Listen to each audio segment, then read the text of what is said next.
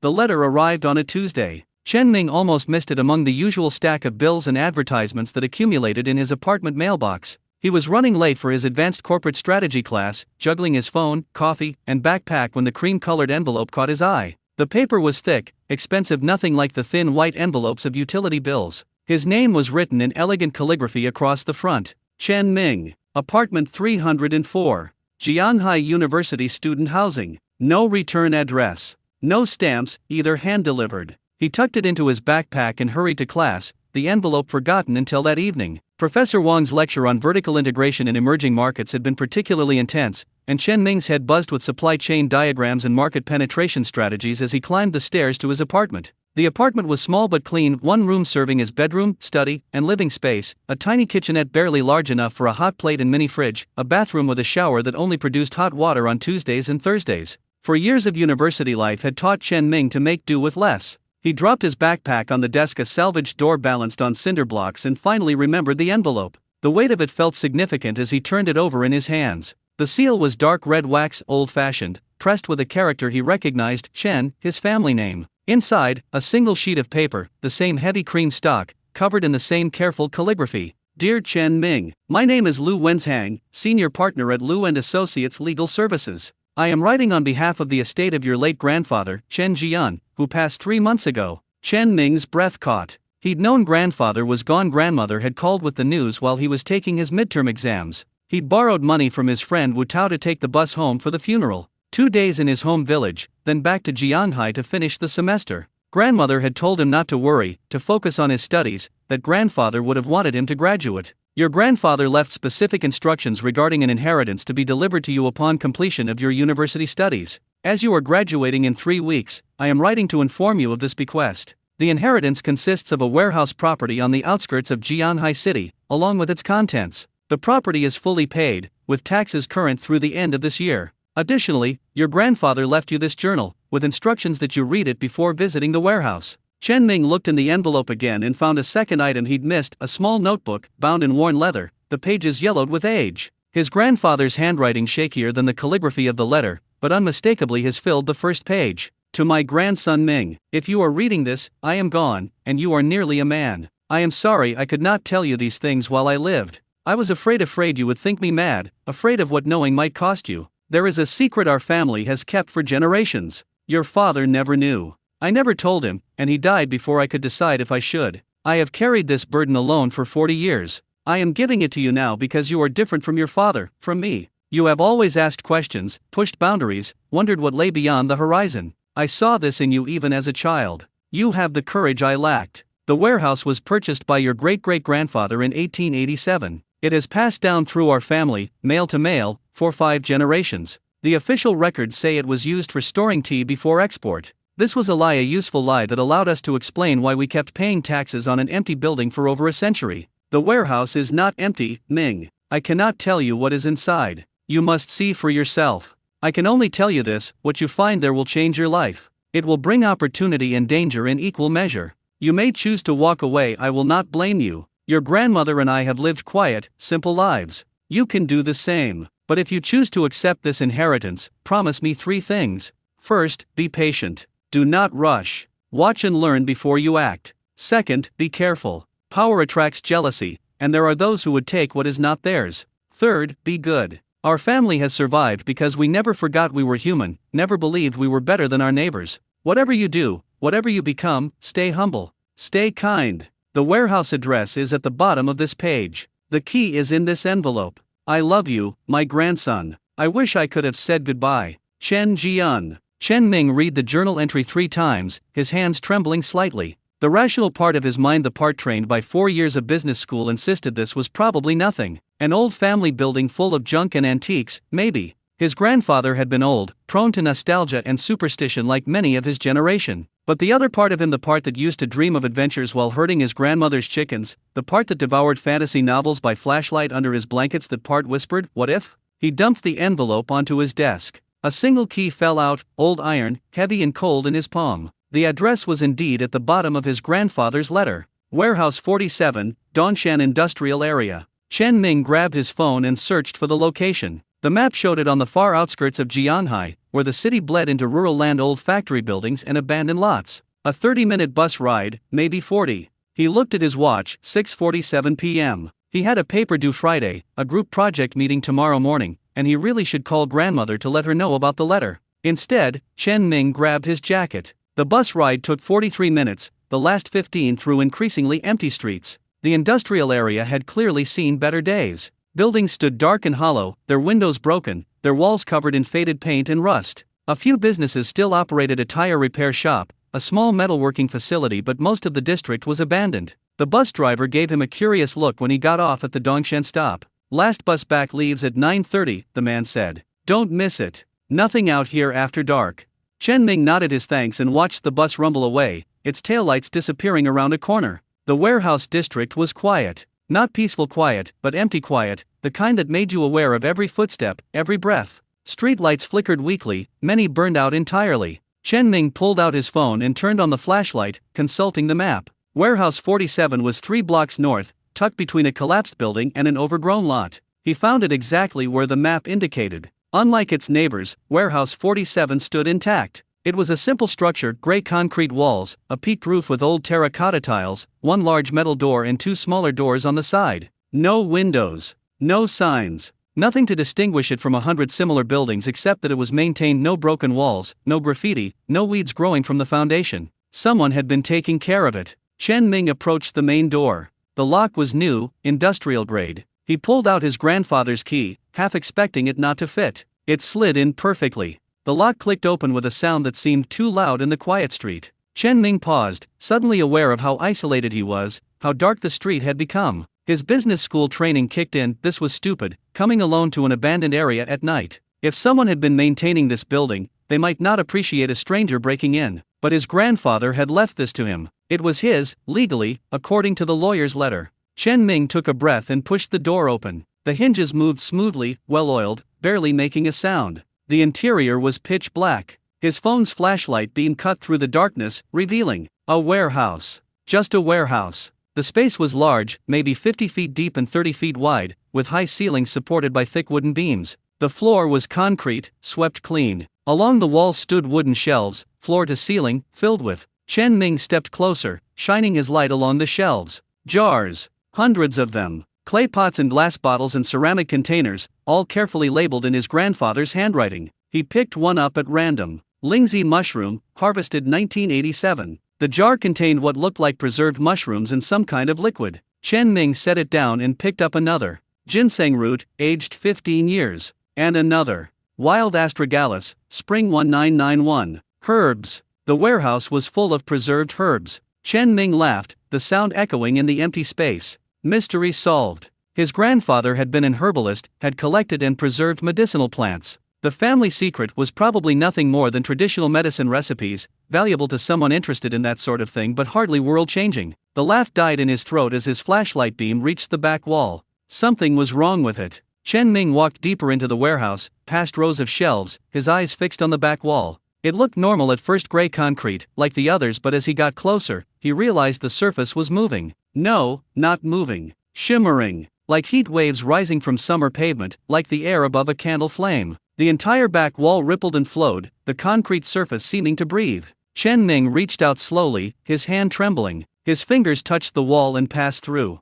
Chen Ming yanked his hand back, his heart hammering against his ribs. The wall looked solid again. Gray concrete, rough texture, cold to the touch. But he'd felt it, his fingers had gone through, into something else. Not empty air. Something dense but yielding, like pushing through heavy curtains or very thick fog. He stood frozen, his phone's flashlight beam shaking in his grip, illuminating dust motes that swirled in the disturbed air. This isn't possible. The rational part of his brain tried to assert control. Hallucination. Bad lighting. Trick of shadows. He was tired, stressed about graduation, his imagination running wild because of his grandfather's cryptic letter. But Chen Ming had never been good at lying to himself. He reached out again, more slowly this time, bracing for, he didn't know what. His fingertips met resistance at first, the rough surface of concrete. He pressed harder. The shimmer intensified, ripples spreading outward from the point of contact like water disturbed by a falling stone. The concrete seemed to thin, become translucent, and then, his hand went through. The sensation was bizarre.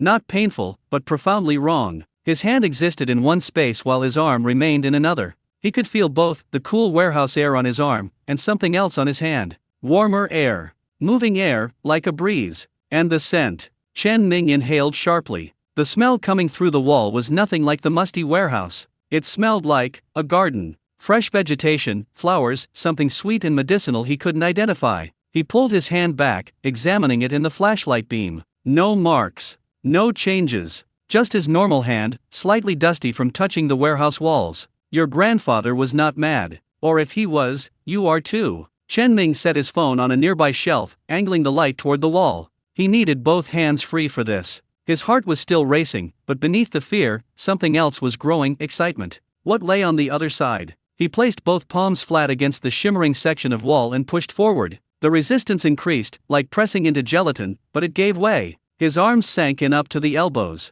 Be patient, his grandfather had written. Watch and learn before you act. But patience had never been Chen Ming's strongest virtue. He stepped forward, pushing his head through the wall. The world inverted. He stood half in the warehouse, half in somewhere else entirely. The transition was sharp, disorienting. Behind him, concrete floor, shelves, darkness. Before him, cobblestones, buildings, sunlight. Sunlight. It was night in Jianghai. Whatever lay beyond the wall, it operated on a different clock. Chen Ming's eyes struggled to adjust. The light wasn't harsh, more like late afternoon, golden and slanting. He was looking at what appeared to be an alleyway between two buildings. The structures were stone, 3 or 4 stories tall, with ornate wooden balconies and curved eaves that reminded him of ancient Chinese architecture. But something was off about the proportions, the angles. The buildings seemed to lean slightly, or perhaps his perception was skewed by the fact that he was literally standing between two different realities. The alley opened onto a wider street. He could see people moving back and forth, at least, he thought they were people.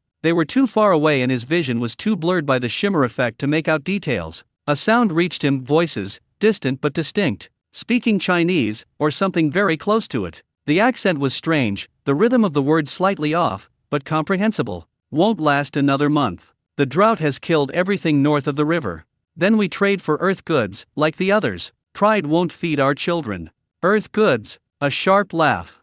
Might as well sell our souls. The voices faded as the speakers moved past the alley entrance. Chen Ming remained frozen, half in and half out, processing what he'd just heard. Earth goods. They'd said earth goods like it was a thing, a category. Which meant they knew about Earth. About his world. And they thought of it as a separate place, a place you could trade with. The warehouse was used for storing tea before export. His grandfather's letter. Not a complete lie, then. The warehouse had been used for trade. Just not the kind that appeared in any history books. Chen Ming became aware that his legs were getting tired, his awkward half-in, half-out position unsustainable. He needed to decide, go through completely, or retreat back to the warehouse. Be careful, his grandfather had warned. Chen Ming took a deep breath and pulled himself back into the warehouse. The shimmer clung to him for a moment, like stepping through a soap bubble, and then he was standing on concrete again, breathing the musty warehouse air, his legs shaking slightly. He picked up his phone and checked the time, 7:34 p.m. He'd been here less than an hour,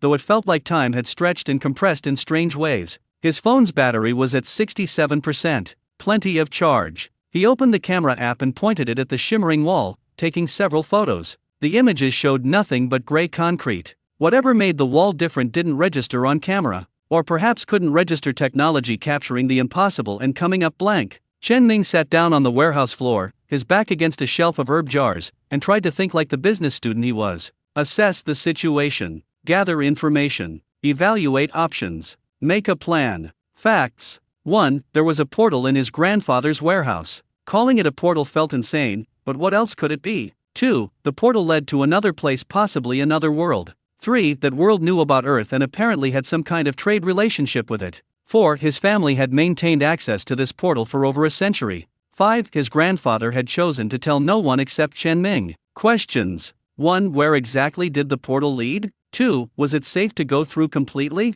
3. Who were the people on the other side? 4. What had his family been trading? 5. Why had his grandfather kept it secret, even from Chen Ming's father? 6. What was Chen Ming supposed to do with this information? That last question was the crucial one. He could walk away right now, lock the warehouse, never come back. Sell the property and use the money to pay off his student loans. Pretend this never happened. Or he could step through. Chen Ming looked at his phone again, 7:47 p.m. Last bus at 9:30. He had time for one more look. Quick reconnaissance. Just poking his head through, nothing risky. He stood up, dusted off his pants, and approached the wall again. The shimmer was still there, constant, waiting. He wondered if it was always like this or if his touching it had activated something. Did it respond to Chen family members specifically, or could anyone access it? One way to find out. This time, Chen Ning didn't hesitate. He stepped forward decisively, pushing through the resistance in one smooth motion. The transition was jarring but quick. One moment he was in the warehouse, the next he was standing fully in the alleyway, cobblestones solid under his feet, the golden afternoon light warm on his face. He turned immediately to look behind him. The warehouse wall was there, solid stone that matched the alley walls. No shimmer from this side. He reached out and his hand passed through easily, encountering the familiar resistance and then the cool warehouse air. Good. He could get back. Chen Ning turned to survey his surroundings properly. The alley was narrow, maybe 6 feet wide, lined with the same stone buildings he'd glimpsed before. Windows looked down on him, real glass windows, some with shutters, some with plants on the sills. Above, laundry hung on lines strung between buildings, robes and tunics in various colors, all made of fabric that looked hand-woven. The architecture was definitely inspired by classical Chinese design, but with differences. The roof tiles were wrong too large, with an iridescent quality that made them shimmer like oil on water. The wooden beams supporting the balconies were carved with intricate patterns that seemed to move when he looked at them directly, becoming still when he focused on them. Magic? Technology? Something between? Chen Ning walked toward the mouth of the alley slowly, keeping close to one wall, ready to bolt back to the portal if needed. His sneakers made soft sounds on the cobblestones, modern rubber soleace in what looked like an ancient street. He reached the alley's end and peered around the corner carefully. The street beyond was bustling. People walked in both directions, dressed in robes and tunics that ranged from simple undyed cloth to elaborate embroidered silk. They carried baskets, pushed carts, led pack animals that looked almost but not quite like horses. Something in the proportions was off, the legs too long, the heads too narrow. The buildings lining the street were shops, their fronts open to display wares, vegetables and fruits in varieties Chen Ning didn't recognize, fabrics, tools, pottery. One shop seemed to sell books or scrolls, their spines visible in neat rows. Another displayed what looked like medicines, dried herbs hanging from the ceiling, jars of liquids and powders on shelves. A medicine shop. Like his grandfather's warehouse, full of preserved herbs. Chen Ning watched a transaction at the nearest stall. A woman in a faded blue robe was haggling with the shopkeeper over a bunch of vegetables. The conversation was in Chinese or close enough, but the accent made it sound almost like a dialect from a remote province, musical and flowing. Too expensive. I remember when a bundle this size cost half as much. That was before the drought, honored customer. Supply has dropped while demand remains. I have a family to feed as well. Don't we all? The woman sighed and handed over several coins. Chen Ning couldn't see them clearly from his angle, but they clinked like metal. The shopkeeper wrapped the vegetables in a large leaf and handed them over. May the season turn soon, grandmother. May it turn, the woman agreed wearily, and walked away down the street. Chen Ning pulled back into the alley, his mind racing. Everything he'd just seen looked real. Not a dream, not a hallucination. The level of detail was too high, too consistent. The people moved with purpose, their clothes showed wear in realistic patterns, the sounds and smells all fit together. This was a real place. Somehow, his grandfather's warehouse connected to a real, functioning society with its own economy and problems. A drought. They were experiencing a drought, and it was affecting food supplies. And someone had mentioned trading for Earth goods as a solution. What kind of goods? What did Earth have that this place wanted? What did this place have that Earth might want? The implications were staggering. Exclusive access to another world, another market. The business opportunities alone. Chen Ning stopped that thought.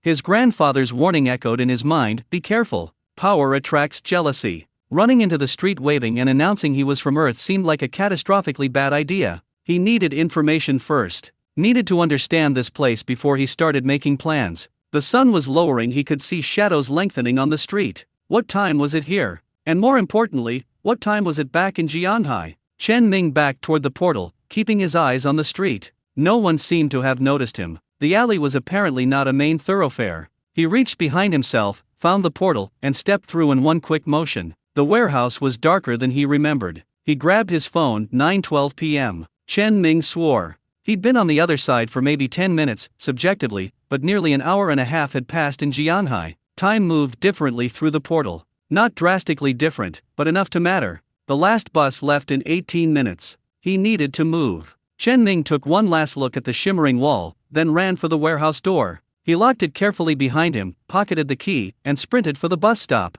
He made it with 3 minutes to spare, gasping for breath as he climbed aboard. The same driver from before gave him a knowing look. "Told you nothing good happens out here after dark."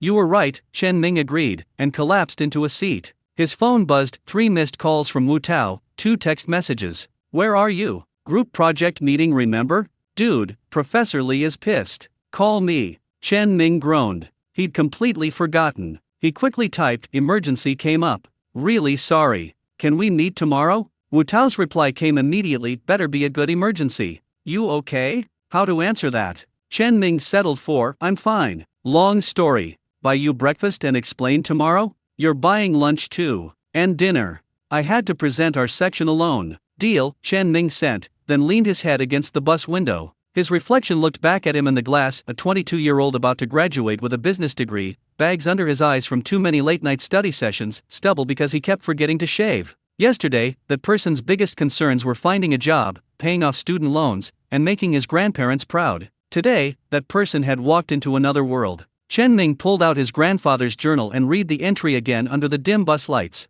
The words meant something different now. "What you find there will change your life. It will bring opportunity and danger in equal measure." For the first time, Chen Ming truly believed it. The bus rumbled through empty streets toward the university. In his pocket, the old iron key was warm from his grip, and in his mind, plans were already forming. Tomorrow he would go back. Tomorrow he would learn more. Tomorrow he would start to understand what his family had been protecting, and what he was supposed to do with it. Tonight, he had an emergency study session to prepare for, and a best friend to apologize to, and a normal life to maintain for just a little longer. But everything had changed. The warehouse wall shimmered in his memory, the portal waiting, patient and constant, for him to return. And he would return. Chen Ming was certain of that. The question wasn't whether he would step through again. The question was what he would become once he did. Chen Ming didn't sleep. He lay on his narrow bed, staring at the ceiling, his grandfather's journal open on his chest. He'd read every page 3 times now. Most of it was mundane records of herbs purchased and preserved, dates and quantities and storage methods. Practical stuff that would bore anyone who wasn't a traditional medicine enthusiast. But scattered throughout were cryptic references. The spring harvest on the other side was poor. May need to supplement with earth varieties. Met with the Lin family merchants. They're desperate. Perhaps too desperate. Must be careful. The shimmer was unstable today. Waited 4 hours before attempting crossing. The worlds don't always align properly. And on one of the last pages, dated just 6 months before his grandfather's death. "I am getting old. My hands shake when I cross now. I think I am afraid not of what lies beyond, but of what I'm leaving behind. Ming graduates next year. I hope I'm making the right choice. He's so young. But then, I was young too when my father told me. Perhaps youth is necessary. Old men like me grow too cautious, too afraid of change. If you're reading this, Ming, I am sorry to burden you. I am sorrier still that I could not explain in person. Know that everything I did to protect our family. The world beyond the shimmer is beautiful and dangerous in equal measure. Treat it with respect. Treat its people with respect. They are not so different from us." Chen Ming had been staring at that passage when his alarm went off at 6 a.m. He hadn't slept at all. He went through his morning routine mechanically, shower, dress, instant noodles for breakfast. His hands moved through familiar motions while his mind was elsewhere, planning. He needed to be systematic about this. Treat it like a business case study, identify the opportunity, assess the risks, gather data, formulate a strategy. Rushing in blindly would be stupid, potentially dangerous. But God, he wanted to rush in. The memory of that other world, the golden light, the strange architecture, the bustling market street, it pulled at him with an intensity that surprised him. His phone rang. "Wu Tao. Please tell me you remember we're meeting at the cafe at 8, his friend's voice came through without preamble. Chen Ming glanced at his watch, 7:23. "I remember. I'll be there. You better be. And this emergency better be good. Professor Lee wants to see us both at noon to discuss team responsibility." Wu Tao sighed dramatically. "I blame you for this. I know. I'm sorry. I'll fix it." "Damn right you will. See you at 8. Don't be late." Chen Ming pocketed his phone and looked around his small apartment. Everything was normal, ordinary. The same cheap furniture, the same textbooks stacked on the desk, the same view of the university courtyard through the window. But tucked in his backpack was his grandfather's journal, and in his pocket was the warehouse key, and he knew with absolute certainty that his normal, ordinary life was over. The campus cafe was crowded with students getting their morning caffeine fix before classes. Chen Ming found Wu Tao at their usual corner table, nursing what appeared to be a second latte based on the empty cup next to him. Wu Tao looked up as Chen Ming approached. You look terrible. Didn't sleep. Clearly. Wu Tao gestured to the seat across from him. Sit. Explain. This better be worth it. Chen Ming sat and pulled out his grandfather's journal. He decided on the bus ride over that he couldn't do this alone. Wu Tao was his closest friend, had been since freshman year when they'd been randomly assigned as roommates. Wu Tao was also brilliant, practical, and most importantly, trustworthy. I need you to hear me out completely before you say anything, Chen Ming started. What I'm about to tell you is going to sound insane. Wu Tao raised an eyebrow. Promising start. Continue. So Chen Ming told him everything. The letter from the lawyer, his grandfather's journal, the warehouse, the shimmering wall, the other world. He kept his voice low, aware of the crowded cafe, but he didn't hold back details. To his credit, Wu Tao listened without interrupting. His expression cycled through disbelief, concern, and what might have been excitement, but he waited until Chen Ming finished. So, Wu Tao said finally, "You found a magic portal. I don't know if it's magic." A magic portal, Wu Tao repeated, that leads to another world, with Chinese-speaking people and markets and possibly magic horses. I didn't say they were magic horses. I said they looked slightly wrong. And you want me to believe this? Chen Ming pulled out his phone and showed Wu Tao the photos he'd taken. The one showing nothing but concrete wall. The camera can't capture it. I don't know why. Wu Tao studied the photos, then looked at Chen Ming with an expression that was hard to read. Ming, I say this as your friend, have you considered that you might be having some kind of episode? Stress from graduation, grief over your grandfather. I knew you'd think that. Chen Ming leaned forward. That's why I need you to come with me. Today. Right now. See it for yourself. Skip class to go look at your concrete wall? It's not. Chen Ming stopped, took a breath. Yes. Skip class. Come see my concrete wall. If I'm crazy, you can tell me. If I'm not. If you're not, then you found a magic portal, Wu Tao finished. He drummed his fingers on the table, thinking, okay, I'll come. But we're going to Professor Lee first, explaining the situation vaguely and rescheduling our meeting. I'm not failing this class because you had a psychotic break. Probably didn't have a psychotic break, Wu Tao amended. Let's go talk to the professor. Professor Lee was surprisingly understanding when they explained that Chen Ming had experienced a family emergency related to his grandfather's estate. She rescheduled their meeting for Friday and even offered sympathies for his loss. Chen Ming felt guilty for the deception but consoled himself that it wasn't entirely a lie. By 9:30, they were on the bus heading to Dongchen Industrial Area. Wu Tao spent the ride researching on his phone. Mass hallucinations are a documented phenomenon, he announced, usually caused by toxic substances or extreme psychological stress. We should test for gas leaks in the warehouse. There's no gas leak. Carbon monoxide can cause vivid hallucinations and memory loss. You might have been in there longer than you thought. The time discrepancy was the other direction, Chen Ming pointed out. I was in there less time subjectively. That's actually a good point. Wu Tao frowned at his phone. Okay, new theory, you're pranking me. This is an elaborate prank. With what resources? I'm broke. Fair. Wu Tao pocketed his phone as the bus slowed. Alright, show me this magic portal. If it's real, I apologize for doubting you. If it's not, you're buying me therapy sessions. The warehouse looked even less remarkable in morning light. Just a gray concrete building in a district of gray concrete buildings. Wu Tao gave it a dubious look. This is it. This is it.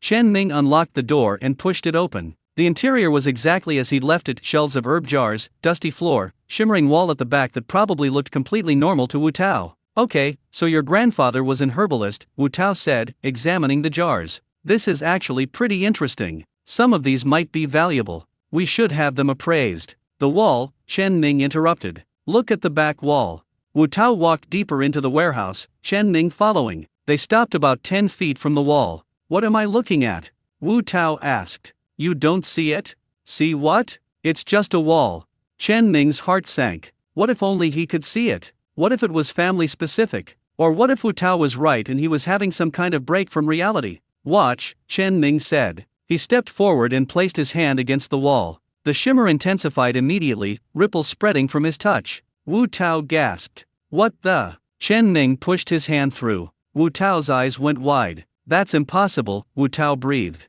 Your hand just it went through solid concrete. Not concrete. Or not just concrete.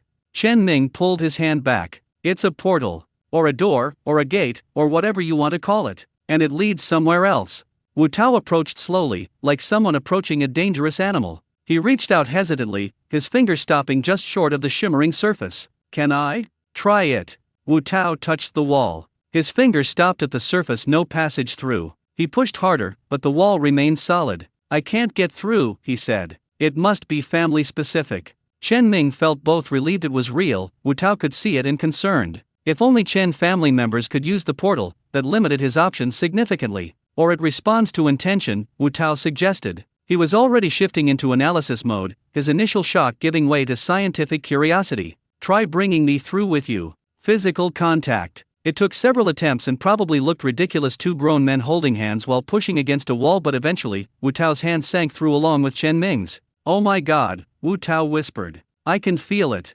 Something on the other side. Different air temperature. Want to look?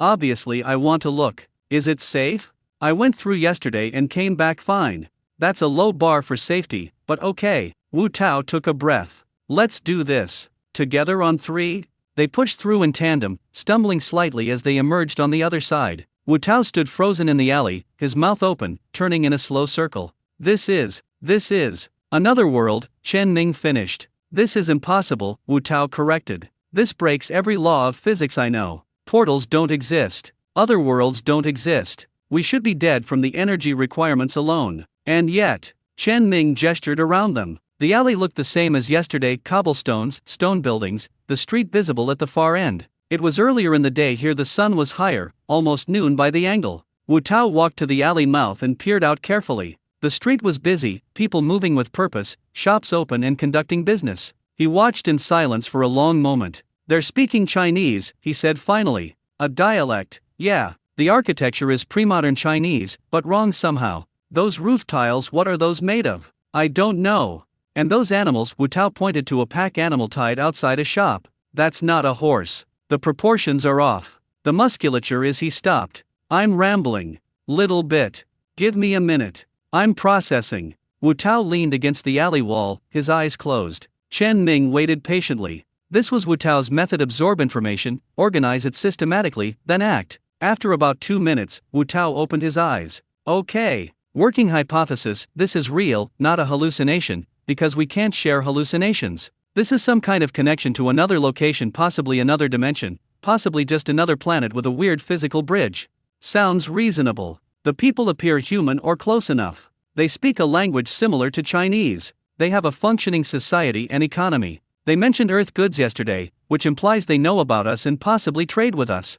Or did trade, Chen Ming added. My grandfather might have been the last one maintaining contact. Right. Wu Tao pushed off from the wall. So here's what we need to do: gather information without drawing attention. Learn about this place. Figure out what they need and what they have. And most importantly, do not get arrested or killed in a foreign dimension.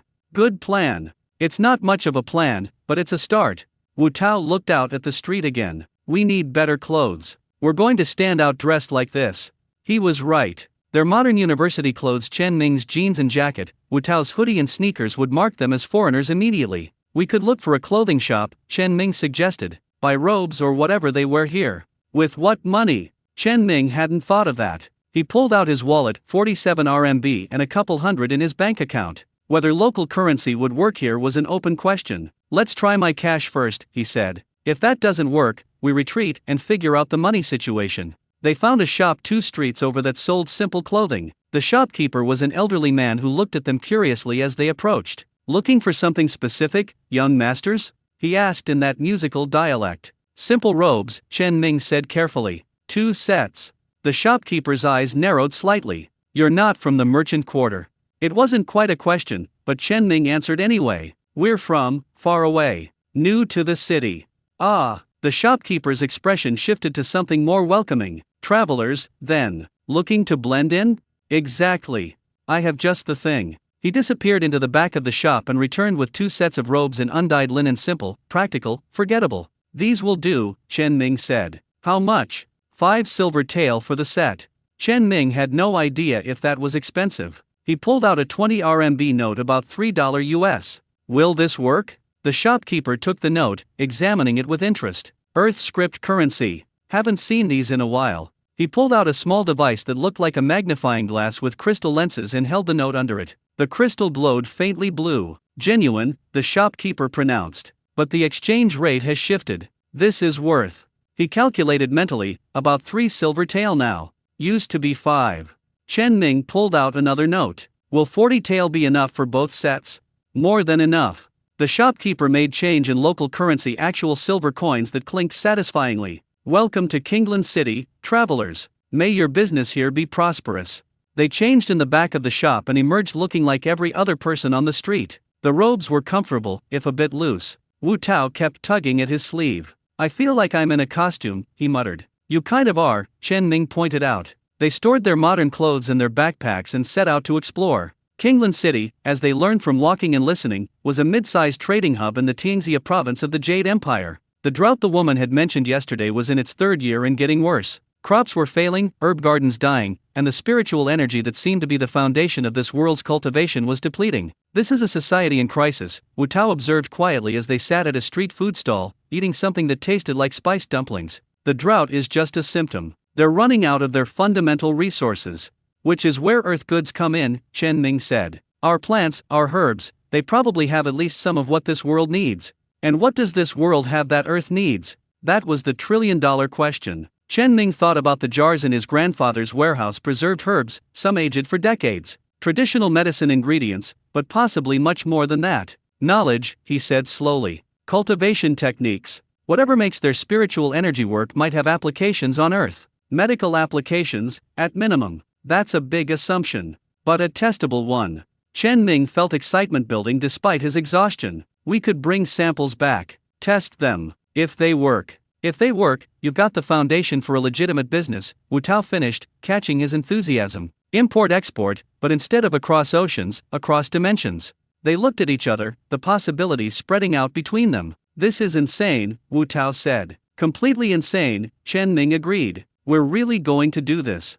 I think we have to. My grandfather maintained this connection for 40 years. He had a reason. Wu Tao nodded slowly. Okay, but we do this right. Legally, on Earth's side. We register a company, get proper licensing, test everything for safety. No shortcuts, no black market. Agreed. And we need someone local. Someone who understands this world, can teach us the rules, help us navigate. Wu Tao looked around the busy street. Know anyone? Chen Ning thought about the conversations he'd overheard yesterday. The Lin family merchants. Desperate, his grandfather had written. Perhaps too desperate. I might, he said. Come on. They spent the next hour wandering the merchant quarter, listening and learning. The herb shops were easy to spot, dried plants hanging in the doorways, the medicinal smell spilling into the street. Many looked struggling, their shelves half empty. They found the Lin family shop tucked on a side street, smaller than its neighbors but well maintained. The sign above the door read Lin Family Traditional Medicine since the 3rd dynasty in elegant characters. Through the open door, Chen Ning could see a young woman arranging jars on a shelf. She looked about his age, dressed in a practical robe of faded green, her long dark hair tied back in a simple braid. Her movements were efficient but weary, the stance of someone working through exhaustion. That's her?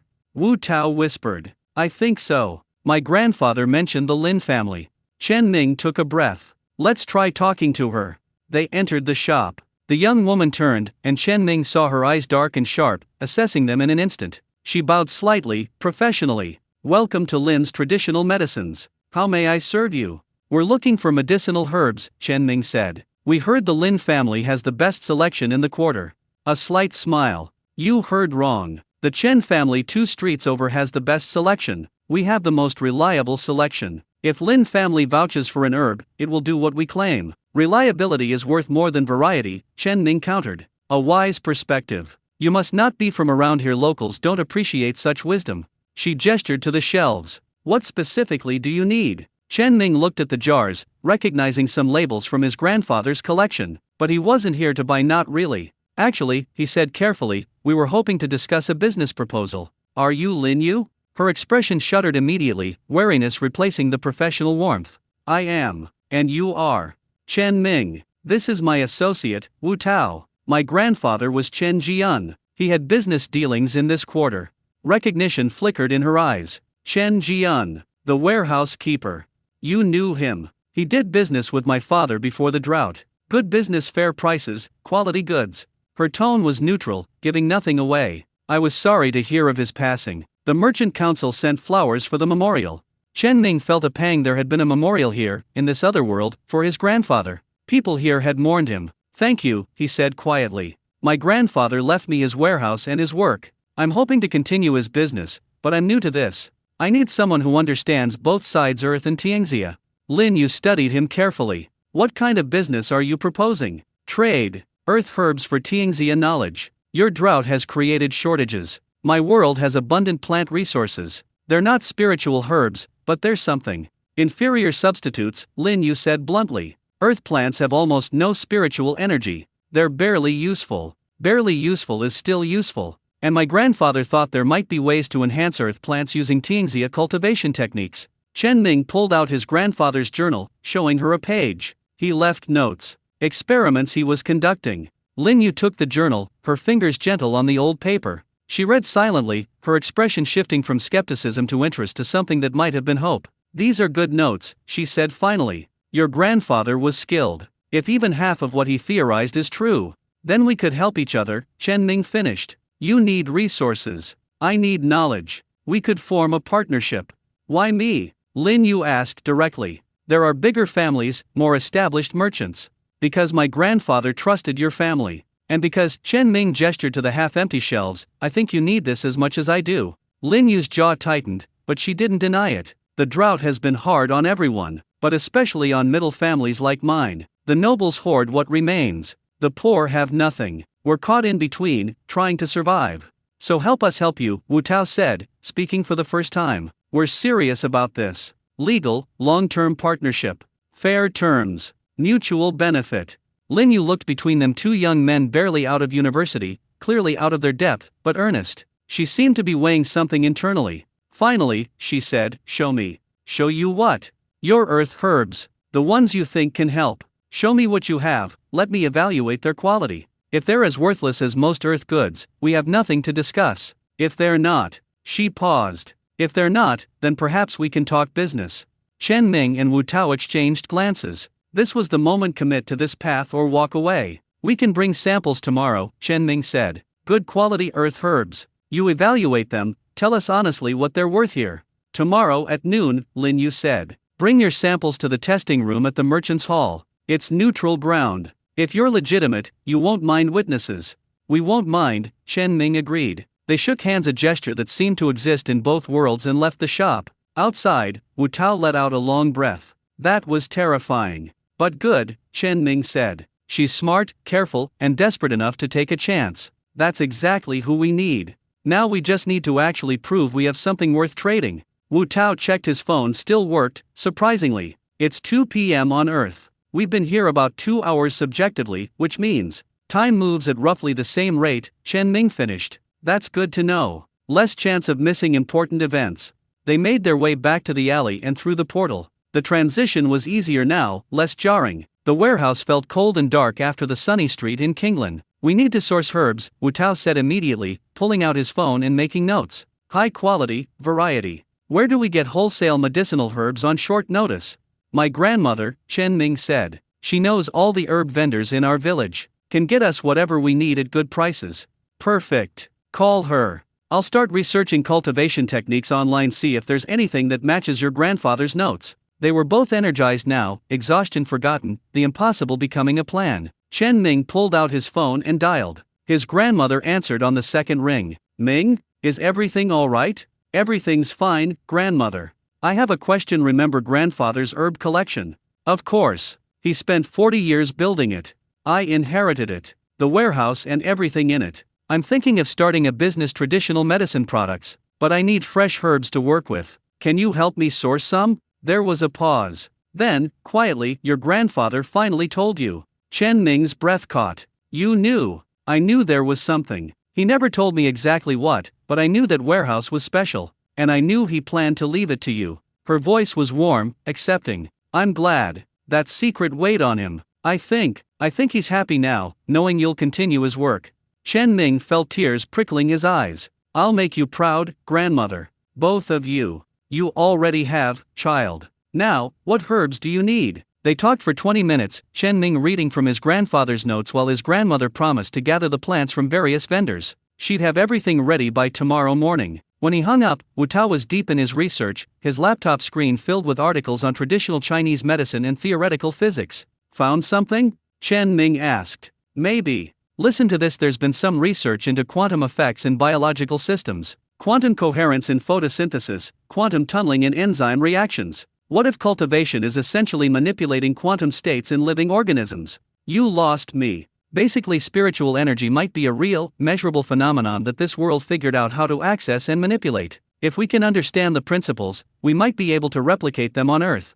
That would be revolutionary, Wu Tao finished. Nobel Prize winning. Potentially world-changing. They looked at each other in the dim warehouse, surrounded by jars of herbs and the shimmer of an impossible portal, and felt the weight of what they were attempting. We need to be careful, Chen Ming said. My grandfather's warning's power attracts jealousy. If we do this, we can't be reckless. Agreed. We document everything, work within legal frameworks, partner with legitimate institutions. Wu Tao closed his laptop. But we don't give away our only advantage. We control access to the portal. That stays secret for as long as possible, until it can't be secret anymore. Then we make sure we're indispensable when that happens. Chen Ming locked the warehouse carefully and they headed back to catch the bus. The city looked different now. Every building, every person, every transaction was part of only one world when there were two. Earth suddenly felt smaller, more limited, its problems more solvable with the right resources. On the bus, Wu Tao said quietly, "Your grandfather gave you an incredible gift." "He gave me a responsibility," Chen Ming corrected. "Same thing, sometimes." "Maybe it was." Chen Ming leaned his head against the window, watching Jianhai slide past. In less than 24 hours, his entire reality had shifted. He'd walked into another world, made first contact with another civilization, and committed to building a bridge between them. Tomorrow he'd present herbs to Linyu. Tomorrow his real education would begin. But tonight, finally, he would sleep and dream of shimmering walls and golden sunlight on cobblestones, of two worlds ready to meet, and of the future he was going to build. Chen Ming's phone alarm went off at 5:30 a.m. He silenced it quickly, already awake, staring at the ceiling of his apartment. Today would determine whether his wild plan had any foundation in reality, or whether he just embarrassed himself in front of an entire merchant council in another dimension. Wu Tao was snoring softly on the air mattress they'd set up on the floor. His friend had insisted on staying over to help with preparations. Chen Ming was grateful. Doing this alone would have been terrifying. He slipped out of bed quietly and checked his phone. A text from his grandmother, sent 2 hours ago, "Everything ready. Come early."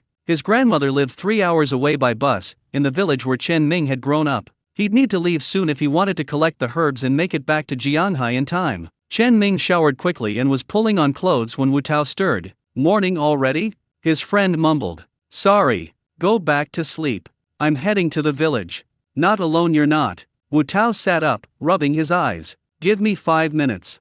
They caught the first bus out of the city as the sun was rising, painting the sky in shades of orange and pink. The countryside rolled past fields and farms, small towns, the landscape Chen Ming had grown up with. It looked different now, knowing there was another world where similar fields were dying, where people were desperate for exactly what these farms produced in abundance. "Nervous?" Wu Tao asked, nursing a coffee from the station. "Terrified." "Good. Means you're taking it seriously." Wu Tao pulled out his tablet. "I've been researching cultivation techniques all night. Found some interesting correlations between traditional Chinese medicine theory and modern biochemistry."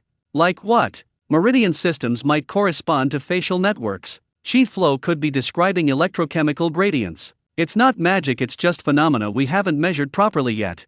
Wu Tao's eyes were bright despite his obvious exhaustion. "If we can bridge the conceptual gap, translate Tianxia knowledge into Earth's scientific framework, we could revolutionize medicine. At minimum, possibly also agriculture, materials science, energy production." Wu Tao leaned back. "Your grandfather stumbled onto something incredible. Question is, can we do it justice?" Chen Ming looked out the window at the passing fields. "We'd better. Too many people are counting on us now." His grandmother's house sat at the edge of the village, a traditional courtyard home with a garden that had been her pride for 40 years. She was waiting at the gate as they arrived, looking exactly as Chen Ming remembered, small and sturdy, her hair pulled back in a neat bun, wearing her usual faded blue work clothes. "Ming!" She pulled him into a tight hug, then held him at arm's length, examining him critically. "Too thin. You're not eating properly."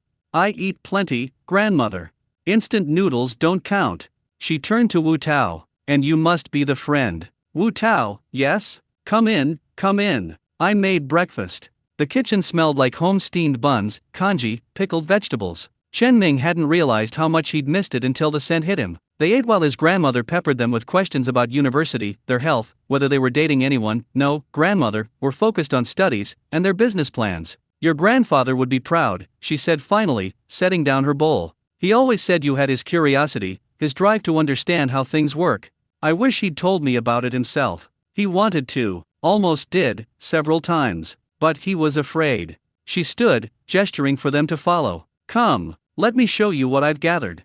The back garden was larger than Chen Ning remembered, extending into what had once been farmland. His grandmother led them to a storage shed that she unlocked with a key from her pocket. Inside, the shed was cool and organized. Wooden crates lined the walls, each labeled in his grandmother's neat handwriting. The smell of herbs was overwhelming, earthy, medicinal, complex. I called in favors from every herb vendor within 50 kilometers, she said, opening crates to show them the contents. Ginseng root, astragalus, reishi mushroom, goji berries, dried chrysanthemum, licorice root, ginger, turmeric, everything from your grandfather's list, plus varieties I thought might be useful. Chen Ning stared at the abundance. Grandmother, this must have cost. Don't worry about cost. Your grandfather left money. He was always careful, always saving. He told me it was for the business, though he never explained what business. She smiled sadly. Now I understand. Wu Tao was examining the herbs carefully, pulling out samples, checking quality. These are excellent. High grade, properly preserved. Ms. Chen, you have an incredible network. 40 years of village life. You get to know people. She handed Chen Ning a thick envelope. The receipts are all here. Paid fair prices for everything. I won't have people saying the Chen family cheats. Thank you. Chen Ning hugged her again. This is more than I hoped for. There's something else. His grandmother pulled out a small wooden box from behind the crates. Your grandfather's personal notes. More detailed than what he left in the journal. Cultivation techniques he learned, experiments he tried. He kept this separate, hidden. I think he worried about it falling into wrong hands. Chen Ning opened the box carefully. Inside were dozens of papers covered in his grandfather's handwriting, diagrams, formulas, observations spanning decades. Entry 47, successfully enhanced earth ginseng using basic spiritual energy circulation. Potency increased 300%. Stability maintained for 6 months. Entry 83, the key is matching plant characteristics to cultivation methods. Forcing energy into incompatible species causes immediate breakdown. Must understand the plant's natural inclinations first. Entry 124, meeting with Master Lu confirmed my theory. Earth and Tianxia biology are fundamentally similar, just operating at different energy levels. This means adaptation is possible, not just importation. This is incredible, Wu Tao breathed, reading over Chen Ning's shoulder. Your grandfather was conducting systematic research. Scientific method applied to cultivation. Take it, his grandmother said. Use it well. Help people, like your grandfather wanted. They spent the next hour carefully packing herbs into backpacks, loading the most promising samples. Chen Ning's grandmother insisted they take lunch, more steamed buns, hard-boiled eggs, fruit, because you're probably not eating properly in the city. As they prepared to leave, she took Chen Ning aside. Your grandfather used to come home sometimes looking troubled, she said quietly. He never said why, but I knew it was something to do with that warehouse. Whatever you're getting into, Ming, be careful. Not everyone will want you to succeed. I know, grandmother. And come visit more. Not just when you need herbs. She smiled. An old woman worries. I will. I promise. The bus ride back to Jianghai felt shorter than the trip out, probably because Chen Ning spent it reviewing his grandfather's notes. The level of detail was astonishing, decades of careful observation and experimentation. His grandfather had been a scientist in everything but title. We need to digitize these, Wu Tao said, photographing pages with his phone. Create a database. Cross-reference with modern botanical knowledge. After today, Chen Ning agreed. First, let's see if Lin Yu thinks we have anything worth trading. They reached the warehouse at 10:30 a.m., giving them 90 minutes before the appointment. Chen Ning unlocked the door and they entered the familiar space, now feeling like home base rather than a mysterious discovery. The portal shimmered at the back wall, constant and patient. We should be strategic about what we bring, Wu Tao said, laying out herb samples on a clear section of floor. Show variety. Show quality. But also show we understand what might be useful in their context. They selected samples based on his grandfather's notes: ginseng for energy cultivation, reishi for spiritual clarity, astragalus for vitality enhancement. Also included turmeric and ginger, more common but with anti-inflammatory properties that might prove valuable. Chen Ning found a cloth bag in the warehouse storage, sturdy and plain. They packed the samples carefully, adding his grandfather's most relevant notes translated into simple language. Ready. Wu Tao asked. As I'll ever be. They changed into the Tianxia robes they'd bought. Chen Ning had brought them back to the warehouse for convenience and stepped through the portal. The transition was becoming familiar now, almost comfortable. The alley materialized around them, the afternoon sun of Kinglan warm on their faces. Chen Ning checked his phone, 11:47 a.m. on both worlds. Time was sinking more closely today. The merchant's hall is in the central plaza, Chen Ning said, orienting himself. Lin Yu gave me directions yesterday.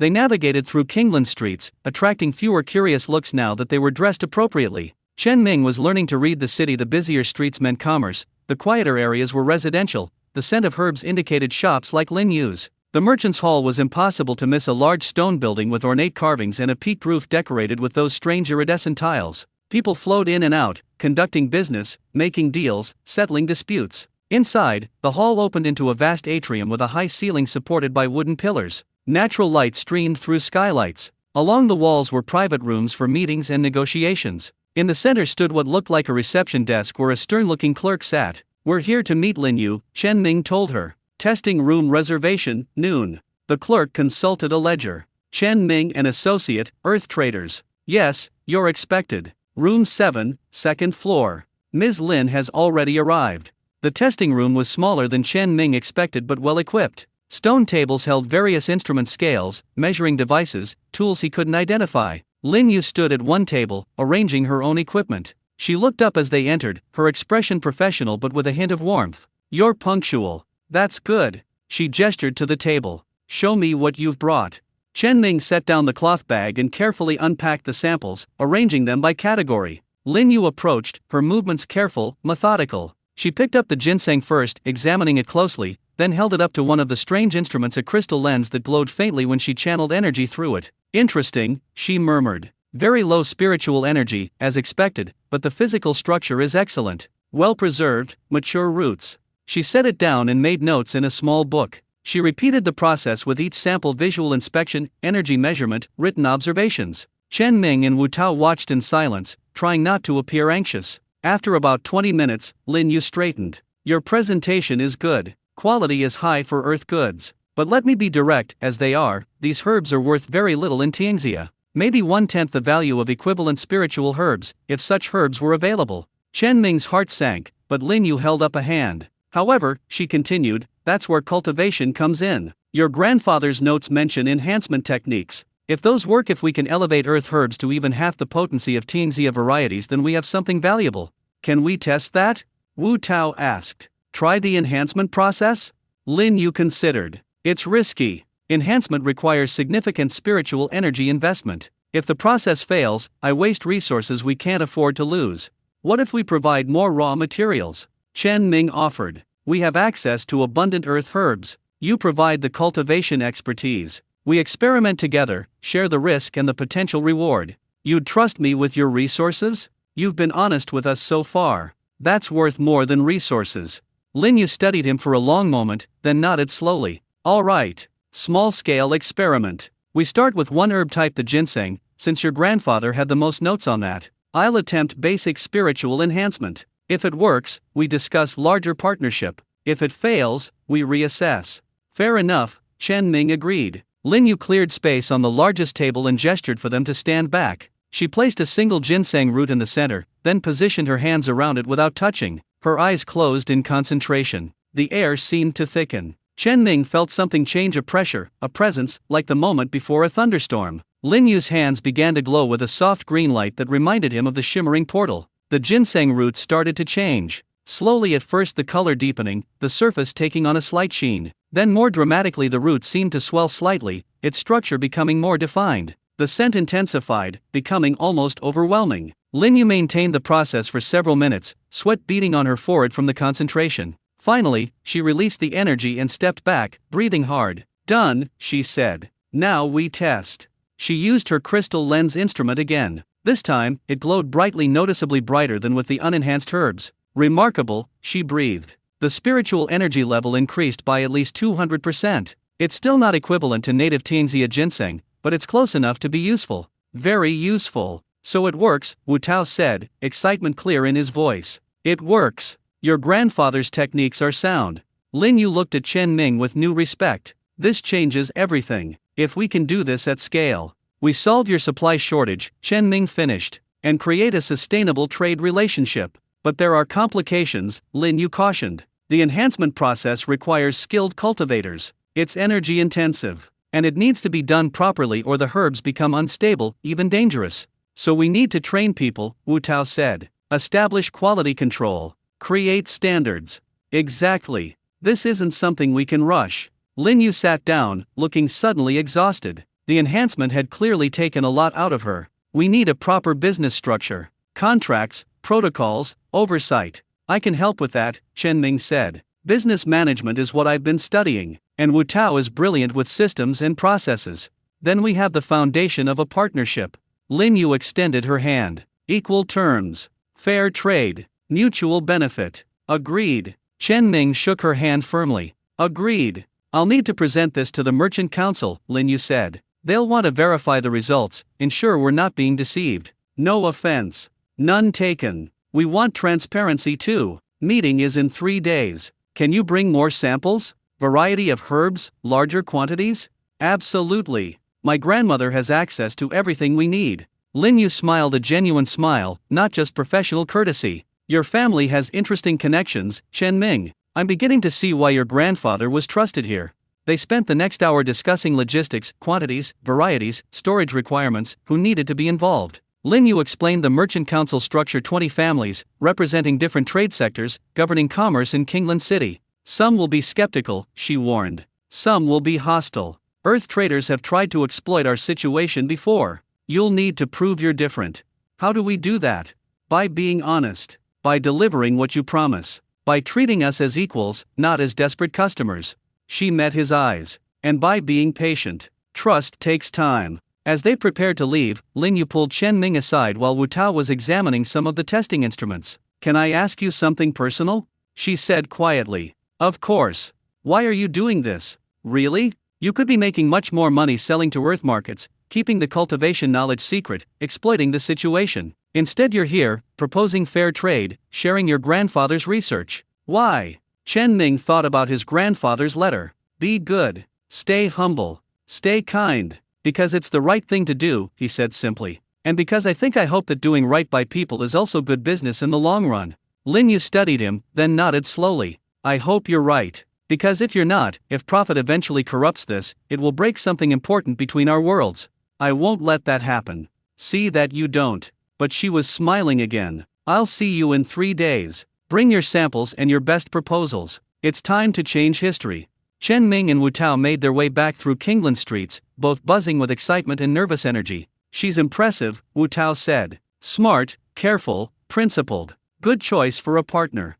I didn't choose her. It just fit. Sometimes that's how the best partnerships work. They reached the alley and stepped through the portal back into the warehouse. The transition brought a wave of exhaustion. Chen Ming realized he'd been running on adrenaline for hours. We did it, he said, leaning against the wall. First step accomplished. First of many, Wu Tao corrected. Now we need to scale up, establish supply chains, create quality control systems, prepare proposals for the Merchant Council. He was already making lists on his phone. Tomorrow, Chen Ming said. Tonight, we celebrate. Pizza and actually sleeping. Best plan you've had all day. They locked up the warehouse and caught the bus back to campus. Chen Ming watched the city lights blur past, his grandfather's wooden box of notes heavy in his backpack. Somewhere in another world, Lin Yu was probably writing her own notes, preparing her own arguments for the council. 2 worlds, moving toward each other, building bridges one careful step at a time. His phone buzzed, a message from his grandmother. Did it go well? Very well, he typed back.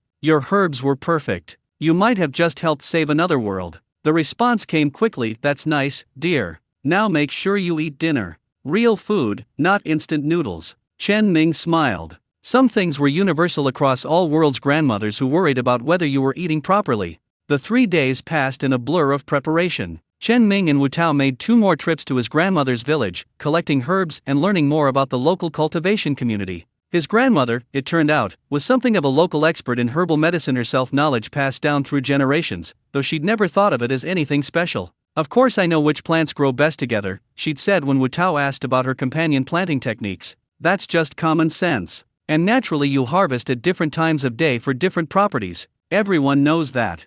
Not everyone, Wu Tao had muttered, taking frantic notes. This is gold.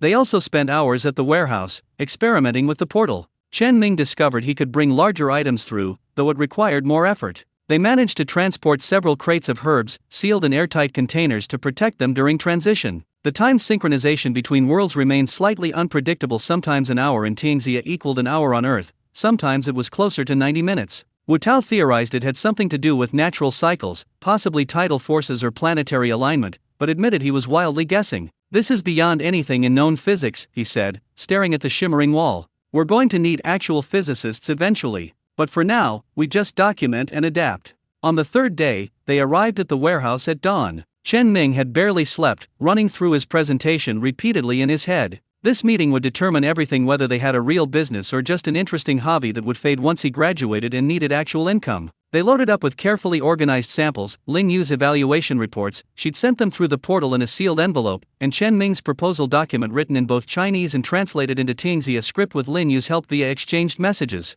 "You ready for this?" Wu Tao asked. "No, but we're doing it anyway." The portal took them to the familiar alley, but they emerged into early morning rather than afternoon. The time shift had changed again. Kingland City was quieter at this hour, shopkeepers just opening, streets being swept, the smell of breakfast cooking. They made their way to the merchant's hall, arriving exactly at the appointed time, the hour of the dragon, which Lin Yu had explained corresponded roughly to 7 to 9 a.m. The hall's main chamber had been arranged for the council meeting. 20 high-backed chairs formed a semicircle, each marked with a family seal. In the center stood a single table where Chen Ming and Wu Tao were meant to present. Lin Yu met them at the entrance, looking more formal than Chen Ming had seen her elaborate robes of deep green embroidered with her family crest, her hair arranged in a complex style that probably took an hour to achieve. "The council is already assembled," she said quietly. "They're curious but skeptical. Some are openly hostile. Don't take it personally, Earth traders have burned bridges before." "What kind of bridges?" Wu Tao asked. "Sold inferior goods at inflated prices. Made promises they didn't keep. One group even tried to steal cultivation techniques and disappeared." Her expression was grave. "The council has long memories." "Great," Chen Ming muttered. "No pressure. Just be honest. Answer their questions directly. Don't overpromise." She led them toward the chamber. "Oh, and don't be surprised if some of them try to intimidate you. It's a negotiation tactic." The chamber was impressive: high ceilings, walls decorated with historical murals, the morning light streaming through tall windows. The 20 council members sat in their designated seats, ranging in age from a woman who couldn't be older than 30 to a man who looked ancient enough to remember the founding of Kingland City. In the center chair sat a distinguished man in his 50s, his robes more elaborate than the others, his bearing radiating authority. "This must be the council head." "Council members," Lin Yu said formally, bowing to the assembly. "I present Chen Ming and Wu Tao, merchants from the Earth realm, here to propose a trade partnership."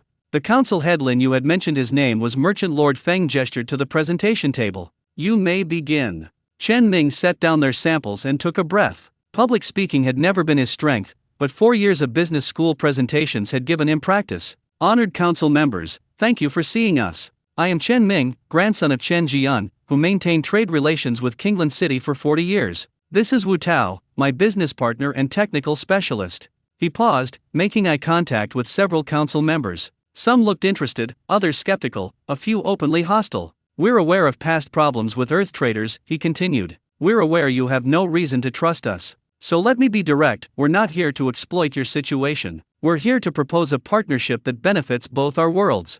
"Bold words," an elderly woman to the left said sharply. "Earth traders always have bold words. Then let me show you rather than tell you." Chen Ming gestured to Wu Tao, who began unpacking samples. 3 days ago, Merchant Lin Yu evaluated Earth herbs using standard assessment techniques. She found them inferior to Tianxia varieties, as expected. Several council members nodded. This was known. However, using cultivation enhancement techniques documented by my grandfather, Merchant Lin successfully elevated Earth ginseng to approximately 70% of native Tianxia potency. Here is her evaluation report. He produced the document, which was passed among the council members. "One successful enhancement proves nothing," a middle-aged man said. "It could be anomaly, or deception.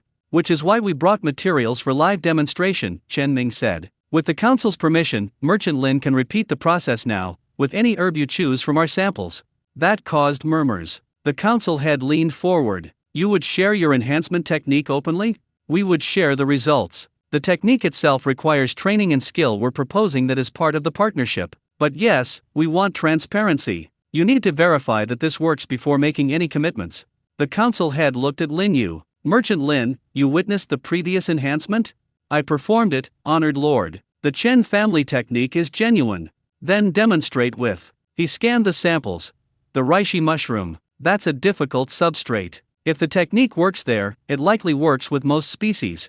Lin Yu selected a dried reishi mushroom and positioned it on a cultivation plate, a specialized tool Chen Ming hadn't seen before. She repeated the enhancement process, her hands glowing with that green light, energy flowing into the mushroom. The council watched in complete silence. After several minutes, Lin Yu completed the process and immediately ran diagnostic tests. The crystal evaluation lens glowed brightly. Confirmed enhancement, she announced. Spiritual potency increased to approximately 65% of native Tingxia reishi. Stable structure. No degradation. The council erupted in conversation, excited whispers, sharp questions, debates. The council head raised his hand for silence. Impressive. But questions remain.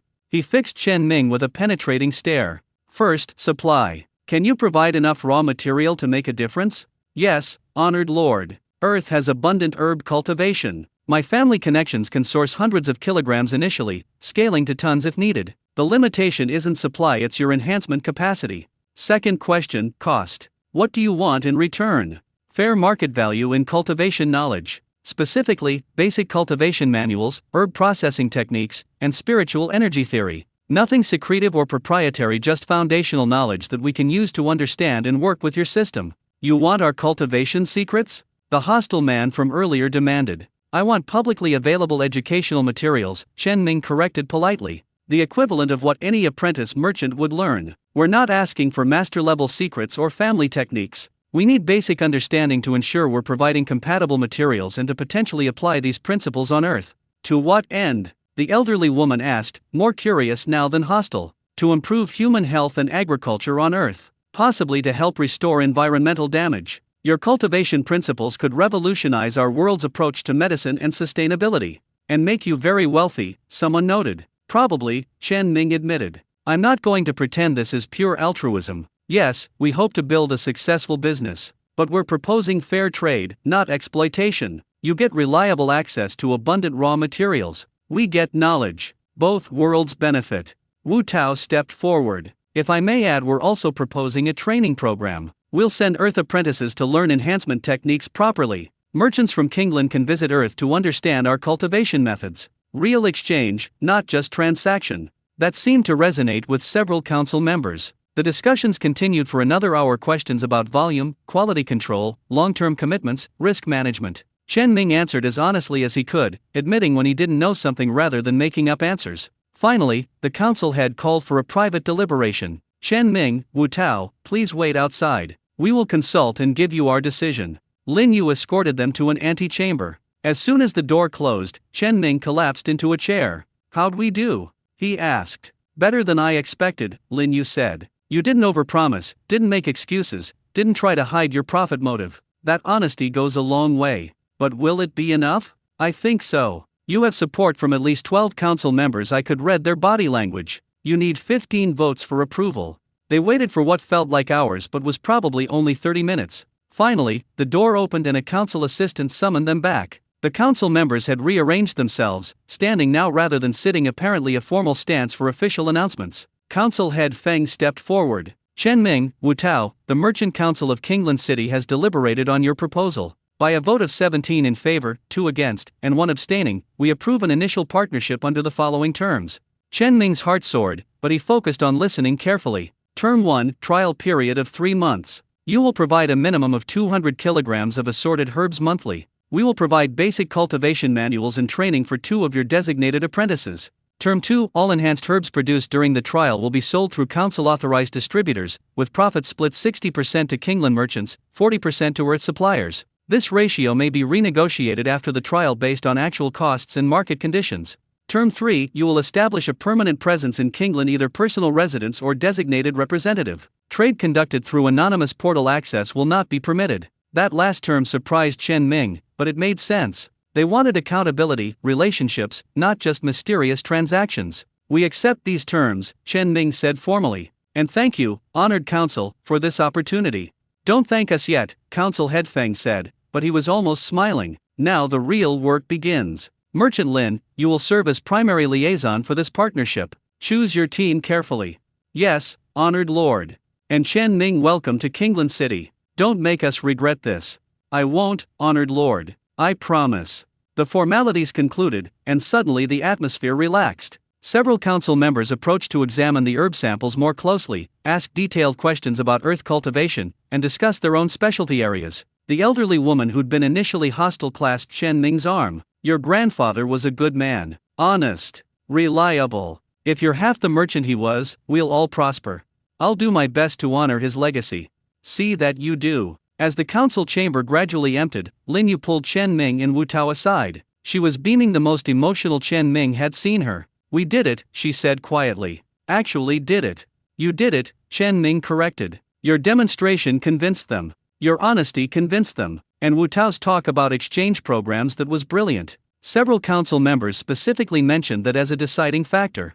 Wu Tao looked pleased. Just trying to build sustainable structures. This only works if both sides invest in understanding each other. Speaking of which, Lin Yu said, we need to discuss the permanent presence requirement. Are you planning to live here part-time? Or will you designate someone else? Chen Ming hadn't fully thought through the implications. I'm still finishing university. I need to be on Earth for classes for another few months. After graduation, maybe I could split my time? That could work. The requirement is really about accountability, having someone who can address problems immediately, who's invested in the community. Lin Yu hesitated. I could help you find housing. The merchant quarter has rooms available, and since we're partners, we'd basically be neighbors, Chen Ming finished. That makes sense. Let me think about the logistics. They spent another hour with Lin Yu, making plans, discussing timelines, and celebrating their unexpected success. Other merchants stopped by to introduce themselves, offering advice and in some cases proposing their own side deals. Be careful of Merchant Zhao, Lin Yu whispered after one particularly enthusiastic merchant left. He voted against the partnership and he's known for sabotaging competitors.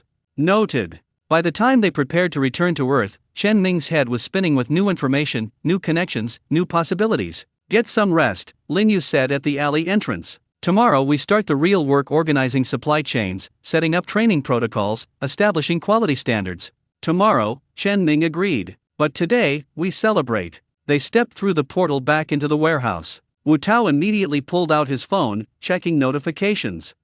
Ming? We might have a problem. What kind of problem? Professor Li sent 3 emails asking where we are. We were supposed to present our final project today. Chen Ming checked his phone, 4:47 p.m. on Earth. They'd been in Tianxia for about 9 hours subjectively, but nearly 10 hours had passed here. The time differential was getting wider. Okay, he said, trying not to panic. Okay. We messaged Professor Li, apologized profusely, explained we had an emergency family business matter which is technically true, and asked to present tomorrow. She's going to be pissed. Probably. But we just secured a partnership that could change 2 worlds. We can handle one angry professor. They locked up the warehouse and headed back to campus. The bus ride gave Chen Ming time to process everything that had happened. In less than a week, he'd gone from discovering a portal to establishing a formal trade agreement with another civilization. His phone buzzed, a message from Lin Yu, somehow delivered across dimensions. Thank you. For taking us seriously. For treating us as equals. This means more than you know. Chen Ming typed back, thank you for trusting us. We won't let you down. He looked out the bus window at the familiar Jianghai skyline. Tomorrow he'd face an angry professor, work on presentations, maintain his normal student life. But part of him would be in Kingland City, planning shipments and learning cultivation and building bridges between worlds. 2 lives, somehow. But increasingly, it felt like they were becoming one life, more complex, more challenging, more meaningful than anything he'd imagined when he'd first opened that lawyer's letter. His grandfather had given him an incredible gift. Now it was time to prove worthy of it. Professor Li's office was on the 3rd floor of the Business Administration building, a cramped space filled with academic papers, coffee mugs, and a perpetually wilting plant that Chen Ming was convinced survived purely out of spite. She looked up from her desk as Chen Ming and Wu Tao entered, her expression somewhere between annoyed and concerned. Sit, she said, not unkindly. They sat. You missed our presentation slot yesterday, she began. That's the 2nd time this month you've had scheduling conflicts, Mr. Chen. And Mr. Wu, you're usually more reliable. I'm very sorry, Professor, Chen Ming said. It's a family business matter. My grandfather passed away recently and left me some complicated responsibilities. Professor Li's expression softened slightly. I was sorry to hear about your grandfather. But Chen Ming, you're 3 weeks from graduation. Your final project counts for 30% of your grade. I can't keep making exceptions. I understand. We can present today if you have time. We've completed all the work. That's not the point. She leaned back in her chair, studying them both. I'm concerned about you. You've been a good student for 4 years, focused, diligent, engaged. But this semester, you're stretched too thin. Coming to class exhausted, missing deadlines, distracted. What's going on? Chen Ming exchanged glances with Wu Tao. How to explain without explaining? Professor, have you ever discovered something that changed your entire perspective? Chen Ming asked carefully. Something that made your previous plan seem insufficient? You're having a quarter-life crisis, Professor Lee said with a slight smile. That's normal at graduation. Everyone questions their path. It's not a crisis. It's an opportunity. A big one. But it requires time and attention that's conflicting with school. Professor Lee was quiet for a moment. Then, tell me about this opportunity. Pretend I'm a potential investor. Give me your pitch. Chen Ming hadn't expected this, but his business training kicked in. I've discovered a unique supply chain for high-quality medicinal herbs, traditional varieties, properly cultivated, that are becoming rare in mainstream markets. I'm establishing direct relationships with producers, ensuring quality control, and creating a distribution network that serves both traditional medicine practitioners and modern pharmaceutical research. Market size? Growing. Traditional medicine is experiencing a renaissance, both in China and globally, and pharmaceutical companies are increasingly interested in naturally derived compounds. Competition? Fragmented market. Lots of small suppliers, few with reliable quality or consistent supply. We're differentiating on reliability and traceability. Funding requirements? Minimal initial investment. We're bootstrapping, reinvesting profits. The main requirements are time and expertise, both of which we have. Professor Lee nodded slowly. It's a solid concept. Better than half the business plans I see from graduating students. She paused. But here's my concern, you're trying to launch a business while finishing your degree. That's hard. Most students either delay the business or take a leave of absence. I can't delay this, Chen Ming said honestly. The opportunity is time-sensitive. And I'm so close to graduating it seems foolish to stop now. Then you need to manage your time better. Prioritize. Delegate. Professor Lee pulled out a calendar. Here's what I'm willing to do, you can present your final project next Friday, last slot of the day. That gives you a week to prepare properly. In return, you attend every class between now and then, you turn in your remaining assignments on time, and you stop looking like you haven't slept in a week. Deal, Chen Ming said immediately. And Chen Ming? After graduation, come talk to me about your business. I have contacts in the pharmaceutical industry, connections that might be useful. But first, you finish what you started here. Yes, Professor. Thank you. They left her office feeling both relieved and guilty. Professor Lee had been more than fair, and they'd repaid her with excuses and missed deadlines. She's right, Wu Tao said as they walked across campus. We're burning out. We need better systems. I know. But how? The portal doesn't care about class schedules. Then we make it care. Or at least, we make our schedule around it. Wu Tao pulled out his tablet and started making notes. We document the time differentials, look for patterns. Maybe there are optimal crossing times. We also need to delegate. You can't personally handle every herb shipment. Who do we delegate to? It's just us. For now. But we need to hire people eventually. On both sides. They spent the rest of the day catching up on coursework, actually focusing on their studies for the first time in a week. Chen Ming attended his afternoon marketing seminar, took notes, participated in discussion. The mundane normalcy of it was almost relaxing. His phone buzzed during a break, his grandmother. Ming, I got a call from a woman asking about bulk herb orders. She said you gave her my number? Chen Ming stepped into the hallway. That would be Lin Yu, my business partner from the other side of the project. She speaks such formal Chinese. Reminds me of historical dramas. Anyway, she's very polite. We arranged a delivery schedule. She'll place orders, I'll source, and ship to your warehouse. But Ming, these quantities she's talking about, this is serious business. I know, grandmother. Is it too much? Too much? No, but it's different from what your grandfather did. He was small scale, personal. This is commercial. She paused. Just promise me you'll stay honest. Don't let the money change you. I promise. And eat properly. Yes, grandmother. After classes, Chen Ming and Wu Tao returned to the warehouse. They needed to organize the space properly. It was still mostly just shelves of his grandfather's old inventory and the portal. We need different zones, Wu Tao said, surveying the space. Receiving area for incoming earth herbs. Quality control station. Packing area for Tianxia shipments. And we should set up a small office space, desk, computer, proper record keeping. That all costs money we don't have yet. So we start simple and scale up. Wu Tao was already measuring spaces with a tape measure he'd brought. I'll price out some basic shelving units and tables. We can assemble them ourselves. While Wu Tao planned the physical layout, Chen Ming went through his grandfather's remaining journals. There were more notes he hadn't fully processed, observations about portal stability, optimal crossing times, even some sketches of Kingland City from decades ago. One entry caught his attention. The portal is not just a doorway, it's a living connection. It responds to intention, to need, perhaps even to worthiness. I've noticed it's more stable when I approach with respect rather than urgency. This isn't scientific, but after 20 years of crossings, I trust the pattern. The real danger isn't physical, nothing on the other side wants to harm us. The danger is in losing perspective, in starting to see Tianxia as a resource to exploit rather than a world to engage with. The moment I think of them as others rather than neighbors, I lose something essential. Ming, if you're reading this, remember, the portal connects two worlds, but you have to maintain the connection yourself. Through respect, through honesty, through caring about the people on both sides. The shimmer will remain as long as someone worthy tends it. Chen Ming read the passage several times. The shimmer will remain as long as someone worthy tends it. Was that literal?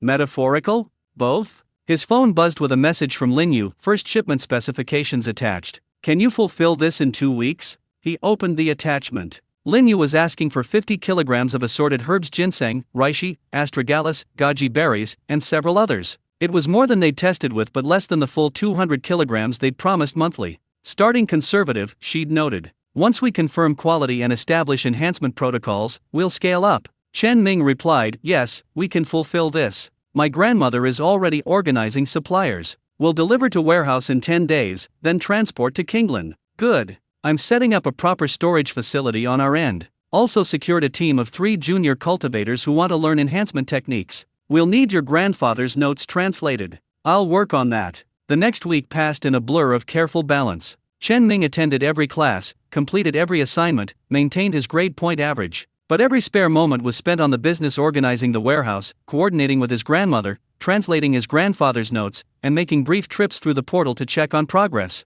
Lin Yu proved to be an incredibly efficient partner. She'd organized everything on the Tianxia site, secured proper permits from the Merchant Council, found cultivation specialists willing to work on enhancement techniques, even negotiated favorable rates with local distributors. You're amazing at this, Chen Ming told her during one of their coordination meetings in Kingland. I've been training for merchant work since I was 12, she said matter-of-factly. My family's business was struggling, so I learned fast. Organization is survival. They were sitting in her family's shop, going over inventory lists. Her father, a quiet man in his 50s, worked in the back, processing herbs. Her younger brother was at the cultivation academy but visited on weekends. Tell me about your family, Chen Ming said. If that's not too personal. Lin Yu looked surprised, then thoughtful. It's not personal. It's just not usually relevant to business. She set down her ledger. My father inherited the shop from his father, who got it from his father. 3 generations of Lin family medicine. We were never wealthy, but we were stable. Respected. What changed? The drought. First year, we thought it was temporary. Raised prices a bit, tightened our belts. Second year, we started having trouble sourcing herbs. Third year. She gestured around the half-empty shop. We were facing closure. My brother would have had to leave the academy. My parents would have lost everything they'd worked for. And then I showed up. And then you showed up. She smiled. My father says you're a heaven-sent solution. My brother thinks you're suspicious. My mother hasn't decided yet. What do you think? I think you're sincere. I also think you're in over your head, but that's not necessarily bad. Sometimes the best partners are the ones figuring things out together rather than the experts who think they know everything. Chen Ming felt warmth at that. Figuring things out together. I like that description. They worked for another hour, and Chen Ming noticed details he'd missed before. The way Lin Yu organized information, everything color-coded and cross-referenced. The small shrine in the corner with offerings to ancestors. The worn spot on the floor where her father probably stood for hours each day. This wasn't just a business to them. This was heritage, identity, survival. We need to do this right, Chen Ming said suddenly. Not just profitable, but sustainable. Your family should still be running this shop in 3 generations. Lin Yu looked at him with an expression he couldn't quite read. You're the first Earth trader who's ever said something like that. Then the other Earth traders were idiots. She laughed, a genuine, surprised laugh. Yes, they were. Back on Earth, things were progressing too. Wu Tao had transformed the warehouse into a functional operations center. The space now had proper zones, organized shelving, a small desk area with a laptop, and even a water cooler Wu Tao had salvaged from somewhere. We're also going to need proper business licenses, Wu Tao announced one evening. We've been operating in a legal gray area, but once we start scaling up, we need to be legitimate. How do we explain our supply chain? We don't. We list your grandmother as primary supplier, which is true. We list the warehouse as our business address, also true. We register as herbal medicine wholesaler, completely legal. The portal is our secret, but everything else is transparent. They registered Tianxia Wellness Trading Company that week. Chen Ming's hand shook slightly as he signed the incorporation papers. This was real now. Legal. Official. No longer just an experiment. His grandmother sent the first major shipment, 52 kilograms of herbs, carefully packaged and labeled. Chen Ming and Wu Tao spent an entire evening transporting it through the portal in manageable loads. The process was exhausting but exhilarating. Lin Yu received the shipment with her team of 3 junior cultivators. They spent 2 days testing, verifying quality, and beginning the enhancement process. The results were promising, better than the initial tests. Your grandmother sources excellent materials, Lin Yu reported. Very consistent quality. That makes our work much easier. I'll tell her. She'll be pleased. Also, we've attracted attention. Several other merchant families want to know about our operation. The council head suggested we prepare a demonstration for the next full council meeting. Is that good or bad? Good, mostly. But it means pressure. If we succeed, everyone will want in. If we fail publicly, we'll be shut down. No pressure, then. The day before Chen Ming's final presentation to Professor Li, he received an unexpected visitor at his apartment. He opened the door to find a well-dressed man in his 30s, wearing an expensive suit and an appraising expression. Chen Ming? I'm Zhang Wei, junior executive with Jinghua Pharmaceuticals. Do you have a few minutes? Chen Ming's business instincts immediately went on alert. How did you find my address? University records. I hope you don't mind, I'm here with a business proposition. Zhang Wei held up his hands, showing he meant no threat. I've heard you're sourcing interesting medicinal herbs. My company is very interested in high-quality traditional medicine ingredients. I'm sorry, but I'm not taking new clients right now. We're still establishing our supply chains. I understand. But Jinghua Pharmaceuticals is a major player. We could be a significant customer, guaranteed purchases, premium pricing, long-term contracts. Zhang Wei pulled out a business card. Just consider it. We're always looking for reliable suppliers. Chen Ming took the card politely but non-committally. I'll keep it in mind. Now if you'll excuse me, I have a presentation to prepare. After Zhang Wei left, Chen Ming immediately called Wu Tao. We've attracted corporate attention, he said. Jinghua Pharmaceuticals just sent someone to my apartment. That was fast. How did they even hear about us? No idea. But it means people are noticing. We need to be more careful. Careful how? I don't know yet. But my grandfather warned about this power attracts jealousy. We're small now, but if Tianxia Wellness becomes successful, bigger players will want in, or want us out. They discussed security measures, being more discreet about the warehouse location, keeping the portal absolutely secret, not discussing specifics of their supply chain with anyone. We should also consider patent protection, Wu Tao said. If we develop any unique processing techniques combining earth and Tianxia methods, we need to protect them. Can we patent cultivation techniques? Probably not the spiritual energy parts. But the practical applications? Maybe. I'll research it. Chen Ming spent the night perfecting his presentation for Professor Li's class. The topic was emerging market entry strategies, ironically relevant given he was literally entering an emerging market in another dimension. His slides covered theoretical frameworks, first-mover advantages, partnership strategies, cultural adaptation, risk mitigation. He used generic examples, carefully avoiding any mention of Tianxia. But every point was informed by his real experience: the negotiations with the Merchant Council, the partnership with Lin Yu, the careful bridge building between worlds. Wu Tao's section covered supply chain management and quality control, again, theoretical examples informed by very practical reality. They presented Friday afternoon to Professor Li and 5 other students. It went smoothly. Professor Li asked tough questions, but they had real answers based on actual implementation. At the end, she nodded with something like approval. This is solid work. Well researched, practically focused, clearly presented. You're both getting A's on this project. She paused. And Chen Ming, Wu Tao, come see me after graduation. I meant what I said about connections. Walking out of the building, Chen Ming felt a weight lift. One major obligation completed. He was going to graduate. He was going to have his degree. Everything else he was building could continue on that foundation. 1 week until graduation, Wu Tao said. Then we go full-time on Tianxia Wellness. Assuming nothing explodes before then. Don't jinx it. That evening, Chen Ming made a trip to Kinglan City alone. He wanted to see how the enhancement process was progressing without the pressure of a business meeting. He found Lin Yu at the cultivation facility. She'd set up a converted warehouse space not unlike his own. 3 junior cultivators worked at separate stations, each carefully channeling energy into herb samples. Lin Yu supervised, offering corrections and encouragement. Chen Ming, she looked pleased to see him. We've processed 15 kilograms so far. Want to see the results? She showed him rows of enhanced herbs, each tagged with processing date, cultivator name, and quality assessment. The organization was impressive. This is wonderful, Chen Ming said. The junior cultivators are learning fast. Another month and they'll be working independently. She led him to a quieter corner. I wanted to show you something else. She pulled out a ledger filled with numbers. First month projections. If we maintain current quality and processing speed, we can fulfill our council commitment and have surplus for open market sales. Profit split according to our agreement means. She showed him the calculation, this much for Earthside. The number made Chen Ming blink. It wasn't fortune-level wealth, but it was more than his father had earned in 3 months at his old factory job. This is conservative estimate, Lin Yu added. If we scale up as planned, if market demand matches expectations, if we don't have major setbacks, we could actually make this work. We are making it work. She smiled. Though I have a request. What kind of request?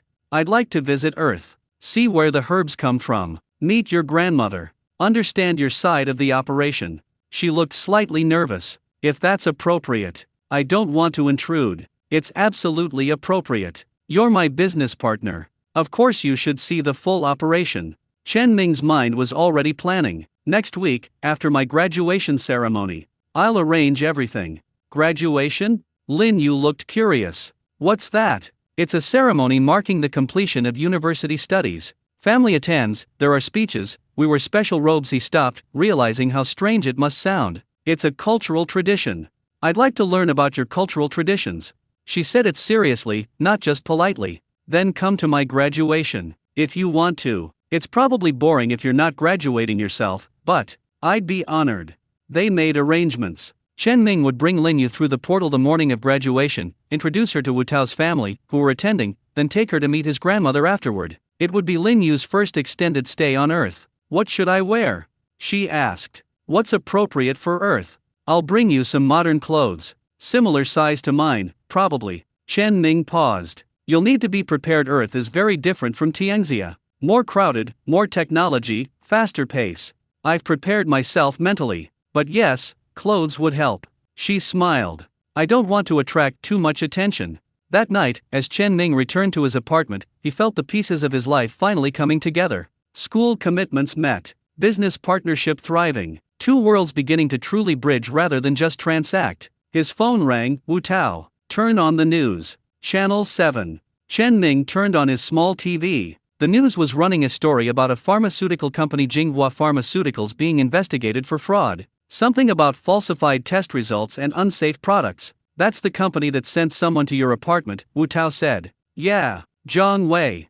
Ming, if they're in trouble, they might be looking for quick wins to restore their reputation. A new supplier with unique products would be very attractive. Or we could be a distraction from their problems. Either way, we stay away from them. I don't care how good their offer is. Agreed. Chen Ming turned off the TV and looked out his window at the Jianhai skyline. Somewhere out there, companies like Jinghua were playing corporate games, cutting corners, chasing profits at any cost. He thought about his grandfather's words, stay humble, stay kind, don't forget you're human. Tianxia wellness would be different. It had to be. Because the moment they started seeing their partners as resources instead of people, they'd lose everything that made this worth doing. His phone buzzed with a message from Lin Yu. My father says thank you. The shop is busy again. We haven't seen this much traffic in 2 years. Chen Ming smiled and typed back, tell him we're just getting started. 1 week until graduation. 1 week until this became his full-time life. 1 week until everything changed again. He was ready. The morning of graduation dawned bright and clear. Chen Ming stood in his apartment, adjusting his cap and gown in the mirror. The black fabric felt ceremonial, significant. For years of study, of late nights and difficult exams and questioning whether he was smart enough, all culminating in this moment. His phone buzzed. Wu Tao. Meet at warehouse at 8? Gives us time to bring Lin Yu through before ceremony starts at 11. See you there, Chen Ming replied. He took one last look around his small apartment. This place had been home for 4 years, cramped, drafty, with that shower that only worked on Tuesdays and Thursdays. Next month, his lease would be up. He'd need to find a new place, probably closer to the warehouse. His life was shifting, and his living situation needed to shift with it. The bus to the warehouse was nearly empty at this hour. Chen Ming sat by the window, watching Jianhai wake up, shopkeepers opening their stores, street vendors setting up breakfast stalls, the city beginning its daily rhythm. Wu Tao was already at the warehouse when Chen Ming arrived, looking uncharacteristically nervous in his own cap and gown. "My parents are bringing my grandmother," Wu Tao said without preamble. "I haven't seen my grandmother in 2 years. She's going to ask why I'm so thin, why I haven't found a girlfriend, why I'm wasting my engineering degree on a trading company." He took a breath. "I'm spiraling. Tell me to stop spiraling. Stop spiraling. Your family is going to be proud of you. You're graduating with honors." That was never in question. "I'm worried about the questions that will come after." Chen Ming unlocked the warehouse. "We tell them the truth that we've started a promising business venture, that we're being careful and strategic, that we're doing well. Without mentioning the portal to another dimension. Obviously, without mentioning that part. They changed out of their graduation robes, no point getting them dirty before the ceremony, and approached the shimmer at the back wall. Chen Ming had sent a message to Lin Yu yesterday confirming the plan. She should be waiting on the other side. They stepped through together. The alley in Kingland materialized around them, now familiar as his own apartment. Lin Yu was indeed waiting, wearing her formal merchant robes and looking both excited and nervous. "Is it time?" she asked. "Almost. First, let's get you changed into Earth clothes." Chen Ming held up a bag. "I bought these yesterday. I guessed on sizing." Lin Yu examined the modern clothes with curiosity. Jeans, a simple blouse, comfortable shoes. "These are what Earth people wear regularly. Everyday clothes, yes. There will be some people in formal dress at the ceremony, but this is perfectly appropriate."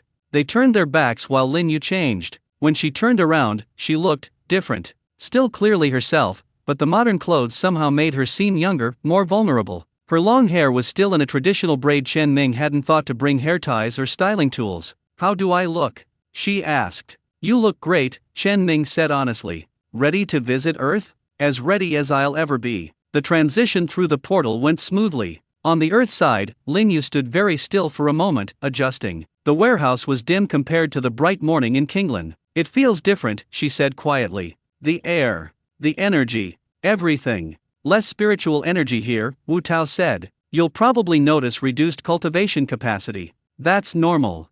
I was warned about that." Lin Yu took a deep breath. "All right. Show me your world."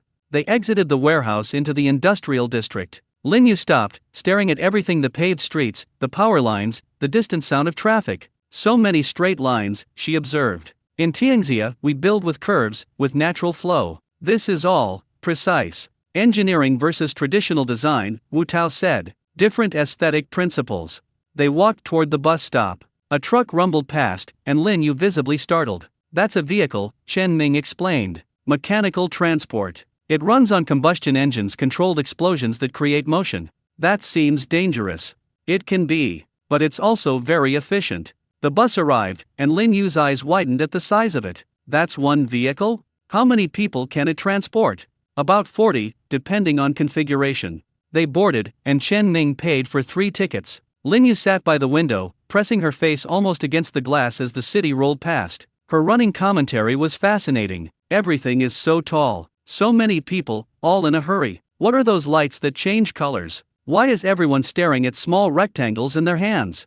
Chen Ming realized he'd become so accustomed to modern life that he'd stopped seeing it as remarkable. Through Lin Yu's eyes, Jianhai became strange and wonderful again, a city of millions, of technology and speed and constant motion. "Your world has no cultivators," Lin Yu said thoughtfully. "No spiritual energy manipulation. Yet you've built all this. How?" "Science," Wu Tao said. "Understanding natural laws, physics, chemistry, biology, and applying them systematically. We couldn't channel energy spiritually, so we learned to channel it mechanically." "2 different paths to similar ends," Lin Yu murmured. "Fascinating." The university campus was beautiful in the morning light, the old buildings mixed with modern architecture, trees providing shade along walkways. Students in caps and gowns milled around, families taking photos, the air buzzing with excitement and nervousness. Wu Tao's family found them first: his parents, both professors at a different university, and his tiny grandmother, who immediately started fussing over him exactly as he'd predicted. "Too thin. Are you eating? Who's this girlfriend? About time." "Grandmother, no, this is Lin Yu, she's our business partner." "Business partner? So not girlfriend?" "Wu Tao, you're 22. When will you settle down?" Chen Ming tried not to laugh as Wu Tao's face turned red. Lin Yu looked confused but charmed by the interaction. Wu Tao's father shook Chen Ming's hand firmly. So you're the one who convinced my son to go into trading instead of engineering. More like we convinced each other, Professor Wu. He talks about your venture constantly. Innovative supply chain, unique market position, strategic partnerships. Professor Wu smiled. He's happy. That's what matters. Chen Ming's grandmother arrived shortly after, and he introduced her to Lin Yu. The two women studied each other for a moment, then his grandmother smiled warmly. So you're the one from the other side. Ming speaks highly of you. Lin Yu bowed respectfully, a gesture that came naturally to her. Honored elder, your grandson has been an excellent partner, and your herbs are of remarkable quality. Call me grandmother, everyone does. And thank you, I've been tending plants for 40 years. I should know a thing or two by now. They were chatting easily within minutes, discussing herb cultivation techniques and finding common ground despite cultural differences. Chen Ming felt a surge of affection for both of them. The graduation ceremony was held in the main auditorium, a grand space that seated 2,000 people. Chen Ming and Wu Tao took their assigned seats with the other graduates while their families sat in the audience. The ceremony followed traditional format: speeches from the university president, the keynote address from a successful alumnus, recognition of honors students, Wu Tao stood for that, and finally the presentation of degrees. When they called Chen Ming, Bachelor of Business Administration, he walked across the stage, shook hands with the dean, and received his diploma. For years of work in a leather folder. His grandmother was crying in the audience, he could see her even from the stage. After the ceremony, there was a reception in the courtyard. Chen Ming found his grandmother, and she pulled him into a tight hug. Your parents would be so proud, she said, tears still flowing. I wish they were here to see this. Me too, grandmother. But you've done so well. University graduate. And now a business owner. And that girl, Lin Yu, she's lovely. Are you? We're business partners, grandmother. That's all. For now, she said with a knowing smile. But I see how you look at each other. How she looks at you. Chen Ming felt his face heat. Grandmother. I'm old, not blind. Just saying. Professor Li found him before he could escape his grandmother's matchmaking. Congratulations, Chen Ming. You made it. Thank you, Professor. For everything, the extensions, the understanding, the advice. You earned it. Now, about those connections I mentioned. She pulled out her phone, scrolling to a contact. Dr. Wang, Director of Research at Huaxia Traditional Medicine Institute. They're always looking for quality suppliers and interesting research partnerships. I'll introduce you via email. I appreciate that very much. Just promise me something: whatever you're building, build it right. Don't cut corners. Don't sacrifice ethics for profit. The best businesses are built on integrity. That's my grandfather's philosophy too. I'm trying to honor it. Then you'll do well. She patted his arm. Good luck, Chen Ming. Stay in touch. The reception gradually dispersed. Wu Tao's family invited everyone to lunch, a celebration at a nearby restaurant. Lin Yu looked overwhelmed by all the attention and noise but handled it gracefully, asking questions about Earth customs and trying new foods with adventurous curiosity. This is called Kung Pao chicken, Chen Ming explained. The sauce is spicy. Lin Yu gasped, reaching for water. Very spicy. Should have warned you. We'll get you something milder. But she waved him off, taking another bite. No, I like it. Just unexpected. We use different spices in Tianxia. Wu Tao's grandmother was telling stories about Wu Tao's childhood, embarrassing stories that made him groan and everyone else laugh. Lin Yu listened with a soft smile, and Chen Ming wondered if she was thinking about her own family, her own childhood in a world so different from this one. After lunch, Chen Ming's grandmother suggested they all visit the village. I want to show Lin Yu where the herbs come from, and besides, I made extra dumplings. Someone needs to eat them. The trip to the village took 3 hours by bus. Lin Yu sat pressed to the window the entire time, watching the landscape transform from urban to rural, the rice paddies, the small towns, the mountains in the distance. Your world is so big, she said quietly. Tianxia is large, but I've only ever known Kingland City and the surrounding province. This Earth must be enormous. It is, Chen Ming said. Billions of people across hundreds of countries. Billions? She looked stunned. We have millions in our entire empire. Different development paths led to different population capacities. She was quiet for a moment. What we're doing connecting our worlds, it's bigger than I realized. Not just trade, cultural exchange, knowledge sharing. It could change everything. That's what I'm hoping for. But it's also frightening. What if we make mistakes? What if the exchange causes more harm than good? Chen Ming took her hand without thinking, then realized what he'd done and almost pulled back. But Lin Yu's fingers tightened around his. We'll make mistakes, he said. But we'll try to fix them, and we'll do it together. She nodded, still holding his hand. They arrived at the village in late afternoon. His grandmother's house looked small and humble after the grandeur of Jianhai's buildings, but Lin Yu immediately seemed more comfortable. "This feels more like home," she said, looking at the courtyard garden. "The energy is better here, more natural, less disrupted." His grandmother showed Lin Yu the herb garden, the storage shed, the network of local growers she coordinated with. They walked through the village, and Lin Yu asked 100 questions about rural earth life, how the farms worked, how communities organized, how people lived without cultivation. "We help each other," grandmother explained simply. "When someone's sick, neighbors bring food. When harvest comes, we all work together. We might not have spiritual energy, but we have community." Lin Yu looked thoughtful. "That's not so different from Tianxia villages. The cities have become competitive, individualistic. But in the countryside, people still remember they need each other." They stayed for dinner, those promised dumplings plus vegetables from the garden and fish from the local market. Wu Tao and his family had returned to the city, so it was just Chen Ming, Lin Yu, and grandmother at the small kitchen table. "Tell me about your family," grandmother said to Lin Yu. "Your parents, your brother." Lin Yu shared stories, her father teaching her herb identification when she was 6, her brother's acceptance to the cultivation academy, her mother's insistence on proper manners even when they were nearly broke. "They sound like good people," grandmother said. "You should bring them through sometime. I'd like to meet them." "I'd like that too." Lin Yu glanced at Chen Ming. "If that's appropriate?" "Of course it's appropriate. Our families should know each other. This partnership affects all of us." After dinner, they sat in the courtyard under the stars. The village had little light pollution, and the Milky Way stretched overhead in a luminous band. "We can't see stars like this in Kinglan," Lin Yu said softly. "Too many city lights." "Same in Jianhai," Chen Ming said. "But here, they're incredible." They sat in comfortable silence for a while. Then Lin Yu asked, "What happens now? After graduation?" "We build the business, properly. I'll need to find an apartment closer to the warehouse. Set up an actual office. Hire people eventually." "And us? Our partnership? What about it?" "I'll need to spend more time on Earth if we're scaling up, learning your systems, coordinating directly with suppliers. But I also have responsibilities in Kinglan." "So you split your time. Spend a week here, a week there. We'll figure out the logistics." "Chen Ming," she turned to face him, "are we still just talking about business partnership?" His heart skipped. What else would we be talking about? "I don't know. I've never done this before, worked so closely with someone, cared about their opinions so much, looked forward to seeing them." She trailed off, looking embarrassed. "Maybe I'm misreading. In Tianxia, partnerships between merchants sometimes become more. But Earth might be different." Chen Ming took her hand again, deliberate this time. "Earth isn't that different. And you're not misreading." She smiled, a real smile that lit up her whole face. "Good. Because I was worried I was making a fool of myself."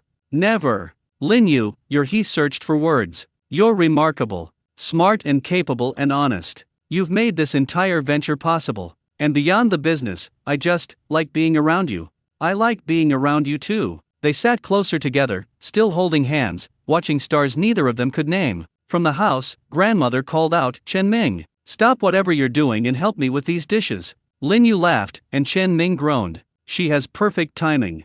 She's wonderful. Your family is wonderful." They went inside to help with cleanup, and Chen Ming caught his grandmother giving them a knowing smile. She definitely knew, and she approved, he could see it in her eyes. That night, they set up a sleeping space for Lin Yu in the spare room. She'd be staying in the village for a few days, learning the Earth side of operations, before returning to Kinglan. "Thank you for today," she said at her door. "For including me in your graduation, for introducing me to your family, for showing me your world. Thank you for coming, for trusting us, for taking a chance on this crazy idea." She reached up, she was slightly shorter than him, and kissed his cheek quickly. "Good night, Chen Ming." "Good night, Lin Yu." He stood in the hallway for a moment after her door closed, touching his cheek where she'd kissed it, grinning like an idiot. His grandmother appeared from her room, arms crossed, looking amused. "I knew it. Don't stay up too late, we have work tomorrow." "Yes, grandmother." "And Chen Ming? She's a good one. Don't mess it up." "I'll try my best." He went to his childhood bedroom, cramped but familiar, and lay on the narrow bed, staring at the ceiling. Graduate. Check. Business launched. Check. Beautiful, brilliant partner who might become something more. Check. His life was nothing like he'd planned a year ago. It was better. Tomorrow they'd work on logistics, teach Lin Yu about Earth supply chains, coordinate the next shipment to Kinglan. But tonight, he'd just appreciate how far they'd come and how much further they could go. The future stretched ahead, full of possibility. Lin Yu woke to the sound of roosters crowing. She sat up in the unfamiliar bed, disoriented for a moment, before remembering she was on Earth, in Chen Ming's grandmother's house, in a world without spiritual energy. She could feel the absence like a dull ache. Not painful, exactly, but wrong, like missing a sense she'd relied on her entire life. No ambient chi to draw from, no flow of energy through the land. Just emptiness. But the morning light was beautiful, streaming through the simple window, and she could smell something cooking. Breakfast. She dressed quickly in the earth clothes Chen Ming had bought her. Still strange, these pants that were so form-fitting, but undeniably practical, and made her way to the kitchen. Chen Ming's grandmother was already working, stirring a pot of congee on the stove. She looked up and smiled. "Good morning. Did you sleep well?" "Very well, thank you, grandmother." Lin Yu bowed slightly. The gesture felt natural even in this world. "Can I help with breakfast? Can you chop vegetables?" "Of course." They worked together in comfortable silence for a few minutes. Lin Yu noticed the knife was different from Tianxia Design's, lighter, the balance slightly off but functional. The vegetables were familiar: scallions, ginger, leafy greens. "Chen Ming said you've never left your city before," grandmother said, not looking up from the kanji. "Never had reason to, and traveling is expensive, dangerous sometimes. The roads aren't always safe between provinces." Sounds like China 70 years ago. Before the highways, before the trains. Grandmother added salt to the pot. "Tell me honestly, what do you think of Earth?" Lin Yu considered carefully. "It's overwhelming. So many people, so much noise, everything moving so fast. But also, fascinating. You've built so much without cultivation. It makes me wonder what Tianxia could have become if we'd taken a different path." "Different isn't better or worse. Just different." "That's wise. I'm old. I'd better be wise by now." Grandmother smiled. "But I'm glad you're here. Ming needs someone who understands both worlds. Wu Tao is brilliant, but he's Earth through and through. You can see things he can't. I hope to be useful." "You're already useful. I've seen how Ming looks at you." Grandmother gave her a knowing look. "That boy has had his head in books his whole life. Never paid attention to girls. Now suddenly he can't stop talking about his business partner." Lin Yu felt her face heat. "We really are partners." I know, but partnerships can become more. Just saying." Grandmother ladled kanji into bowls. "Now go wake that grandson of mine. Sleeping until 7, lazy boy." Chen Ming appeared moments later, hair disheveled, looking sheepish. "I heard that, grandmother." "Good. Your ears work." They ate breakfast together: the kanji, steamed buns, pickled vegetables. Simple food, but Lin Yu found it comforting. Not so different from home, despite being in another world. "Today I want to show you the supplier network," Chen Ming said. "Meet the farmers grandmother works with, see how the herbs are grown and harvested. Then we'll go back to the warehouse and I'll teach you our inventory system." "I'd like that. Understanding the full supply chain is important." They spent the morning visiting 3 different farms. Lin Yu was impressed by the scale: fields that stretched for acres, greenhouses with controlled environments, irrigation systems that precisely delivered water. "We grow without spiritual energy," one farmer explained, "so we use technology. Soil testing, optimal nutrient balance, selective breeding for hardy varieties. Science instead of cultivation. But the principles are similar," Lin Yu observed. "Understanding what the plant needs, providing optimal conditions for growth, careful selection of specimens. We just use different methods." "Exactly," the farmer said, pleased. "Different paths to the same destination." At the second farm, they met a young woman named Mei who was experimenting with organic techniques. "No pesticides, no synthetic fertilizers," she explained. "Traditional methods, companion planting, natural pest control. It's harder but produces better quality herbs."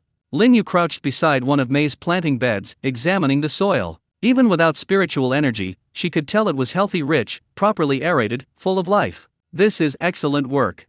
Thank you. Chen Ming's grandmother has been teaching me. She knows more about herbs than anyone I've ever met." They talked for over an hour, comparing techniques. Mei was fascinated by Tianxia agricultural methods, and Lin Yu was equally interested in Earth's organic farming principles. By the end, they'd exchanged contact information and promised to share knowledge. "This is what I love about this work," Chen Ming said as they walked back to the village. "Bringing people together, facilitating exchange. Everyone benefits."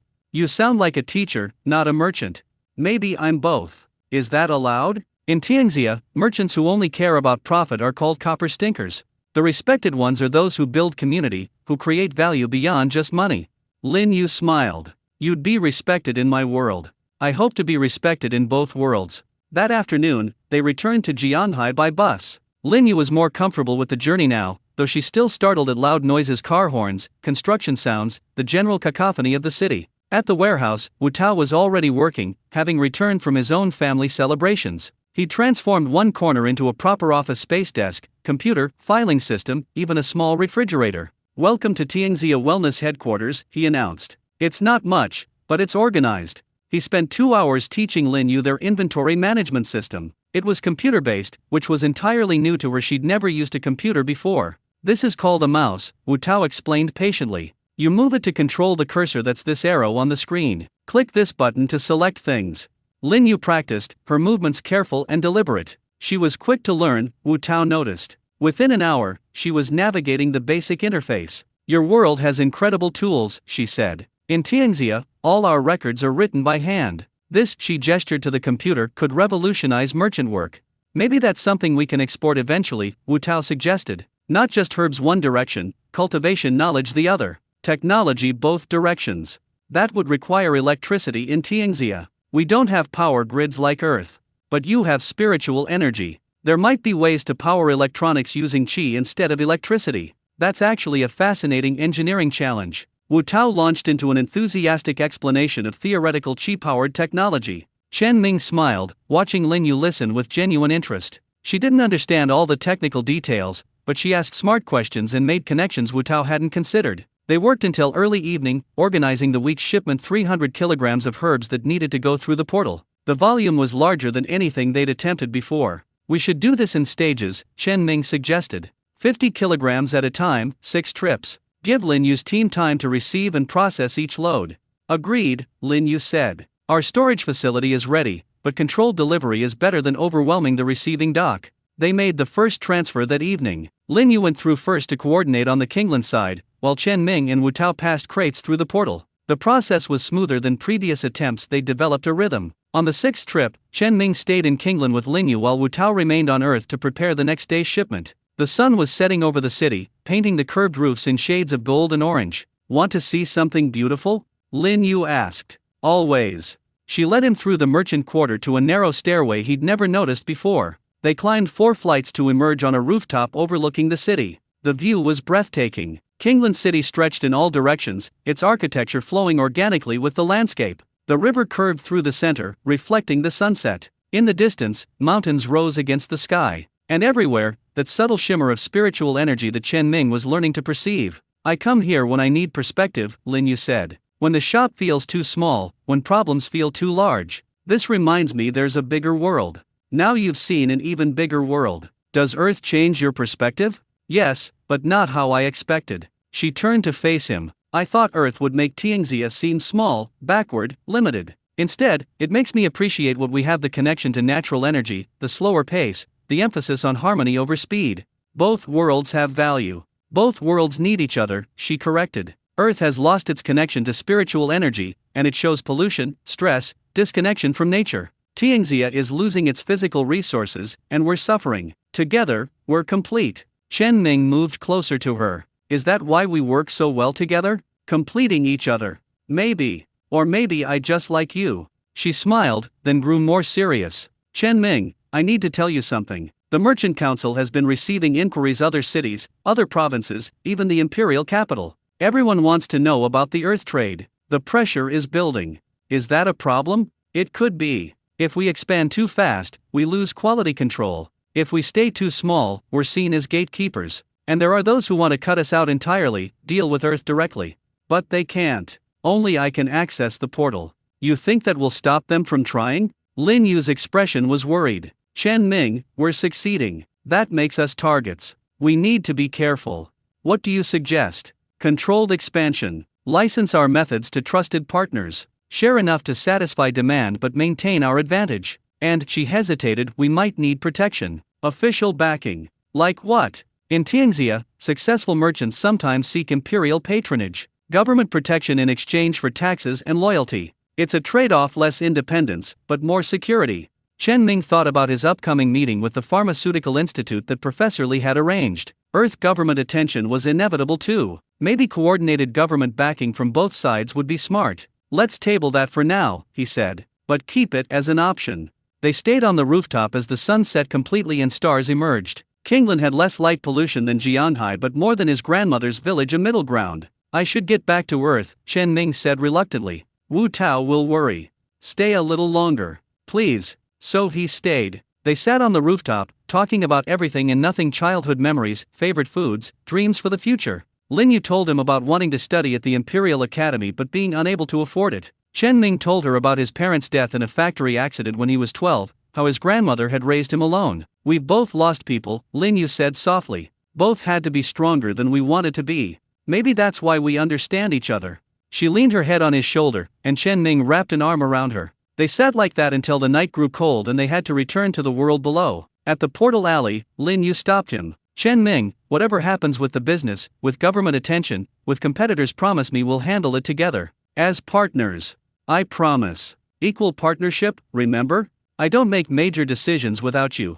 Good. She kissed him, properly this time, not just his cheek. It was brief but warm, full of promise. Chen Ming stepped through the portal feeling like he was floating. Wu Tao took one look at him and groaned. You have that look. What look? The "I just kissed a girl" look. Congratulations, by the way. Was it that obvious? Incredibly obvious. You're grinning like an idiot. Wu Tao closed his laptop. But seriously, I'm happy for you. Lin Yu is great. Just don't let it complicate the business. It won't. We're keeping it separate. Sure you are.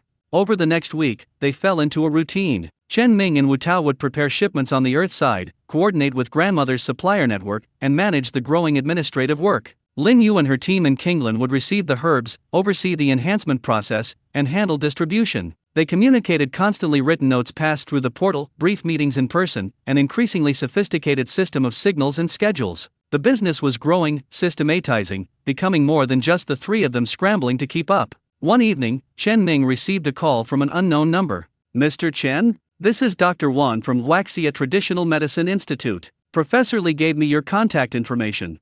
Yes, Dr. Wang. Professor Li mentioned you.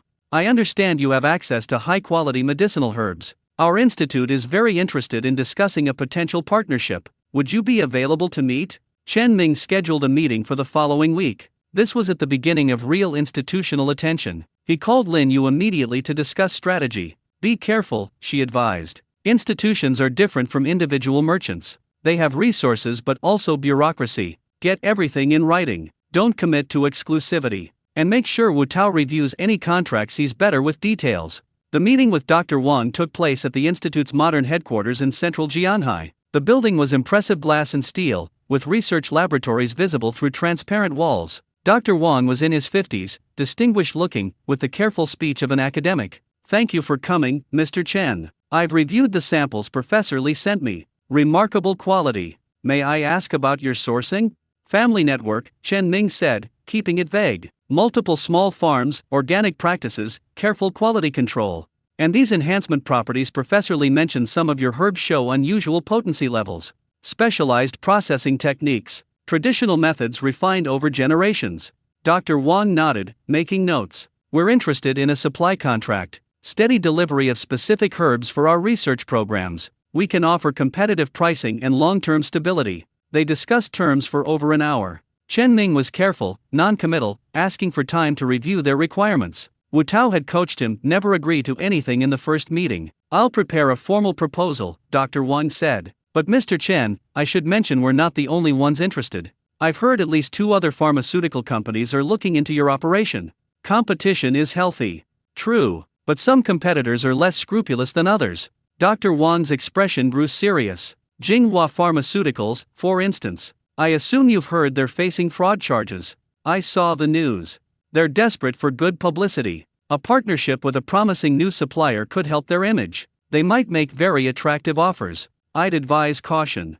I appreciate the warning. Walking out of the institute, Chen Ming felt both excited and overwhelmed. Real institutions wanted to work with them. That validated everything they were building, but it also raised the stakes. His phone rang, a number he didn't recognize. Mr. Chen Ming? This is Captain John from the Jianhai City Police Department. We'd like to ask you a few questions about your warehouse property. Nothing serious, just routine follow-up on some unusual energy readings in your district. Would you be available tomorrow afternoon? Chen Ming's heart skipped. Energy readings. Nothing to be concerned about. Just some anomalous data from our environmental monitoring systems. We're checking all properties in the industrial district. Standard procedure. Of course. Tomorrow afternoon is fine. After hanging up, Chen Ning immediately called Wu Tao. The police want to talk about energy readings at the warehouse. The portal. They must have detected something. What do we do? Tell them the truth partially. It's a warehouse, we store herbs, sometimes people work there at odd hours. Play dumb about energy readings. They can't prove anything unless they actually see the portal. And if they search the warehouse? The portal looks like a normal wall from this side unless you know what you're looking for. As long as we're not actively transporting when they visit, there's nothing to see. Chen Ning wasn't reassured, but he didn't have better options. They'd have to be careful, that's all. That evening, he met Lin Yu at the portal for their regular coordination session. He told her about both meetings, the institute and the police. It's starting, she said. The attention we worried about. From now on, every move we make will be watched. Does that scare you? Terrifies me. But we knew this was coming. She took his hand. We handle it together, remember? Together. They spent an hour going over contingency plans, what to do if the police became more aggressive, how to handle multiple institutional offers, how to scale operations while maintaining quality. The business was becoming more complex with each passing day. I need to return to Kingland tomorrow, Lin Yu said. My father needs help at the shop, and the council wants a progress report. But I'll come back to Earth next week. I'll miss you. I'll miss you too. She smiled. Strange how quickly you've become essential to my life. Essential to your business, you mean, not just the business. She kissed him softly. Don't be deliberately obtuse. After she left, Chen Ning stood alone in the warehouse, looking at the shimmering portal. His grandfather had maintained this secret for 40 years, keeping it small, personal, manageable. Chen Ning had scaled it up in a matter of weeks. Was he being reckless? Moving too fast? Attracting too much attention? But then he thought about Lin Yu's family shop, busy again. About the farmer's grandmother coordinated with, finding new markets. About the junior cultivators in Kingland, learning techniques that gave them hope. About the research that could revolutionize medicine in both worlds. They were building something that mattered. Something that helped people. Yes, it was risky. Yes, it attracted attention. But stopping now would mean abandoning everyone who was depending on them. His phone buzzed, a message from Wu Tao. Found something in your grandfather's notes. Entry from 1999. He dealt with government investigation then too. Says he provided harmless explanation and they moved on. We can do the same. Chen Ning felt relief wash over him. His grandfather had navigated these waters before. The path was difficult but not impossible. He locked up the warehouse and caught the last bus back to his apartment. Tomorrow he'd face the police. Next week, he'd juggle institutional offers. The week after, who knew what new challenges would emerge? But he wasn't facing any of it alone. He had Wu Tao, brilliant and loyal. He had Lin Yu, wise and capable. He had his grandmother, experienced and grounded. He had his grandfather's notes, full of hard-won wisdom. And he had a purpose that made all the stress worthwhile. The bus rolled through Jianhai's nighttime streets, and Chen Ning watched the city lights blur past. A month ago, he'd been a student worried about job interviews. Now he was building bridges between worlds. Life had gotten complicated, but it had also gotten meaningful. And he wouldn't change it for anything. Captain Zhang was younger than Chen Ning expected, maybe 35, with sharp eyes and a casual manner that didn't quite hide his professional assessment of everything. He arrived at the warehouse precisely on time, accompanied by a technician carrying some kind of scanning equipment. Mr. Chen, thank you for accommodating us, Captain Zhang said, shaking hands. This shouldn't take long. We're just following up on some unusual electromagnetic readings in this district. Of course, Captain. What kind of readings? Honestly? We're not entirely sure. Probably nothing, could be old electrical systems, underground water flows, all sorts of natural phenomena. But we're required to check. He gestured to the technician. Officer Liu will take some measurements while we chat. You don't mind? Not at all. Officer Liu began setting up his equipment, devices that looked like they measured electromagnetic fields or radiation. Chen Ning forced himself to appear relaxed, leaning against one of the herb shelves. So, Captain Zhang said conversationally, you inherited this property from your grandfather. Yes, sir. He passed away a few months ago. My condolences. What did he use the warehouse for? Herb storage. He was into traditional medicine, collected and preserved medicinal plants. And you're continuing that work? In a way. I've started a trading company, Tianxia Wellness. We source herbs for pharmaceutical companies and traditional medicine practitioners. Captain Zhang nodded, making notes. Business is good. Growing. We just secured our first institutional client. Congratulations. The captain walked slowly around the warehouse, observing. Officer Liu's equipment beeped occasionally, but nothing seemed to alarm him. Do you spend much time here? Several hours most days. It's our headquarters. Your partner mentioned you sometimes work odd hours, late nights, early mornings. Chen Ming's attention sharpened. You spoke with Wu Tao. Routine inquiry. He was very helpful. Captain Zhang stopped near the back wall, the portal wall. Chen Ming's pulse quickened, but the captain just looked at the shelves of herbs. Impressive collection. My grandfather spent 40 years building it. Officer Liu approached with his equipment, scanning the back wall. The devices beeped steadily but no differently than they had elsewhere. After a moment, he shook his head at Captain Zhang. Nothing unusual, sir. Background levels consistent with the rest of the building. Chen Ming exhaled silently. The portal didn't register on their equipment. Of course it wouldn't, it wasn't electromagnetic, it was something else entirely. Captain Zhang consulted his tablet. Well, Mr. Chen, everything seems in order. The energy readings we detected were probably from the old electrical substation 3 buildings over. We're recommending the city upgrade it. That's good to know. One more thing, have you noticed anything unusual in the area? Strange lights, sounds, anything odd? Chen Ming thought quickly. Sometimes I hear noises, but I assumed it was just other buildings, or animals. This district is pretty quiet. It is. Captain Zhang handed him a card. If you do notice anything strange, give me a call. We like to keep this district safe, even if it's mostly abandoned. I will. Thank you, Captain. After they left, Chen Ming locked the door and leaned against it, breathing hard. That had been closer than he'd liked. The police were paying attention, even if they hadn't found anything yet. He called Wu Tao immediately. The police just left. They scanned the warehouse. And nothing registered. The portal doesn't show up on their equipment.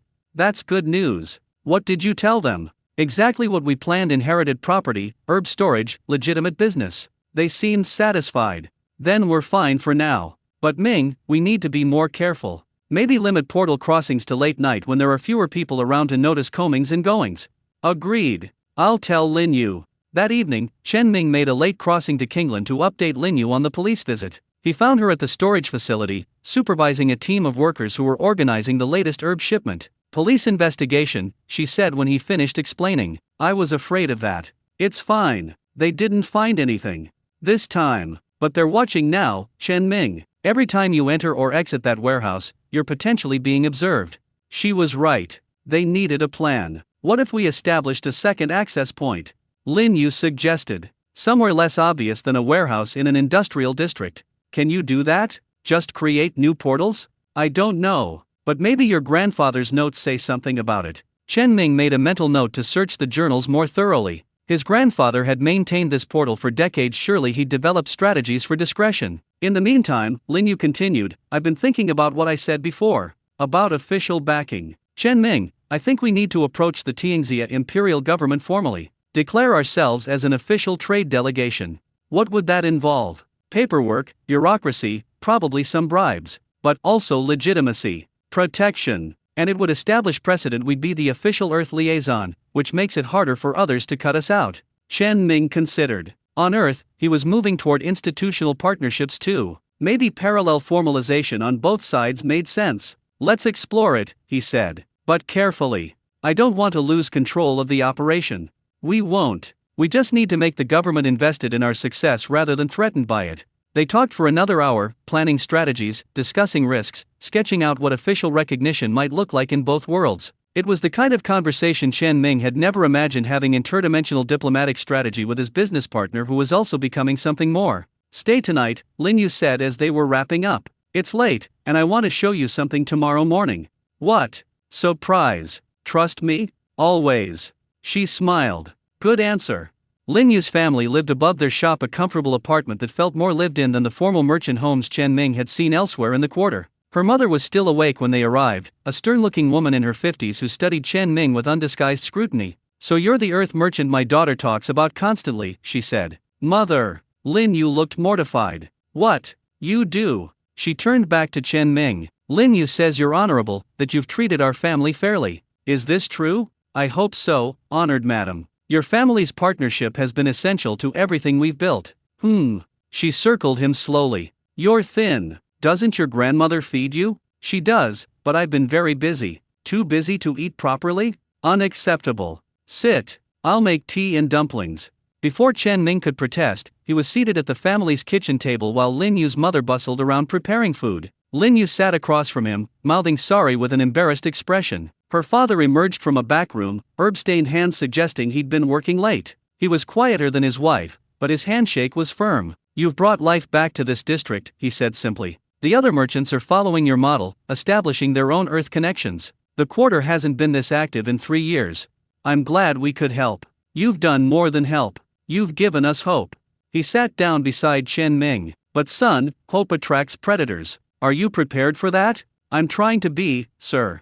Try harder. My daughter cares about you, which means your safety matters to our family. Be careful. The dumplings arrived, and conversation shifted to lighter topics: Lin Yu's brother's progress at the academy, recent gossip in the merchant quarter, Chen Ming's graduation ceremony, which fascinated Lin Yu's mother, who wanted to know everything about Earth educational customs. By the time Chen Ming was shown to a guest room, he felt thoroughly interrogated and oddly welcomed. Lin Yu caught him in the hallway. My mother likes you, she whispered. She only makes dumplings from scratch for people she approves of. Your father is protective. Of course he is. You're courting his only daughter. Am I? Courting you? Aren't you? Chen Ming took her hand. Yes. Officially. If you want. I want. She squeezed his hand. Get some rest. Early morning tomorrow. Chen Ming barely slept, too excited and nervous about whatever Lin Yu had planned. At dawn, she knocked on his door. Ready. They left the city through the eastern gate, walking along a well-maintained road toward the mountains. The early morning air was cool, pleasant, with that omnipresent shimmer of spiritual energy that Chen Ming was learning to perceive. After an hour of walking, they reached a small temple complex built into the mountainside. It was ancient, the stone worn smooth by centuries of weather and countless visitors. This is the merchant's temple, Lin Yu explained. Every merchant family in Kingland comes here before starting a new venture, to ask for blessing and guidance. Are we asking for blessing? We're giving thanks. For success so far, for safe travels between worlds, for finding each other. She led him inside. The temple interior was dim, lit by candles and small oil lamps. In the center stood a statue of a serene figure that Chen Ming didn't recognize, some deity of commerce or prosperity, presumably. Offerings were arrayed at its feet: fruits, flowers, incense. Lin Yu pulled out items from her bag: fresh incense, a small pouch of coins, a written prayer on paper. She arranged them carefully, then knelt before the statue. Chen Ming knelt beside her. In Tianxia tradition, she said quietly, when merchants enter partnership, they formalize it not just with contracts but with shared ceremony, acknowledging that business is about more than profit, it's about trust, mutual support, shared fate. She lit the incense, the smoke curling upward. I, Lin Yu of the Lin family, merchant of Kingland City, acknowledge Chen Ming of Earth as my partner in commerce and in life. I pledge honesty, loyalty, and mutual prosperity. Chen Ming understood. This was more than a business formality. This was Lin Yu's way of making their relationship official, binding them together in the eyes of her culture and her gods. I, Chen Ming of Earth, accept Lin Yu's partnership, he said formally. I pledge fairness, respect, and shared success. What benefits one benefits both. What harms one harms both. What benefits one benefits both, Lin Yu repeated. What harms one harms both. They stayed kneeling for several minutes, the incense smoke filling the air, the weight of their commitment settling over them. When they finally stood, Lin Yu was smiling. Now it's official. You're stuck with me. I can think of worse fates. They walked back to Kingland as the sun rose fully, talking about nothing important, just enjoying each other's company. It felt different now, more settled, more certain. They weren't just figuring things out anymore. They'd made a commitment. Back in the city, reality intruded. A messenger was waiting at Lin Yu's shop with an official-looking envelope sealed with red wax. Lin Yu opened it, her expression growing serious as she read.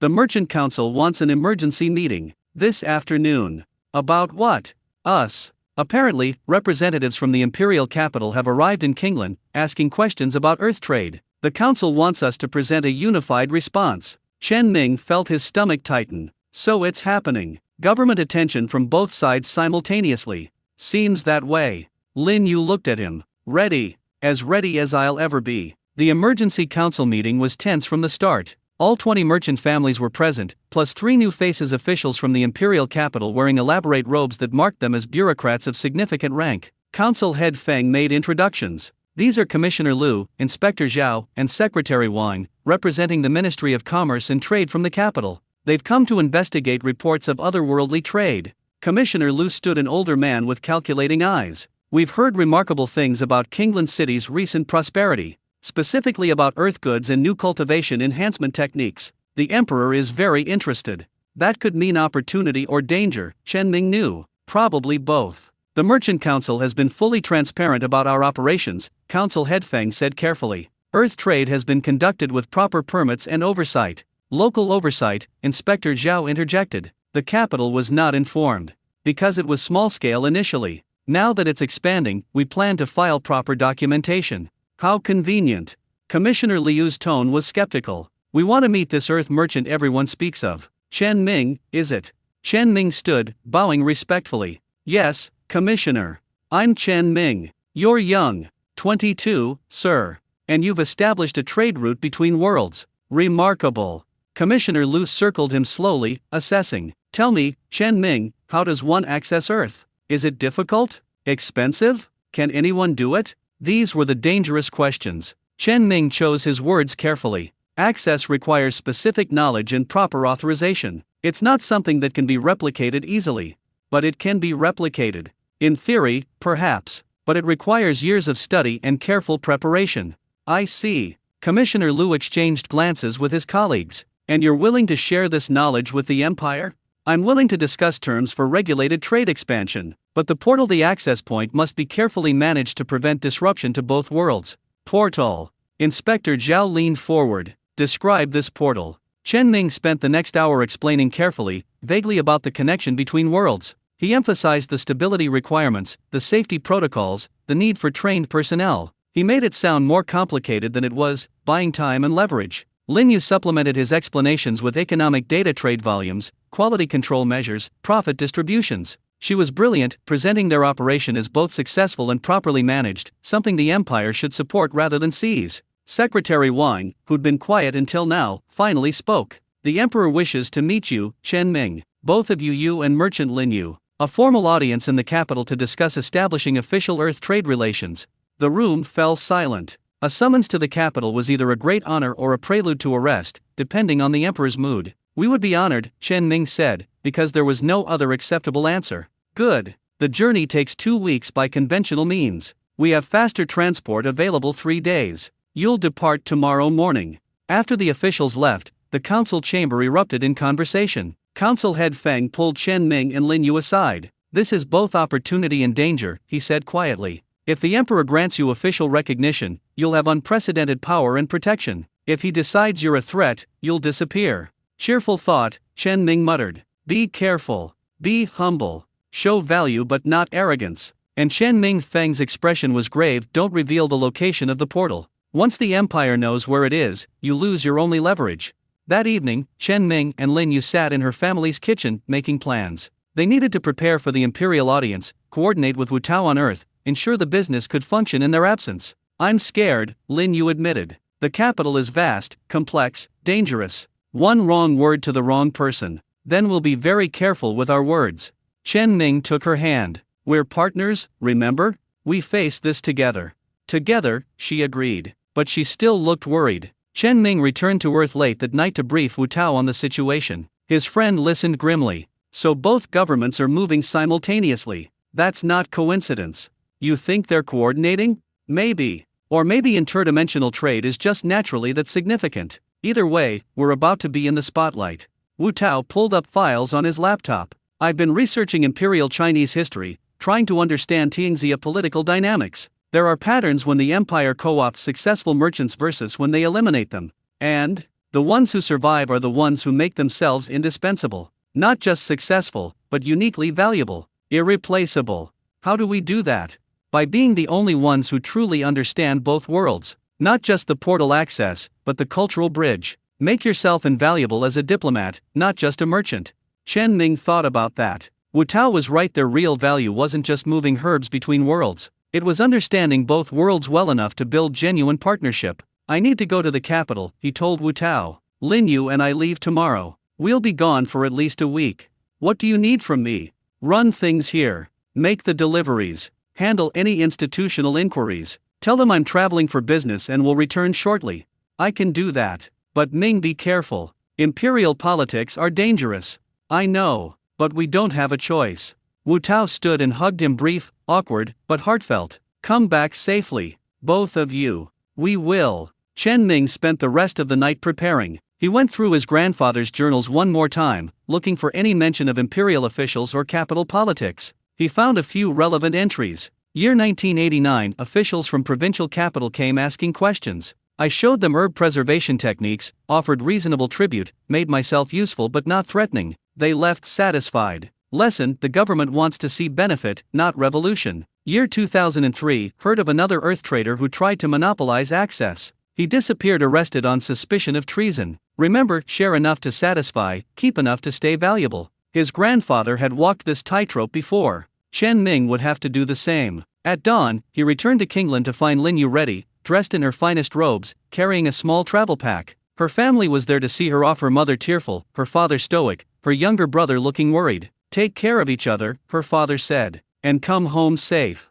The imperial transport was impressive, a large carriage drawn by those not quite horses Chen Ming had noticed before, but larger, faster, bred for speed. The interior was luxurious, with cushioned seats and supplies for the journey. Commissioner Liu and his colleagues traveled in a second carriage. They were being given privacy, which was either respect or a test to see what they'd say when they thought they were alone. As they left Kingland City behind, heading north toward the capital, Chen Ming watched the landscape change. Mountains gave way to plains, small towns to larger cities, the architecture becoming grander and more elaborate. Tell me about the emperor, he said to Lin Yu. Emperor Shengming, third of his name. He's ruled for 20 years, known for being shrewd, pragmatic. He's expanded trade, reformed taxation, strengthened the military. Not loved, exactly, but respected. Will he be hostile to earth trade? Hard to say. If he sees benefit, he'll support it. If he sees threat, he'll eliminate it. She looked out the carriage window. Everything depends on how we present this. 3 days of travel gave them time to prepare their presentation, practice their answers to difficult questions, and steel themselves for whatever awaited at the capital. It also gave them time alone, away from daily business pressures. They talked about their childhoods, their dreams, their fears. They grew closer, the partnership deepening into something that felt permanent, essential. On the evening of the second day, as they camped at a way station, Lin Yu said quietly, "Whatever happens at the capital, I want you to know meeting you changed my life. Not just the business. You changed my life too. I was just going through the motions before school, graduation, find a job. Now I have purpose." "Is that all I am?" "Purpose. You're everything," Chen Ming said honestly. "Purpose, partnership, and," he hesitated, "then committed love." "I love you, Lin Yu." She smiled, tears in her eyes. "I love you too. Even though you're terrible at cultivation and sometimes mix up Tianxia customs. I'm learning. You are." Slowly. They kissed as the sun set over unfamiliar mountains, two people from different worlds who'd found each other against impossible odds. Tomorrow they'd reach the capital. Tomorrow they'd face the emperor and all the dangers that entailed. But tonight, they had each other, and that was enough. The capital city of Tianxia, officially called Tianlong, the heavenly dragon, was unlike anything Chen Ming had imagined. It appeared on the horizon on the afternoon of the third day, and even from miles away, its scale was breathtaking. Massive walls encircled the city, at least 50 feet high, made of white stone that gleamed in the sunlight. Beyond the walls, buildings rose in layers: residential quarters, merchant districts, temple complexes, and at the very center, dominating everything, the imperial palace. The palace was enormous, its tiered roofs of gold and jade visible from miles away. Towers and pavilions spread across what must have been hundreds of acres, connected by covered walkways and surrounded by gardens that looked like miniature forests. 2 million people live in Tianlong, Lin Yu said quietly, watching Chen Ming's reaction. It's the largest city in the empire. Maybe the largest in the world. It's incredible. It's also dangerous. Power is concentrated here, not just imperial power, but merchant guilds, noble families, criminal syndicates, religious orders. Everyone vying for influence, for advantage. She gripped his hand. "Stay close to me. Don't trust anyone except each other." The carriage passed through the main gate, a massive archway carved with dragons and phoenixes, guarded by soldiers in gleaming armor. The streets beyond were wide and clean, paved with white stone, lined with buildings that made Kingland's architecture look provincial. People crowded the streets: merchants, nobles, servants, soldiers, priests in elaborate robes. The diversity was staggering. Chen Ming saw people with skin tones ranging from pale to dark, wearing styles that must have come from different provinces or even different kingdoms. "The empire is vast," Lin Yu explained, following his gaze. "Dozens of provinces, each with distinct cultures. The capital draws people from everywhere." Commissioner Liu's carriage led them through the city toward the official guest quarters, a compound near the palace reserved for visiting dignitaries and merchants. The buildings were luxurious, with private courtyards, servants, and security. "You'll have tonight to rest and prepare," Commissioner Liu said as they disembarked. "Tomorrow morning, the imperial audience. Present yourselves at the Palace of Celestial Harmony at the hour of the dragon. Dress formally. Bring no weapons. Speak only when addressed." After he left, Chen Ming and Lin Yu were shown to their quarters, separate rooms connected by a shared sitting area. The luxury was almost intimidating: silk bedding, carved furniture, artwork on the walls, a small garden visible through paper screens. "This is nicer than anything I've ever stayed in," Chen Ming admitted. "It's meant to impress and intimidate. Show us what the Empire can provide if we cooperate, what we'll lose if we don't." Lin Yu examined the room carefully, checking behind furniture, looking for. "What are you doing?" "Looking for listening devices. The Empire has cultivation techniques for remote surveillance. If they want to spy on us, they can. Should we not talk about anything sensitive? We assume everything we say here is being monitored." She pulled him close and whispered directly in his ear. "Private conversations only in open courtyards, surrounded by water features. Running water disrupts spiritual surveillance." Chen Ming nodded, filing that information away. This world's version of security was so different from Earth's: no cameras or microphones, but spiritual energy manipulation could accomplish the same ends. They spent the evening preparing for the audience. Lin Yu coached him on imperial protocol: how to bow, deeply, but not prostrating unless specifically commanded, how to address the emperor, "Your Imperial Majesty," never just "you," when to speak, only when asked a direct question, what topics to avoid, never mention imperial family matters, never critique imperial policy. "What if he asks something we can't answer?" Chen Ming asked. "Say, this humble one does not presume to know, Your Imperial Majesty." Admitting ignorance is better than guessing wrong. A servant brought dinner, elaborate dishes that were almost too beautiful to eat. Chen Ming picked at the food, too nervous to have much appetite. "Try to eat something," Lin Yu urged. "Tomorrow will be long, and you need energy." "How are you so calm?"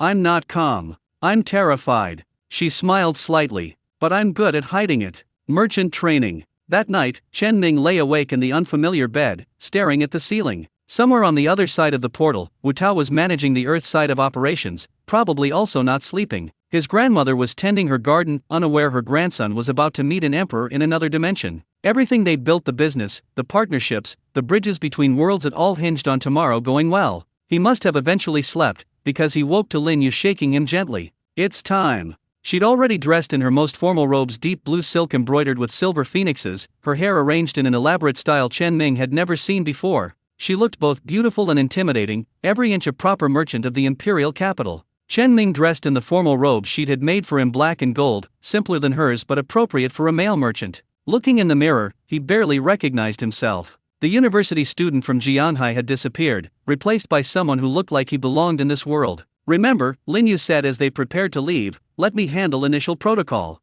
I know court customs better. But when they ask about Earth, that's your expertise. We support each other. Partners. Always." A palace escort arrived precisely at the appointed hour, 6 imperial guards in ceremonial armor, led by an official in elaborate robes. They were led on foot through the capital toward the palace. The palace complex was even more impressive up close. They passed through multiple gates, each grander than the last, each with its own guard contingent. Gardens stretched between buildings, meticulously maintained, with plants Chen Ming had never seen, arranged in patterns that probably had symbolic significance. The Palace of Celestial Harmony sat at the complex's heart. Its entrance was flanked by massive pillars carved with dragons, the roof supported by beams painted in gold and crimson. Inside, the main hall stretched into what felt like infinity-high ceilings, walls decorated with murals depicting imperial history, floors so polished it reflected like a mirror. At the far end, elevated on a dais with 7 steps, sat the dragon throne, and on that throne sat Emperor Shengming. Chen Ming had expected someone imposing, intimidating. The emperor was those things, but also surprisingly ordinary in appearance, a man in his mid-50s, wearing robes so elaborate they probably cost more than Chen Ming's entire business, but with a face that could have belonged to anyone's uncle. Intelligent eyes, though. Eyes that missed nothing. Around the throne stood dozens of officials, ministers, advisors, guards, court functionaries. An entire apparatus of imperial power, all focused on the 2 merchants approaching from the entrance. The escort led them to a position about 30 feet from the throne, then stepped back. Chen Ming and Lin Yu knelt and bowed forwards, touching the floor, the most respectful prostration. "Rise," a voice commanded. Not the emperor, a official standing beside the throne. The herald, Chen Ming guessed. They stood but kept their eyes downcast. "You are in the presence of Emperor Shengming, third of his name, Lord of 10,000 kingdoms, guardian of the celestial mandate, protector of," the herald continued with at least a dozen more titles. Chen Ming tried to memorize them but gave up after 5. When the herald finally finished, the emperor himself spoke. His voice was surprisingly quiet, yet it carried through the vast hall with perfect clarity. Chen Ming of Earth. Lin Yu of Kinglan. You have created quite a stir in our empire. Your Imperial Majesty is most gracious to grant us audience, Lin Yu said, her voice steady. We are honored beyond measure. You have established trade between Earth and Tianxia without imperial authorization. Some of my advisors argue this is treason. Chen Ming's blood ran cold, but Lin Yu responded smoothly. We would never presume to act against your Imperial Majesty's interests. The trade began small, as a family merchant venture. We sought local authorization in Kinglan as required by law. As operations expanded, we planned to seek imperial recognition, which is why we welcome this audience. How convenient that your plan aligns with being summoned. The Emperor's tone was dry, almost amused. Tell me about this Earth. What kind of world is it? This was directed at Chen Ming. He took a breath and began carefully. Your Imperial Majesty, Earth is a world similar to Tianxia in many ways, similar people, similar needs but different in fundamental respects. We have no spiritual energy, no cultivation. Instead, we developed what we call science and technology. And this science allows you to create goods of value? Yes, Your Imperial Majesty. Abundant agricultural resources, refined medicines, manufactured items. We can offer things Tianxia needs, especially given the drought's impact. The drought. The Emperor's expression darkened. Yes, our most pressing crisis. My advisors tell me it's caused by spiritual depletion, centuries of overuse without proper restoration. Can Earth help with this? Chen Ming chose his words carefully. Possibly, Your Imperial Majesty. We've been experimenting with combining Earth resources and Tianxia cultivation techniques. The results are promising, but true restoration would require deeper collaboration. Earth's scientific understanding combined with Tianxia's spiritual knowledge. Collaboration. An interesting word. The Emperor leaned forward slightly. Tell me, Chen Ming of Earth, what do you want from us? The directness surprised him. Chen Ming glanced at Lin Yu, who gave a tiny nod. Be honest. Your Imperial Majesty, we want official recognition. Authorization to continue trade legally, with proper regulation and oversight. We want to build sustainable bridges between our worlds, not for personal profit alone, though we don't deny that's a factor, but for genuine mutual benefit. And in return, we would share our knowledge, pay appropriate taxes, submit to reasonable regulation, and help the Empire establish formal relations with Earth governments. Earth has governments? Multiple ones? Many, Your Imperial Majesty. Hundreds of nations, each with their own rulers and systems. But we can help facilitate contact with the most relevant ones. The Emperor was silent for a long moment, his fingers drumming on the throne's armrest. Chen Ming could feel dozens of eyes on them, every official in the hall assessing, judging, calculating. Finally, the Emperor spoke again. You will demonstrate this Earth technology. Show us these goods you claim are so valuable. We will evaluate personally.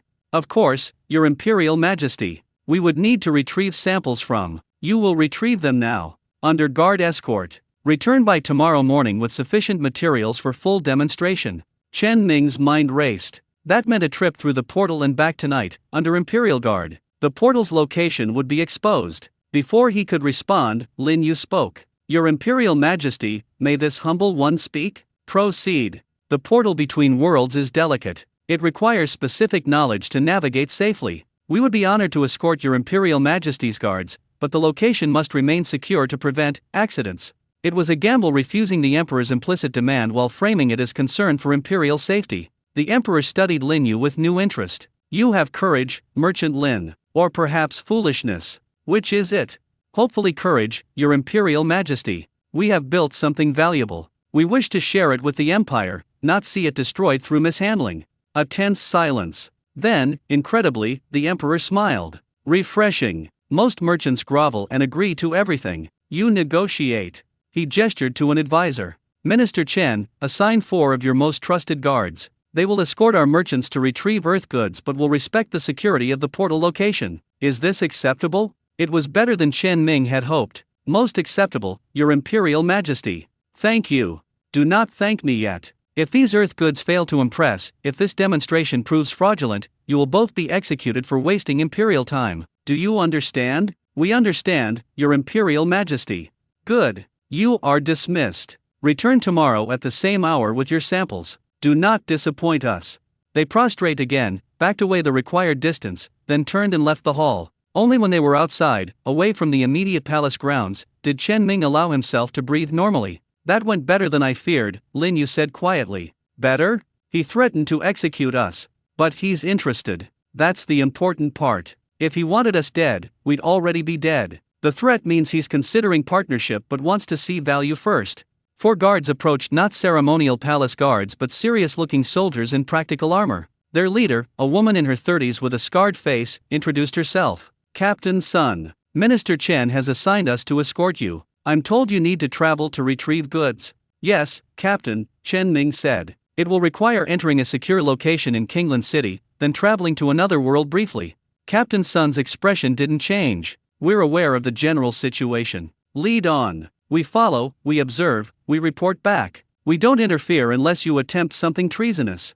We won't. Then we'll get along fine. The journey back to Kingland took 3 days by fast courier carriage. Captain Sun and her guards were professional, efficient, and surprisingly easy to work with. They asked intelligent questions about Earth, about the portal, about the business, but didn't press when Chen Ming or Lin Yu said something was confidential. You're different from other Imperial guards, Lin Yu observed on the second day. We're Minister Chen's personal security, Captain Sun explained. He values intelligence over blind obedience. Makes the job more interesting. Is Minister Chen a good man to work for? He's fair. Demanding but fair. And he's one of the few Imperial advisors who genuinely cares about solving the drought crisis rather than using it for political advantage. She glanced at Chen Ming. He's also the one who argued for partnership with you rather than seizure. You have him to thank for still being alive. That was valuable information. They had an ally at court, which improved their odds considerably. They reached Kingland City late on the 3rd day. Chen Ming led the group to the warehouse, trying not to show how nervous he was about exposing the portal location to Imperial guards. But Captain Sun surprised him. My orders are to verify the portal exists and ensure you're not engaging in treason. Beyond that, Minister Chen was clear, the exact location is your trade secret. We'll record our observations but won't include identifying details in our report. Thank you, Captain. Don't thank me. Just make sure tomorrow's demonstration impresses the Emperor. Minister Chen is staking his reputation on you. Inside the warehouse, Lin Yu and the guards waited while Chen Ming stepped through the portal alone. No need to expose the Earth side to more people than necessary. He emerged in his warehouse in Jianghai, noting with relief that it was late evening and the industrial district was quiet. Wu Tao jumped when Chen Ming appeared. Finally! I was getting worried. How did it go? Complicated. I'll explain later. Right now I need samples, everything impressive we can gather. Best quality herbs, Earth manufactured goods, anything that showcases what we can offer. They spent 2 hours assembling materials, enhanced herbs, modern medicines, preserved foods, simple electronics, a flashlight, a calculator, photographs of Earth cities, agricultural equipment catalogs, and medical research papers. This feels inadequate, Chen Ming said, looking at the collection. It's not about overwhelming them with quantity, Wu Tao advised. It's about showing potential. Things they don't have, things they need, things that demonstrate Earth's capabilities. Chen Ming packed everything carefully, including detailed notes explaining each item. He also grabbed his laptop shut down, but as a physical example of Earth technology. How long will you be gone? Wu Tao asked. A few more days at least. Can you handle things here? I've been handling things fine. Dr. Wang from the institute called. They want to finalize the supply contract. I stalled them, said you're negotiating an exclusive opportunity and need time. Perfect. Keep stalling. We need to know what the Emperor wants before committing to anyone else. Be careful, Ming. And tell Lin Yu to be careful too. We will. Chen Ming stepped back through the portal, laden with bags and boxes. The guards helped him carry everything to the carriage. Captain Sun examined each item with interest but asked no questions. They traveled through the night, reaching the capital by dawn. Chen Ming and Lin Yu had barely slept, going over their presentation strategy, anticipating questions, preparing explanations. The second Imperial audience was less formal than the first. Instead of the vast throne room, they were led to a smaller chamber, still impressive but more intimate. The Emperor was there, along with perhaps 20 officials including Minister Chen, who Chen Ming now recognized. Show us, the Emperor commanded without preamble. Chen Ming and Lin Yu had organized the demonstration in stages. First, agricultural products. Your Imperial Majesty, these are Earth herbs before enhancement. Chen Ming displayed the samples. Similar to Tianxia varieties but with no spiritual energy. These, he showed the enhanced versions, are the same herbs after applying Tianxia cultivation techniques. The potency increase is substantial. An Imperial physician stepped forward to examine the samples, using crystal instruments similar to what Lin Yu had used. His eyes widened. This is remarkable. The enhancement is genuine. The technique can be taught, Lin Yu added. We've already trained junior cultivators in Kingland. With proper resources, the Empire could enhance Earth herbs at scale, addressing the drought-induced shortages. Next, manufactured goods. Chen Ning demonstrated the flashlight, the bright LED beam causing gasps around the room. Earth has mastered artificial light without fire or spiritual energy. This is portable, safe, can last for hours. He showed the calculator. This device performs mathematical calculations instantly. Useful for commerce, engineering, logistics. He displayed the photographs. These are images captured by Earth technology. This is a city of 20 million people. He showed a picture of Shanghai's skyline built entirely without cultivation. The emperor studied the photograph intently. 20 million? In one city? Yes, your imperial majesty. Earth has over 7 billion people total. The numbers clearly staggered the assembled officials. The Tianxia Empire, Lin Yu had explained, had perhaps 50 million people across all its provinces. Earth's population was more than 100 times larger. How is such population density sustainable? An official asked. Advanced agriculture, industrial food production, efficient resource distribution. Earth developed these systems over centuries. Chen Ning pulled out an agricultural equipment catalog. This machinery, for instance, allows one person to farm hundreds of acres that would require hundreds of workers in traditional methods. Show us more, the emperor commanded, leaning forward with undisguised interest. Chen Ning spent 2 hours presenting medicines, materials, concepts. The officials asked increasingly sophisticated questions, particularly about how Earth managed without spiritual energy. Chen Ning explained science as best he could, drawing parallels to cultivation where possible. Both systems are ways of understanding and manipulating the world, he summarized. Tianxia developed spiritual sensitivity. Earth developed scientific measurement. Both are valid. Both have strengths. Finally, the emperor raised his hand for silence. Enough. We have seen sufficient. He stood, and everyone immediately bowed. Chen Ning of Earth, Lin Yu of Kinglan, you have demonstrated value. The question now is structure. Minister Chen stepped forward. Your Imperial Majesty, I have prepared a proposal for official Earth trade delegation status, with appropriate regulations and oversight. Present it. Minister Chen outlined a framework. Chen Ning and Lin Yu would be appointed as Imperial Earth trade envoys, authorized to facilitate commerce and cultural exchange between worlds. They would pay standard imperial taxes, submit to quarterly audits, and provide training and enhancement techniques to imperially approved cultivators. In return, they received imperial protection, legal monopoly on Earth trade for 5 years, and authority to establish trade offices in any imperial city. The monopoly is time-limited, Minister Chen explained, to encourage them to develop infrastructure and train others. After 5 years, the trade opens to licensed competition, but they maintain preferential status as original envoys. It was more generous than Chen Ning had expected. He glanced at Lin Yu, who gave a tiny nod. Accept. Your Imperial Majesty, we would be deeply honored to serve the Empire in this capacity, Chen Ning said formally. Then it is decided. The Emperor gestured, and a scribe hurried forward with an ornate document already prepared. They'd been confident of this outcome. You will sign the Imperial Trade Charter. You will swear oaths of loyalty. And you will remember, betrayal of imperial trust is punished by death for you and 3 generations of your family. We understand, Your Imperial Majesty.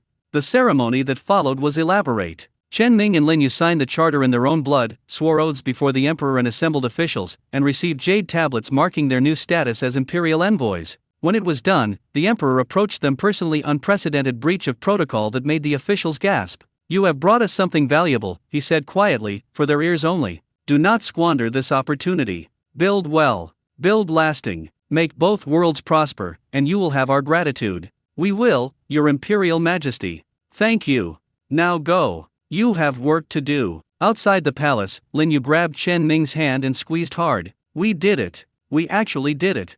We're official. We're imperial envoys. Do you know what that means? We have the emperor's protection, legal authority, resources, everything we need to build this properly. Captain Sun approached, smiling for the first time Chen Ning had seen. Congratulations, envoys. Minister Chen wants to meet with you this afternoon to discuss implementation details. But first, celebrate. You've earned it. They walked through the capital in a daze, still processing what had happened. People bowed as they passed. The jade tablets marked them as imperial officials now, entitled to respect. This changes everything, Lin Yu said. The business, our futures, the relationship between our worlds. Are you happy about all of this? She stopped walking and turned to face him. I'm terrified and exhilarated and overwhelmed. But yes, I'm happy. Because I'm doing it with you. They kissed right there on the street, earning scandalous looks from passers-by. Public affection wasn't common in Tianxia, but they didn't care. That afternoon's meeting with Minister Chen was surprisingly collegial. He was younger than Chen Ming expected, maybe 40, with a scholarly demeanor and sharp intelligence. I took a considerable risk advocating for you, he said without preamble. If this partnership fails, my career ends. So let me be clear about my expectations. Of course, Minister. First, transparency. I need to know what's happening on both sides, Earth and Tianxia. Second, sustainability. Build systems that will last beyond you personally. Third, benefit. This must help the empire meaningfully, not just enrich a few merchants. Those align with our own goals, Minister, Lin Yu said. Good. Then we'll work well together.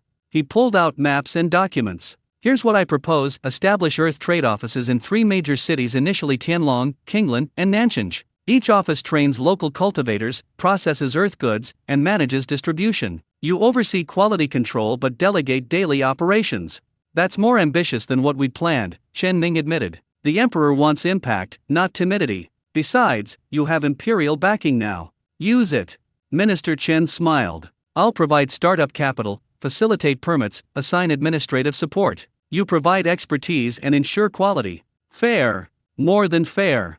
They spent 3 hours planning logistics, timelines, resource allocation. Minister Chen was brilliant at practical implementation. He thought systematically, anticipated problems, designed solutions. Chen Ming found himself genuinely liking the man. As the meeting concluded, Minister Chen said, "One more thing. You'll need security. Imperial envoy status makes you valuable targets, rivals, criminals, even other nations' agents. I'm assigning Captain Sun's unit as your permanent protection detail. Is that necessary?" Absolutely. Don't refuse. You're carrying imperial authority now. That requires appropriate security. Chen Ming and Lin Yu spent another week in the capital, setting up infrastructure, meeting officials, establishing the first Tianlong trade office. It was exhausting but productive. Finally, they were able to return to Qinglan. The journey back felt different. They traveled in an official imperial carriage now, with Captain Sun's guards, stopping at way stations where local officials bowed and offered hospitality. I'm not used to being important, Chen Ming said. Get used to it, Lin Yu replied. This is our life now. They reached Qinglan to find the city transformed. News of their imperial appointment had spread, and the merchant quarter was buzzing with excitement. Lin Yu's family shop had a line of customers waiting outside. Her father looked stunned when they arrived. Imperial envoys? My daughter is an imperial envoy. Apparently so, Lin Yu said, hugging him. Your mother will never let me hear the end of this. She's already telling neighbors she always knew you'd do great things. That evening, Chen Ming crossed back to Earth for the first time in 10 days. Wu Tao nearly tackled him. Do you have any idea how worried I've been? No messages, no updates, just silence. Sorry. Imperial politics took over completely. Chen Ming explained everything: the audience, the demonstration, the trade charter, their new status. Wu Tao listened, his expression cycling through disbelief, excitement, and concern. So you're basically a diplomat now. For both worlds. Looks that way. Ming, this is huge. You realize you're essentially creating formal relations between Earth and another dimension? You're going to attract attention from every government on the planet. I know. That's next on the list to handle. When were you planning to sleep? Sleep is for people with simple lives.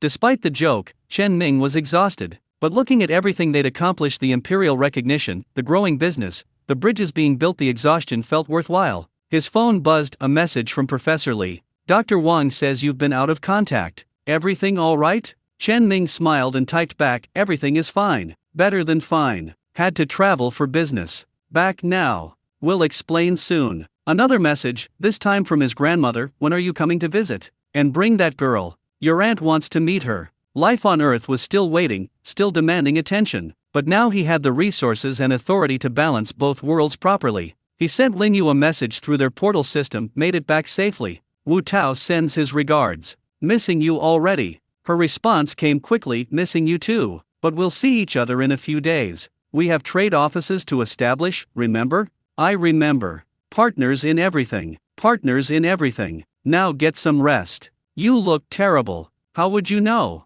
You can't see me. I can always tell. Sleep. That's an order from your business partner. Yes, ma'am. Chen Ming collapsed on his narrow apartment bed, still fully dressed. Tomorrow he'd deal with Earth government attention, institutional contracts, expansion plans, all the complexities of running an interdimensional business. But tonight, he let himself feel the satisfaction of having achieved something remarkable. Against all odds, they'd convinced an emperor, established official status, and secured protection for their vision. His grandfather would have been proud. Actually, his grandfather probably would have thought they were crazy for moving so fast and attracting so much attention, but he'd also appreciate the results. Chen Ming fell asleep smiling, dreaming of two worlds growing closer, of bridges built and maintained, of a future neither world could achieve alone. The work was just beginning, but for the first time since discovering the portal, Chen Ming felt like they might actually pull this off. Both worlds, connected. Both worlds, benefiting. Both worlds, learning to trust each other. It was a beautiful vision.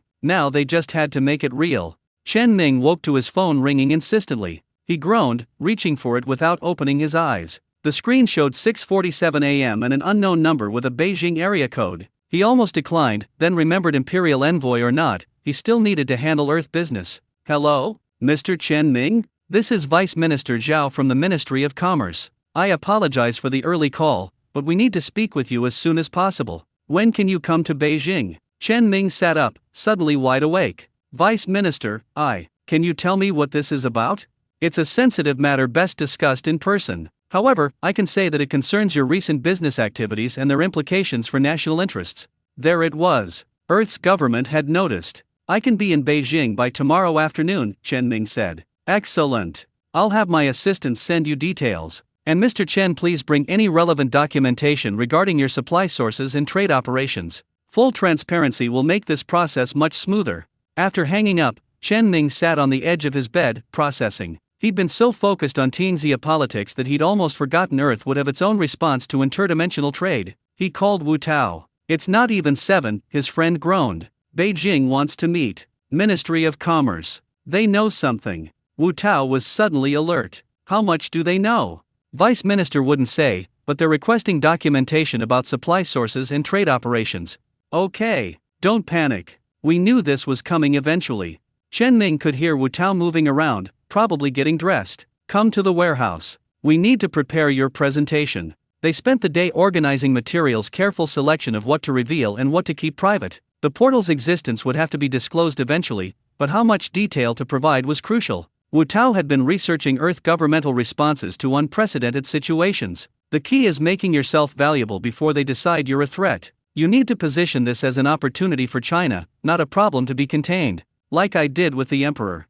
Exactly. Both governments want the same thing, fundamentally benefit without risk. Your job is showing them how to achieve that. Chen Ming took the high-speed train to Beijing the next morning. The 5-hour journey gave him time to review his materials and practice his explanations. He was more nervous about this meeting than he'd been about the imperial audience. Strange, since these were his own people, his own government. But maybe that was why. He knew Tianxia's power structure now, understood their motivations and fears. Earth's government was familiar yet unknown. He'd been a subject his whole life but never an actor in their world. The Ministry of Commerce building was modern glass and steel in central Beijing, security tight even for a routine visitor. Chen Ming had to pass through multiple checkpoints, each guard checking his ID against their lists. Vice Minister Zhao's office was on the 20th floor with a view of the city. He was younger than Chen Ming expected, maybe early 50s, with wire-rimmed glasses and a professorial air. Mr. Chen, thank you for coming on short notice. Vice Minister Zhao gestured to a conference table where 3 other officials already sat. These are Director Wu from National Security, Professor Zhang from the Chinese Academy of Sciences, and Director Li from the Ministry of Foreign Affairs. Chen Ming shook hands with each, his nervousness increasing. This wasn't a simple business meeting. Mr. Chen, Vice Minister Zhao began once everyone was seated, we've been monitoring some unusual activities associated with your company, Tianxia Wellness. Specifically, unexplained supply sources, products with anomalous properties, and some very interesting energy readings from your warehouse location. Chen Ming had prepared for this. Vice Minister, I appreciate your directness. I'll be equally direct. What I'm about to tell you will sound impossible. I ask that you hear me out completely before making judgments. We're listening. Chen Ming opened his laptop and began his presentation. He explained the portal, the discovery, the connection to Tianxia. He showed photographs from both worlds, careful ones that proved otherworldly architecture and technology without revealing too much. He presented the enhanced herbs and their testing results. He showed the Imperial Trade Charter with its elaborate seals. The officials listened in complete silence. When Chen Ming finished, that silence stretched for a long, uncomfortable moment. Professor Zhang spoke first. This is either the most elaborate hoax I've ever encountered, or the most significant discovery in human history. It's not a hoax, Professor. I can prove it. How? I can take you through the portal. Show you Tianxia directly. Director Wu from National Security leaned forward. Mr. Chen, assuming this is genuine and that's a significant assumption, do you understand the security implications? Access to another world, another civilization, with unknown resources and capabilities? I do, Director. Which is why I came forward voluntarily rather than waiting to be discovered. You came forward because you had no choice, Director Wu corrected. We've had you under surveillance for weeks. The question is whether you cooperate voluntarily or we compel cooperation. Vice Minister Zhao raised a hand. Let's not be hasty. Mr. Chen, walk us through the timeline. When did you discover this portal? Who else knows about it? What agreements have you made? Chen Ming explained everything: the inheritance, the early trades, the partnership with Linyu, the Merchant Council approval, and most recently, the imperial recognition. He was transparent about the business operations, the profits, the cultural exchange aspects. So you're essentially operating as an independent diplomatic entity, directly from Foreign Affairs said, representing Earth in negotiations with another world's government. Not representing Earth officially, just facilitating trade. There's no such thing as just trade when it involves first contact with another civilization, Mr. Chen. Every interaction sets precedent. Every agreement has diplomatic implications. Professor Zhang was examining the enhanced herb samples with portable equipment he'd brought. These are genuine. The molecular structure is extraordinary. Dr. Chen, may I call you that? How do they achieve this enhancement? A cultivation technique. It's like advanced bioengineering, but using spiritual energy manipulation instead of modern technology. Spiritual energy. Professor Zhang looked skeptical. You mean qi? The traditional Chinese medicine concept? Not exactly a concept in Tianxia. It's measurable, manipulable, fundamental to their technology and society. I need to study this properly in a lab. That can be arranged. But Professor, I need to emphasize, Tianxia knowledge is not ours to freely distribute. They're willing to share through negotiated exchange, but we can't just take it. Ethical considerations aside, Director Wu interjected, we need to secure this portal. Militarily, if necessary. With respect, Director, that would be the worst possible approach. Chen Ming pulled out his phone and showed them pictures of Lin Yu and himself with the Imperial Guards. I've spent the last 2 weeks navigating Tianxia politics. They're not primitive or weak. Their cultivation allows individuals to achieve what we'd require weapons to accomplish. Military aggression would be disastrous. But cooperation could be incredibly beneficial, Vice Minister Zhao said thoughtfully. Mr. Chen, what would you recommend as next steps? Chen Ming had anticipated this question. First, verify everything I've told you. Visit the portal, meet Lin Yu, see Kinglan City. Second, establish official contact with Tianxia Imperial Government. I can facilitate introductions. Third, create a framework for regulated trade and knowledge exchange that benefits both worlds. You want us to legitimize your monopoly, Director Wu said bluntly. I want us to do this right. Yes, I benefit, but so does everyone else. I'm not opposed to government oversight, I welcome it. I just want to ensure we don't destroy what we're building through short-sighted power grabs. Vice Minister Zhao stood. Gentlemen, we need to discuss this privately. Mr. Chen, please wait in the adjacent office. This may take some time. Chen Ming was shown to a small conference room with water and tea service. He sat alone for nearly 2 hours, his phone silenced, just waiting and worrying. Finally, Vice Minister Zhao returned with the other officials. Mr. Chen, we've reached a preliminary decision. Professor Zhang and I will visit this portal tomorrow to verify your claims. Director Wu will assign a security detail small, discreet to monitor the warehouse. Director Li will begin preparing diplomatic protocols for potential official contact. And me? Chen Ming asked. You continue operating as you have been, but with full transparency. Daily reports on your activities, copies of all agreements, advance notice of any major decisions. You'll be assigned a government liaison, someone to coordinate between you and relevant ministries. Am I under investigation? You're under observation. Think of it as protective custody for a valuable asset. Vice Minister Zhao smiled slightly. Mr. Chen, you've discovered something unprecedented. We need to manage this carefully for everyone's benefit, including yours. Cooperation means we support your business, provide resources, facilitate expansion. Resistance means complications. It was a polite threat. Chen Ming nodded. I understand. Cooperation is my preference as well. Good. We'll visit your warehouse tomorrow at 10 a.m. Please ensure your partner Lin Yu, is available to meet us.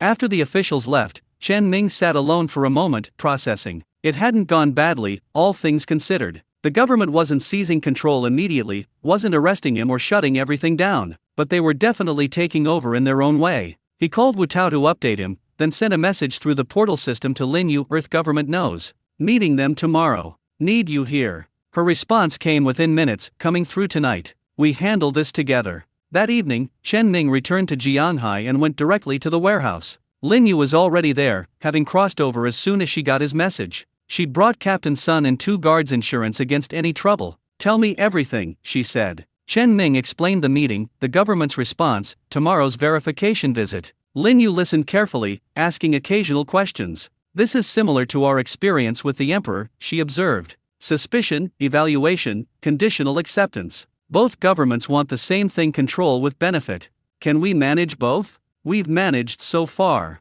She took his hand. Chen Ming, we knew this was coming. 2 governments, 2 bureaucracies, 2 sets of demands. It will be complicated, but we have experience now. And we have each other. Wu Tao arrived shortly after, bringing food and coffee. Figured you'd both be too stressed to eat properly. They spent hours preparing for tomorrow's visit, organizing the warehouse to be presentable but not reveal too much, preparing Lin Yu to meet Earth officials, coordinating with Captain Sun on security protocols. Should I bring my guards through? Lin Yu asked. No, Chen Ming decided. That might seem aggressive. You come through alone. If there's trouble, Captain Sun can always follow. That night, the 3 of them, Chen Ming, Lin Yu, and Wu Tao, sat in the warehouse drinking tea and talking. Not about business or politics, just about life. Wu Tao told stories about his engineering professors. Lin Yu shared memories of learning merchant work from her father. Chen Ming talked about his grandmother's garden and his parents before they died. We're building something remarkable, Wu Tao said eventually. Not just a business. A bridge between worlds. That's worth the complications. Here's to bridges, Lin Yu said, raising her teacup. To bridges, they echoed. The next morning, Vice Minister Zhao and Professor Zhang arrived precisely at 10 a.m., accompanied by security personnel and 2 technicians with equipment. They looked around the warehouse with undisguised curiosity. This is it, Professor Zhang said, slightly disappointed. I expected something more dramatic. The warehouse is ordinary, Chen Ming said. The portal is what's extraordinary. This way. He led them to the back wall. From the Earth side, it looked like normal concrete. Professor Zhang's equipment showed nothing unusual. I don't see anything, Vice Minister Zhao said. Watch. Chen Ming placed his hand against the wall. The shimmer intensified immediately, ripples spreading from his touch. The officials gasped. What is that?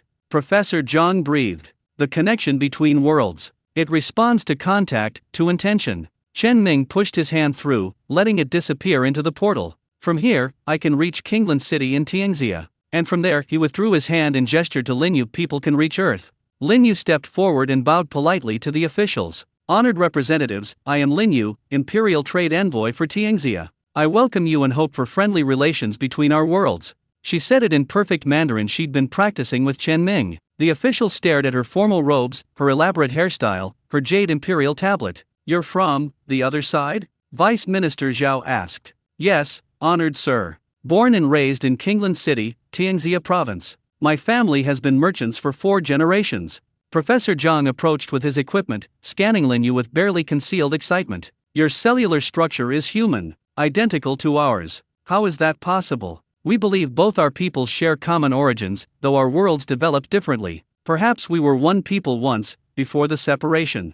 May we see your world? Vice Minister Zhao asked. Chen Ming nodded. I'll take you through. Small group, you, Professor Zhang, and 1 security person. The transition can be disorienting. They selected 1 guard, and Chen Ming led them to the wall. Take my hand. The portal requires physical contact with someone who's attuned to it. Vice Minister Zhao took Chen Ming's hand, Professor Zhang took Vice Minister Zhao's, and the guard completed the chain. Together, they stepped through. The transition was awkward. 4 people in tandem, but they emerged successfully in the Kingland Alley. The Tianxia morning sun was bright, the air warm, the architecture immediately alien. Professor Zhang turned in a slow circle, his expression cycling through disbelief, wonder, and scientific excitement. This is real. Another world. Actually real. Vice Minister Zhao was more controlled but clearly affected. Remarkable. The architecture, the atmosphere, the energy itself feels different. The spiritual energy, Professor Zhang said, pulling out his equipment. I'm detecting anomalous readings. Particles or waves that don't exist on Earth, or exist in such small quantities we've never isolated them. Lin Yu emerged from the portal behind them. Welcome to Tianxia. If you'll follow me, I can show you my city. They walked through Kingland, Lin Yu playing tour guide. The officials saw merchant shops, cultivation demonstrations, the enhanced herbs being processed. They met Lin Yu's family, council head Fang, some of the junior cultivators being trained. Everyone they met was polite, welcoming, showing China's officials the best of Tianxia. It was orchestrated, Chen Ming knew, but effective. By the time they returned to the portal 3 hours later, Vice Minister Zhao's skepticism had transformed into enthusiastic interest. "This changes everything," he said as they stepped back into the Earth warehouse. "The economic opportunities alone, but also scientific, medical, agricultural, if we establish proper relations. That's what Chen Ming and I have been building," Lin Yu interjected gently. "With respect, honored sir, we don't want this turned into exploitation. Cooperation, not domination." "Of course," Vice Minister Zhao said quickly. "China would never. Forgive me for being direct, but every nation says that. Then they act in their own interest." Lin Yu's tone was diplomatic but firm. "Tianxia has experience with foreign powers. We're cautious. The fact that Chen Ming has proven trustworthy is why we're willing to extend that trust to Earth. Please don't make us regret it." There was a moment of tension, then Vice Minister Zhao bowed slightly, a gesture of respect. "You're right to be cautious. And I appreciate your directness. China wants partnership, but we understand that requires earning trust."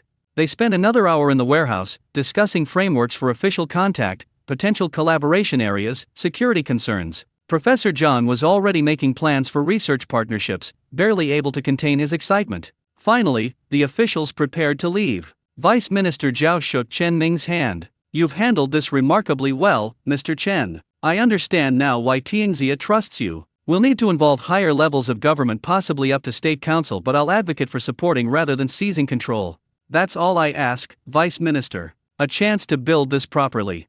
After they left, Chen Ming slumped against the warehouse wall, exhausted. Lin Yu sat beside him. "That went better than expected," she said. "Both governments are interested, not hostile. That's the important thing. For now. As operations scale up, tensions will increase. Competing interests, conflicting demands, pressure from both sides.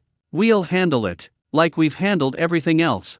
Wu Tao emerged from where he'd been observing quietly. "You two are either the bravest people I know or the most naive. Can't we be both?" Chen Ming asked. "Apparently so." Wu Tao smiled. "But seriously, today was huge. You convinced Earth's government this is real and valuable. That's the first step toward formal recognition. How long do you think before they assign us a liaison?" Lin Yu asked. "Days, maybe a week," Chen Ming said. "And then our lives get even more complicated." His phone rang, unknown number. Chen Ming answered cautiously. "Hello, Mr. Chen Ming? This is Captain Lin from the State Security Bureau. I've been assigned as your government liaison effective immediately. When can we meet to discuss protocols?" Chen Ming looked at Lin Yu and Wu Tao, who'd both heard the phone call. They shared a rueful smile. "So much for a week," Wu Tao muttered. "Tomorrow afternoon works for me, Captain," Chen Ming said into the phone. "I'll be at the warehouse." After hanging up, he said, "And here we go. Official government involvement from both sides. This is going to be interesting." "Interesting is one word for it," Lin Yu said. "Exhausting is another. But necessary," Wu Tao added. "You can't build bridges without dealing with the bureaucracies on both ends." They were right, Chen Ming knew. Everything they were building required governmental support and cooperation. Managing both sides would be challenging, but it was the only path forward. "We need better organization," he said suddenly. "Right now it's just the three of us scrambling to keep up. We need to hire people, delegate responsibilities, build actual systems." "Agreed," Lin Yu said. "In Kingland, I'm already training assistants. We need the same on Earth. Also," Wu Tao added, "we should probably get a real office. Not just this warehouse. Somewhere professional where we can meet with government officials and institutional partners." They spent the evening planning their expansion, not just business operations but the structure to support governmental relations, research partnerships, cultural exchange programs. What had started as a small trading venture was becoming something much larger. Chen Ming's phone buzzed with a message from his grandmother. "Haven't heard from you in days. Are you eating? Is everything all right?" He smiled and typed back, "Everything is fine, grandmother. Very busy but fine. I'll visit soon. Bring Lin Yu. Your aunt is demanding to meet her." "I will. Promise." Another message, this one from Professor Li. "Dr. Wang says you're negotiating with multiple institutions now. Smart. Don't let them lowball you." Chen Ming appreciated the advice. Professor Li had been checking in regularly, offering business guidance when she could. He made a mental note to send her a proper thank you gift. "You should go home," Lin Yu said, noticing him flagging. "Get actual sleep in an actual bed." "What about you?" "I'm staying on Earth for a few days. Need to be available for government meetings, and your side needs more of my time anyway." She smiled. Besides, I'm curious about your world. Want to explore more of it? I'll give you the full tour. Earth's greatest hits. I'd like that. Chen Ming said goodbye to Wu Tao and Lin Yu, finally heading back to his apartment. The familiar bus ride, the familiar streets, the familiar door, but nothing felt quite the same anymore. He'd changed too much, seen too much, built too much. His small apartment felt cramped now. Wu Tao was right, they needed better space. Chen Ming pulled out his laptop and began searching for rental offices in Jianhai, something professional but not too expensive. His email inbox was overwhelming: institutional inquiries, interview requests from journalists who'd somehow heard rumors, even a few spam messages from competitors offering to buy him out. He ignored most of it, but one email caught his attention. Subject line: Research Partnership Proposal from Harvard University. Chen Ming opened it. A Professor James Chen from Harvard's Department of Physics wanted to discuss potential collaboration on studying novel energy phenomena related to Chen Ming's work. The tone was carefully professional, not accusatory, genuinely interested in the science. Chen Ming marked it for follow-up. International academic interest was another layer of complexity, but also an opportunity. Knowledge exchange between worlds could benefit from academic partnerships. He finally closed the laptop and lay down, exhausted but too wired to sleep. His mind kept spinning through scenarios, planning next steps, worrying about everything that could go wrong. But beneath the anxiety, there was satisfaction. They'd convinced both governments to partner rather than interfere. They'd expanded operations while maintaining ethics. They'd built something meaningful that was helping people in both worlds. His grandfather had maintained the portal for 40 years in secret, never expanding beyond small-scale trade. Chen Ming had gone public in months, scaled up dramatically, attracted governmental attention from both sides. Was he being reckless?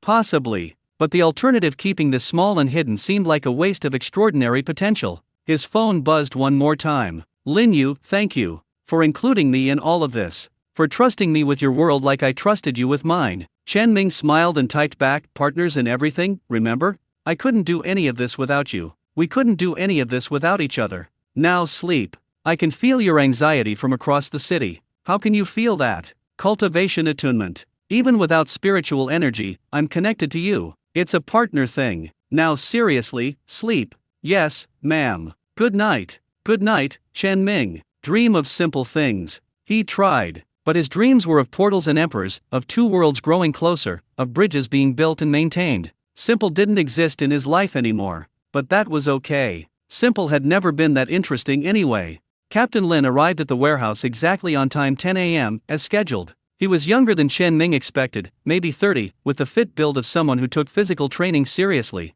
He wore civilian clothes but moved with military precision. Mr. Chen, Ms. Linear. He shook hands with both of them. I'm Captain Lin Wei, State Security Bureau. I've been assigned as your primary government liaison. Welcome, Captain, Chen Ming said. This is Wu Tao, my business partner and technical director. Captain Lin shook Wu Tao's hand as well, then looked around the warehouse with professional assessment. We need to discuss security protocols. This location is exposed, inadequately protected, and frankly, a nightmare from a security standpoint. We're planning to move operations to a proper office, Wu Tao said. We were looking at commercial spaces yesterday. We're providing a facility government-owned building with proper security infrastructure. You'll operate from there. Captain Lin pulled out a tablet showing a modern office complex. This building in the Jianhai Tech District. Secure, monitored, suitable for classified operations. Chen Ming exchanged glances with Lin Yu. They'd wanted independence, but arguing with state security seemed unwise. What are the terms? Lin Yu asked directly. You pay market rate rent, same as any commercial tenant. We provide security, communications infrastructure, and administrative support. In return, you allow government personnel access when needed and maintain transparent reporting. That sounds reasonable, Chen Ming said carefully. But we need private space, 2 areas where we can have confidential business discussions. Understood. The facility has both secure meeting rooms and monitored public areas. You'll know which is which. Captain Lin's tone was pragmatic, not threatening. Mr. Chen, I know this feels like losing control. But consider, you're dealing with interdimensional trade involving unknown risks. Proper security protects you as much as it monitors you. He had a point. The warehouse was increasingly inadequate. They'd already had one police investigation, and more attention was inevitable. When can we move in? Chen Ming asked. Immediately. I have movers on standby. We can relocate your essential materials today if you're ready. Things were moving fast, but Chen Ming was getting used to that. Let's do it. Wu Tao, can you supervise the move while Lin Yu and I handle the portal transition? On it. The new facility was impressive, a modern office building with keycard access, security checkpoints, and the kind of infrastructure that looked expensive. Their assigned space was an entire floor, open workspace, private offices, conference rooms, a small laboratory, and secure storage. "This is more than we need," Chen Ming said, looking around. "You'll grow into it," Captain Lin replied. "Vice Minister Zhao wants this operation scaled up properly. Half measures won't work." By evening, they'd moved the essential materials, herbs, equipment, documents. The portal remained in the warehouse, which would stay as their primary access point to Tianxia. The new office would handle everything else: administration, meetings, research, storage. Lin Yu explored the space with interest, particularly the laboratory. This could be perfect for cultivation research. Proper equipment, controlled environment, space for multiple projects. Speaking of research, Captain Lin said, Professor John wants to establish a formal research partnership. He's already submitted a proposal for joint Earth-Tianxia cultivation studies. That fast? He's very excited. Apparently, this is every physicist's dream: new fundamental forces to study. Captain Lin consulted his tablet. You'll also be receiving visits from the Ministry of Agriculture regarding crop enhancement techniques, the Ministry of Health about medical applications, and the Ministry of Education about cultural exchange programs. Chen Ming felt overwhelmed. This is escalating quickly. Yes. Welcome to government interest. Captain Lin's expression softened slightly. Mr. Chen, Ms. Lin, I know this is a lot. My job is to facilitate, not control. Tell me what you need, and I'll try to make it happen. But also tell me about problems before they become crises. Deal. Deal, Chen Ming agreed. That evening, after Captain Lin left and Wu Tao went home, Chen Ming and Lin Yu sat alone in their new office, eating takeout and processing the day. We're really doing this, Lin Yu said. Official government backing, professional facilities, institutional partnerships. This is far beyond what we planned. Are you having second thoughts? No, but I'm realizing we need help. Real help. We can't manage this growth with just the three of us. Agreed. We need to hire people. On both sides. They spent 2 hours making lists: positions needed, skills required, how to find trustworthy candidates. The business side needed accountants, logistics coordinators, quality control specialists. The governmental interface needed administrators who could handle bureaucracy. The research side needed lab technicians and translators. This is going to be expensive, Chen Ming noted. We have revenue now. The enhanced herbs are selling well in Tianxia, and we're about to have Earth customers too. We can afford to invest in infrastructure.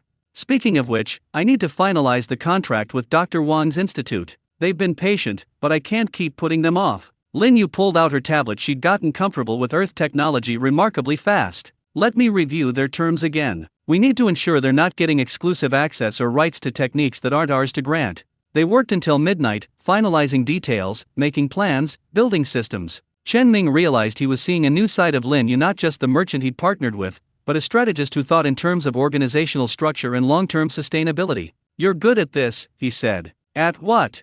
Building things. Not just businesses, but systems that last. You think about what happens after we're gone.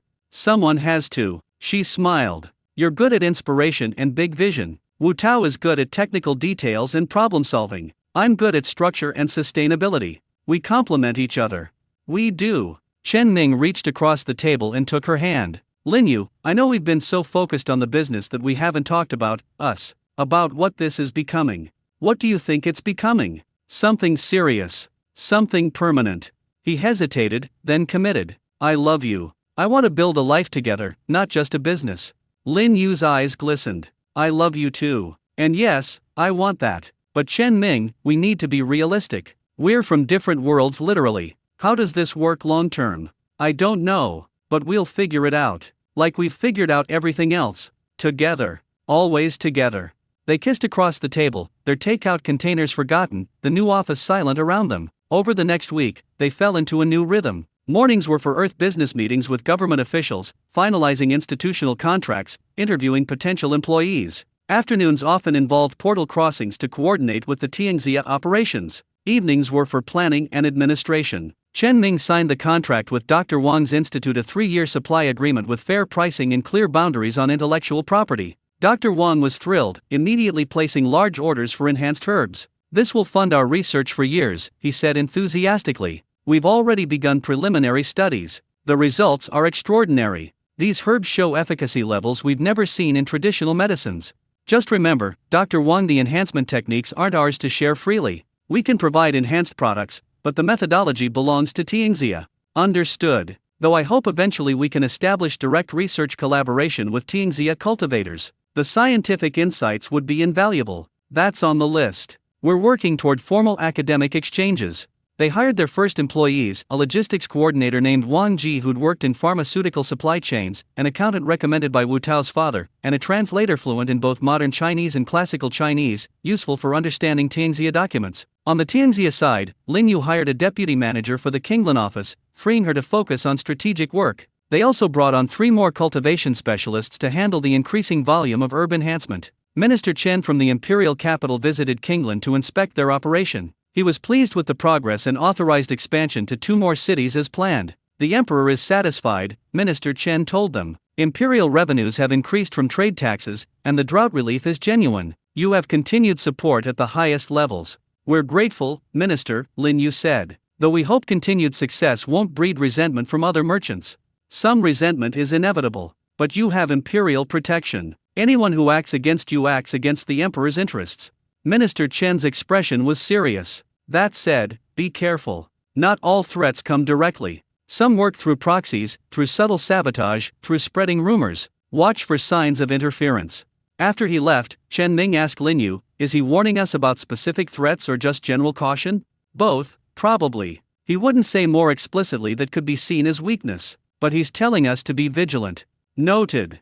That vigilance proved necessary sooner than expected. 2 weeks after moving into the new office, their accountant discovered discrepancies in one of their supplier invoices. Someone had inflated prices and pocketed the difference. It's not a huge amount, Wang Ji explained, showing them the documents. Maybe 5,000 yuan over 3 invoices. But it's deliberate fraud. Chen Ming felt anger rising. Who? One of your grandmother's contact farmers. Old man named Lu. He's been supplying ginseng. Chen Ming knew old man Lu. He'd met him during his village visits. The man had seemed honest, reliable. To discover he was stealing felt like a betrayal. What do you recommend? Chen Ming asked Wang Ji. Legally, you could prosecute. Practically, you might want to just sever the relationship quietly. Prosecuting could cause problems with other suppliers. Rural communities can be tight-knit. Chen Ming discussed it with Lin Yu and Wu Tao. They decided on a middle approach: confront old man Lu, demand repayment, terminate the relationship but don't prosecute. Give him a chance to make it right.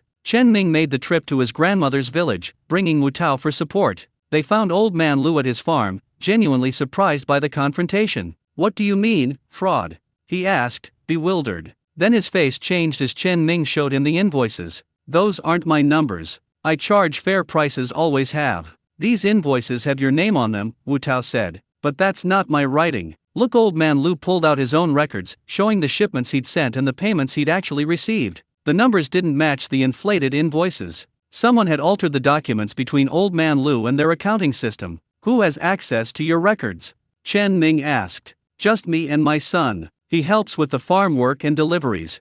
Chen Ming's stomach sank. Where's your son now? Making a delivery to Jianhai. Should be back. Old man Lu stopped, realization dawning. You think Lu Chen did this? They waited at the farm for Lu Chen to return. When he arrived, driving a beat-up truck, his guilty expression confirmed everything before he even spoke. It was just a little extra, he said defensively. You're making so much money, I didn't think you'd notice. It's theft, Chen Ming said flatly. You stole from us and made your father look dishonest. Lu Chen's face hardened. You're rich kids playing at business with your fancy warehouse and government connections. We're out here breaking our backs for nothing. I deserve more. You deserve what you contractually agreed to, Wu Tao interrupted. Nothing more, nothing less. That's how legitimate business works. Old man Lu looked devastated. I'll make it right. I'll pay back every yuan. Just don't prosecute my son. Chen Ming wanted to be angry, but looking at the old farmer's shame and fear, he felt more sadness than rage. Here's what's going to happen.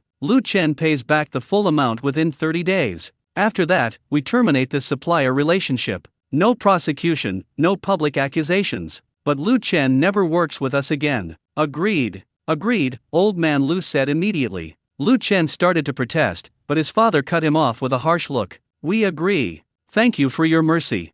On the drive back to Jianhai, Wu Tao said, you went soft. Maybe. But destroying a family over 5,000 yuan didn't feel right. What if word spreads that you're an easy mark? Then we handle it case by case. We're not going to be corporate assholes just to maintain a reputation for ruthlessness. Wu Tao smiled. Your grandfather would approve. Be good, stay kind. Trying to. But the incident highlighted a larger issue. As they scaled up, fraud and theft would become more common. They needed better systems, better oversight, better vetting of partners. That evening, Chen Ming told Lin Yu about what happened. She listened thoughtfully. On Tianxia's side, we've had similar issues. Nothing major yet, but small things, supplies going missing, cultivation techniques being shared without authorization. Growth attracts opportunists. How do you handle it? Strictly. One warning, then immediate termination. I can't afford to be seen as soft. Female merchants already face extra scrutiny. I need to be fair but firm. Different standards for different contexts. Exactly. Earth and Tianxia have different cultural expectations. What works for you here might not work for me there. They spent the evening developing anti-fraud protocols, dual verification of invoices, random audits, clear consequences for violations. Necessary but tedious work. I miss the early days, Chen Ming admitted. When it was just us figuring things out, no bureaucracy, no systems, just building. The early days were chaotic and unsustainable. This, Lin Yu gestured at their spreadsheets and protocols. This is what allows us to grow without collapsing. I know. Doesn't mean I have to enjoy it. No one enjoys paperwork, but we do it because it matters. A week later, they received unexpected good news. Professor Zhang's preliminary research had yielded publishable results. He wanted to co-author a paper with Chen Ming and Lin Yu on the biochemical effects of spiritual energy enhancement. This would be the first peer-reviewed academic publication on cultivation science, Professor Zhang explained over a video call. It establishes credibility, invites further research, opens doors to international collaboration. What would we need to do? Chen Ming asked. Review the paper, provide context, ensure accuracy. The bulk of the scientific writing is done, but I need your expertise on the cultivation side. They spent 3 days working with Professor Zhang, refining the paper, ensuring they described cultivation techniques accurately without revealing too much proprietary information. The balance was delicate, enough detail to be scientifically valid, not enough to allow replication without Tianxia partnership. The paper was submitted to Nature under the title Bioenhancement of Plant Medicinal Properties Through Novel Energy Manipulation Techniques, a cross-cultural study. If accepted, it would be huge. We're going to be famous, Wu Tao said when Chen Ming told him, or infamous, depending on how the scientific community reacts. Either way, published research in Nature. That's legitimacy money can't buy. Chen Ming's grandmother called that evening. Ming, when are you visiting? And more importantly, when am I meeting Lin Yu properly? He'd been avoiding the visit. Too busy, too much happening. But his grandmother was right, he owed her time. This weekend, grandmother. We'll come for the whole weekend. Good. Your aunt is pestering me constantly. She wants to meet the girl from another world. I'm not sure what she's imagining, maybe someone with blue skin and antennae. Chen Ming laughed. Lin Yu is very normal. Well, except for being able to manipulate spiritual energy and being an imperial envoy to an alternate dimension. So, completely normal, his grandmother said dryly. I'll make extra dumplings. That weekend, Chen Ming and Lin Yu took the bus to the village. Lin Yu was nervous. Meeting family was significant in both cultures. What if they don't like me? She asked. They'll love you. My grandmother already does. She's met me for 2 hours. Your aunt hasn't met me at all. Your cousins don't know anything about me except that I'm from Tianxia. Then they'll be fascinated. Don't worry. But Chen Ming was a little nervous too. His aunt could be intense, and his cousins were teenagers who asked a million questions. They arrived at his grandmother's house to find it full of people. His aunt and uncle, 3 cousins, his grandmother, and several neighbors who'd clearly been invited to meet Lin Yu. Everyone wanted to see the girl from the other world, his grandmother explained with a smile. I hope you don't mind. Lin Yu handled it with grace, answering questions about Tianxia, showing photographs on her tablet, describing cultivation in terms villagers could understand. She was patient with the children, respectful to the elders, and charming to everyone in between. His aunt cornered Chen Ming in the kitchen. She's wonderful. Don't mess this up. I'm trying not to. Seriously, Ming. She's beautiful, intelligent, successful, and clearly in love with you. If you don't marry her, I will disown you. Noted. Also, when are you having children? Grandmother isn't getting any younger, and she wants great-grandchildren. Aunt, we've been together for like 3 months. That's plenty of time to know. Your uncle and I knew after 2 weeks. Chen Ming escaped the kitchen before his aunt could plan his entire future. He found Lin Yu in the garden with his grandmother, discussing herb cultivation techniques. They were deep in conversation, and his grandmother was actually taking notes. Your grandmother is brilliant, Lin Yu said when she noticed him. She knows techniques we've lost in Tianxia. Methods for maximizing yield in poor soil, natural pest control, seasonal timing. She's been farming for 50 years. You learn things. They stayed through dinner, a feast his grandmother and aunt had prepared. The food kept coming: dumplings, roasted chicken, vegetables from the garden, rice, soup, dessert. Chen Ming ate until he was uncomfortably full. After dinner, as the sun set, Chen Ming and Lin Yu walked through the village. It was quiet, peaceful, a stark contrast to the chaos of their business lives. I like it here, Lin Yu said. It reminds me of village life in Tianxia. Simpler, slower, more connected to the land. City life is overwhelming sometimes. Yes, but necessary. We can't build bridges between worlds from a village. She took his hand. Though maybe someday, when we're old and the business runs itself, we could have a place like this. Somewhere quiet.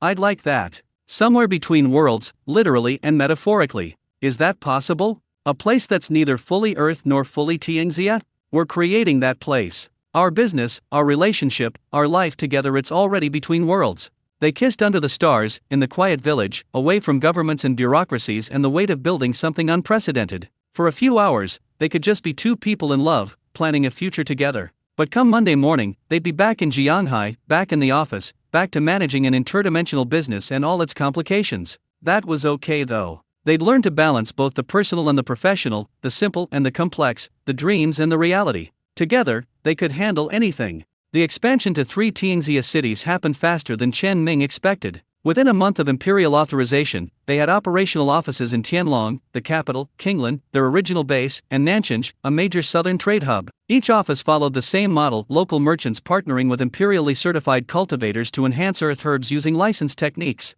Quality control was strict, distribution carefully managed, profits shared according to standardized agreements. On paper, it was working beautifully. In practice, complications emerged immediately. We have a problem in Nanchang, Lin Yu announced, bursting into Chen Ming's office one Monday morning. The local merchant families are revolting against our operations. Revolting how? They filed a petition with the provincial governor claiming we're monopolizing trade unfairly, destroying local businesses, and receiving preferential treatment from the imperial government. Chen Ming rubbed his eyes. Are any of those claims true? Technically yes to all three. We do have imperial monopoly for 5 years. We are taking market share from existing herb merchants. And we receive preferential tax treatment. Lin Yu sat down heavily. The problem is they're framing it as corruption rather than legal imperial policy. What's the governor's position? Unknown. He hasn't issued a statement yet, which probably means he's calculating which side has more influence. Wu Tao knocked and entered without waiting. We have a bigger problem. Someone leaked our cultivation enhancement protocols. Simplified versions are showing up on merchant forums. People are trying to replicate our process. Can they?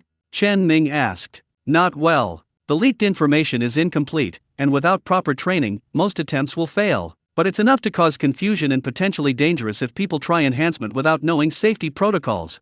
Chen Ming felt a headache forming. Where's the leak coming from? Could be anywhere. We've trained dozens of cultivators across 3 cities. Any one of them could have shared information, either deliberately or accidentally. We need to identify the source, Lin Yu said. And we need to respond to Nanchang's complaints. And we need to do damage control on the leaked protocols. All simultaneously. Divide and conquer, Chen Ming decided. Lin Yu, you handle Nanchang's travel there, meet with the governor, address the merchant complaints directly. Wu Tao, track down the leak and implement better information security. I'll handle the protocol issue, publish an official statement clarifying the dangers of amateur enhancement attempts. What about Captain Lin? Wu Tao asked. Shouldn't we inform state security about the leak? Yes, but carefully. We don't want them thinking we can't manage our own operations.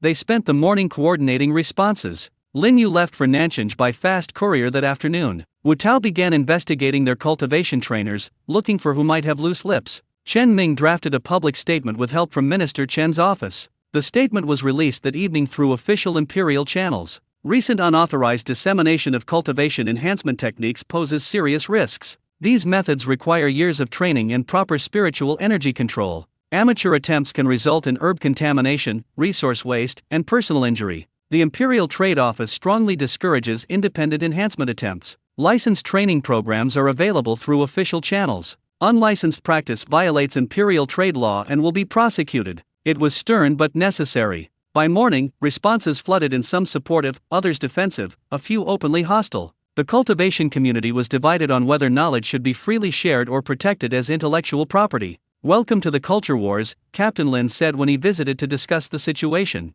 You're at the intersection of traditional knowledge sharing and modern intellectual property law. Both sides think they're right. Are they? Both have valid points. Traditional cultivation knowledge has always been passed down through apprenticeship, somewhat open, with techniques spreading gradually. But you've industrialized the process, created commercial value, connected it to earth trade. That changes the dynamics. So what do? Find a middle path. Protect your proprietary innovations while respecting traditional sharing customs. Maybe publish basic enhancement principles freely while keeping advanced techniques licensed. Give people enough to understand the process without enough to compete with you. It was good advice. Chen Ming spent 2 days working with Tianxia legal experts to develop a tiered knowledge sharing system, public educational materials explaining basic concepts, licensed training for commercial applications, and proprietary advanced techniques reserved for official partners. Meanwhile, in Nanjing, Lin Yu was facing an angry crowd of local merchants. The meeting was held in the provincial governor's compound, with the governor himself presiding. Honorable Governor, the lead merchant complained,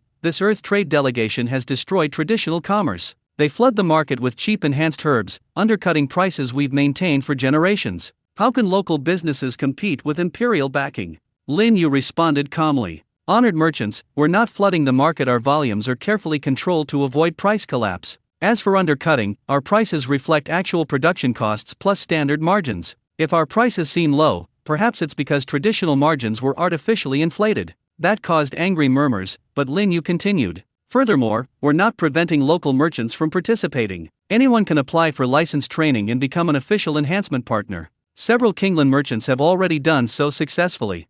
Training requires paying your fees, another merchant argued. It's a barrier designed to exclude us.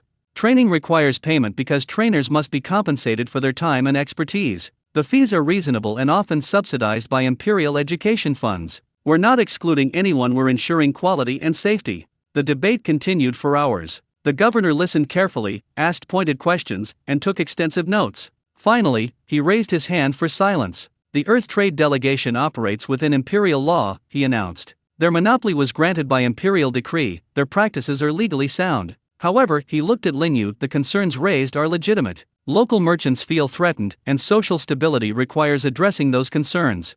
What would the honorable governor suggest? Lin Yu asked. I suggest a compromise. The Earth Trade Delegation will establish a training facility in Nanjing, offer subsidized training to local merchants, and commit to buying supplies from local farmers at fair prices. In return, local merchants will cease protests and work within the legal framework.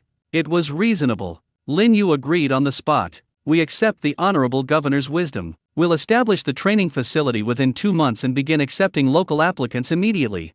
The angry merchants looked less than thrilled but couldn't object to the governor's ruling. The meeting adjourned with tensions eased if not eliminated. Lin Yu sent a message to Chen Ming that evening, crisis resolved in Nanjing. Committed to establishing training facility. Discuss details when I return. His response, well done. Wu Tao found the leak, one of our Tianlong trainers was selling information to competitors, terminating his contract and implementing better security. How are you? Exhausted. Miss you. We'll be back in 3 days. Miss you too. Be safe. While Lin Yu handled Nanjing and Wu Tao secured their information, Chen Ming dealt with Earthside complications. Dr. Wang's research team had produced preliminary results that pharmaceutical companies were very interested in. 3 major companies contacted Chen Ming within 1 week, all wanting exclusive supply agreements, all offering substantial money, all subtly threatening to work with competitors if he didn't accept. This is the cutthroat business I warned you about, Professor Li said when Chen Ming called her for advice. Pharmaceuticals is dominated by major players who don't like small competitors disrupting their markets.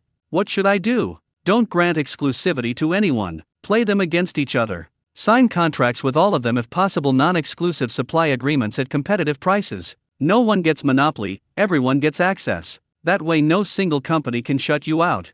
Won't that anger all of them? Probably. But it's better than being dependent on one company's goodwill. In this industry, goodwill evaporates the moment someone sees better profit elsewhere. Chen Ming followed her advice, negotiating multiple non-exclusive contracts with 3-year terms and performance clauses. The pharmaceutical companies weren't happy but accepted access to enhanced herbs was too valuable to walk away from. The paper in Nature was accepted for publication. Professor Zhang was ecstatic. This is going to explode, he said during their celebration dinner. First peer-reviewed scientific validation of cultivation principles. Every physics and biology department in the world will want to study this. Is that good? Chen Ming asked. It's inevitable. Better to be at the forefront than trying to control it from the sidelines. Professor Zhang raised his glass. To paradigm shifts. To paradigm shifts, they echoed. But Chen Ming felt uneasy. Every success seemed to attract new complications. Every problem they solved revealed three more underneath. The business was growing faster than their ability to manage it. We need to slow down, he told Lin Yu when she returned from Nanchang. We're expanding too fast, taking on too much, spreading ourselves too thin. Agreed. But slowing down creates its own problems. We have imperial mandates to fulfill, government contracts to honor, institutional commitments. We can't just pause. Then we need more help. Real leadership, not just staff. People who can manage major operations independently. They spent a week recruiting a coup from a major trading company willing to take a chance on their unusual business, a Tianxia operations director with 20 years of merchant experience, a research coordinator to manage the growing academic partnerships. Hiring senior leadership meant giving up some control. Chen Ming found it difficult. This was his vision, his discovery, his responsibility. Trusting others with major decisions felt wrong. You have to let go, Wu Tao advised. You can't personally manage every decision in a company with 50 employees across two worlds. Either you delegate or you burn out.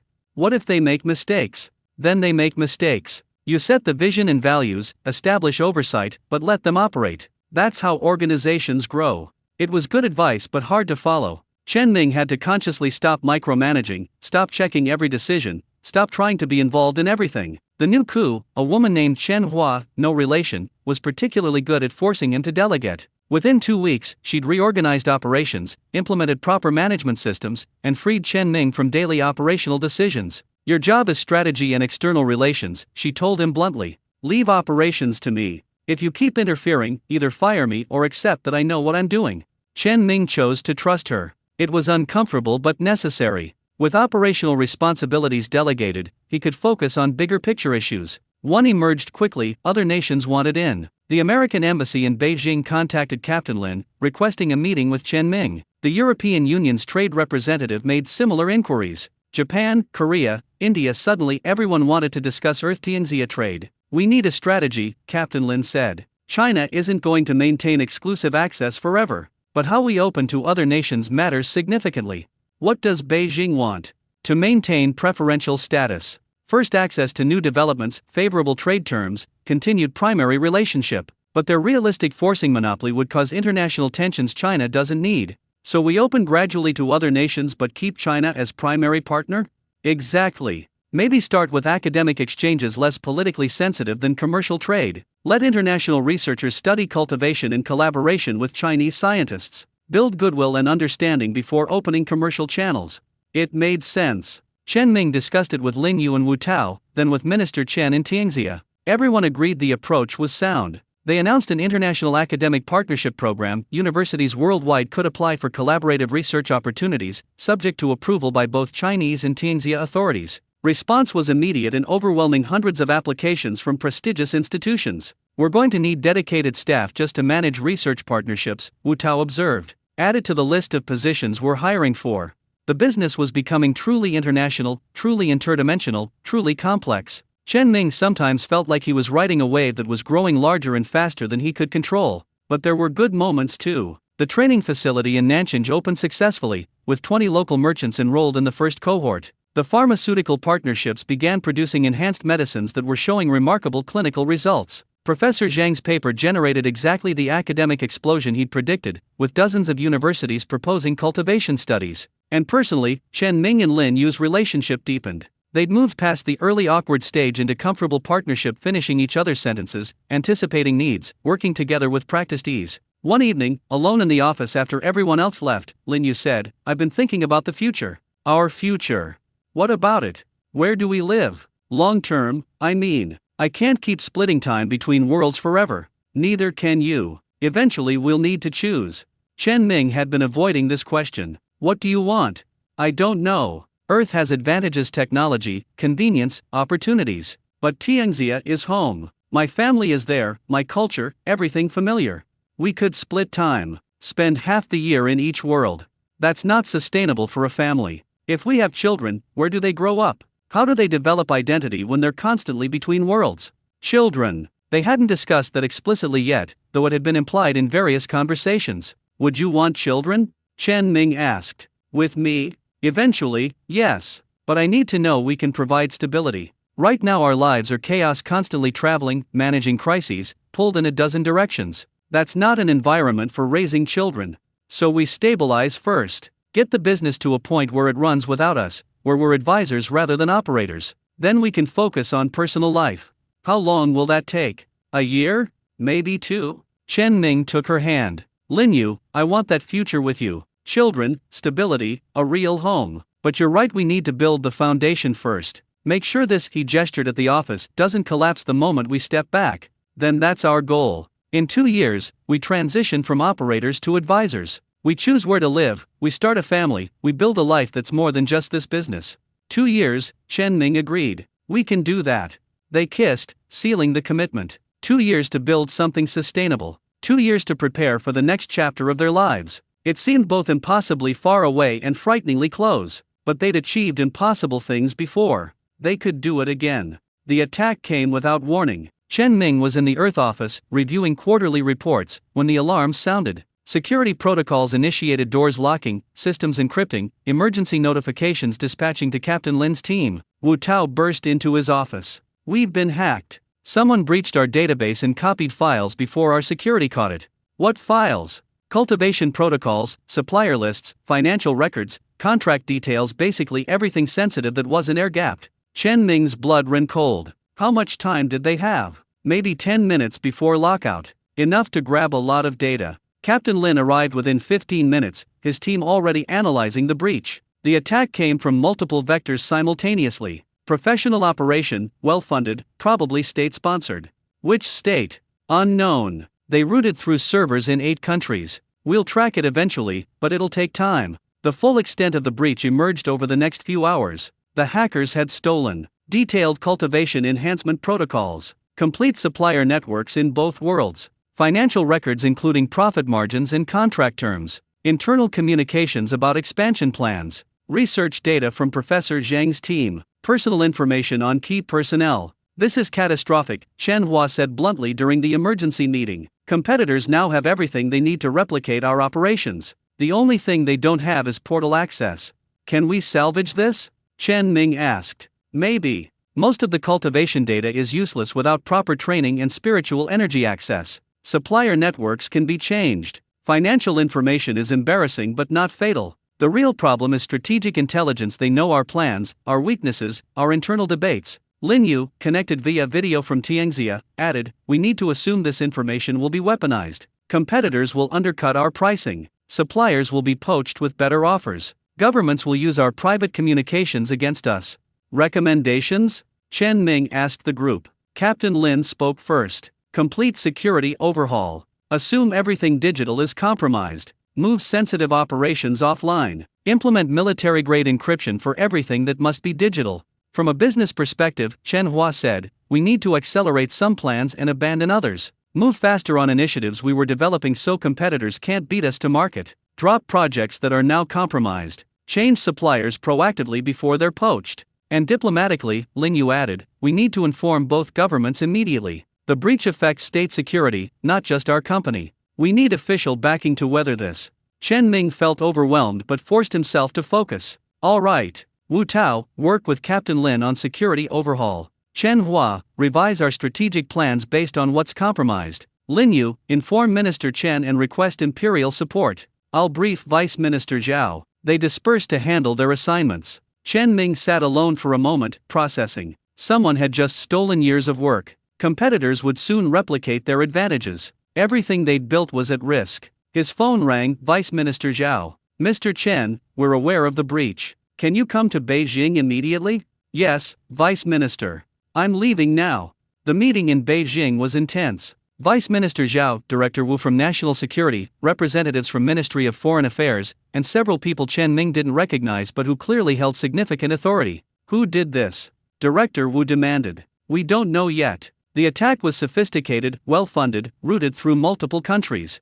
Russia? United States? Industrial espionage? Could be any of those. Could be a coalition. Could be private sector actors with state backing. We're still investigating. Vice Minister Zhao leaned forward. Mr. Chen, I'll be direct. Some people in government are arguing this breach proves you can't be trusted with such sensitive operations. They want to nationalize your business, bring it under direct government control. Chen Ning's stomach dropped. Vice Minister.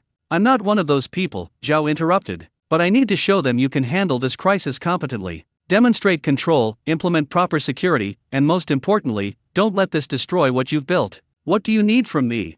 Full cooperation with our investigation. Complete transparency about what was stolen and how it can be used. And a credible plan for how you'll maintain competitive advantage despite the breach. Chen Ning spent 6 hours in that conference room, explaining everything, answering every question, developing contingency plans. By the end, he was exhausted but had secured continued government support conditional on results. The train ride back to Jianghai gave him time to think. Someone had attacked them deliberately, professionally. The question was why and who would benefit most. His phone buzzed with a message from an unknown number. We should talk. You have enemies you don't know about. A friend. Chen Ning stared at the message. Ignore it as a prank? Or potential intelligence? He forwarded it to Captain Lin with a note. Received this. Thoughts? Captain Lin's response came quickly. Don't respond directly. We'll trace the number and assess credibility. If it's genuine, we'll arrange a secure meeting. 2 days later, Captain Lin informed him the message appeared legitimate, sent from a burner phone, but with digital signatures suggesting someone with inside knowledge of the attack. We've arranged a meeting.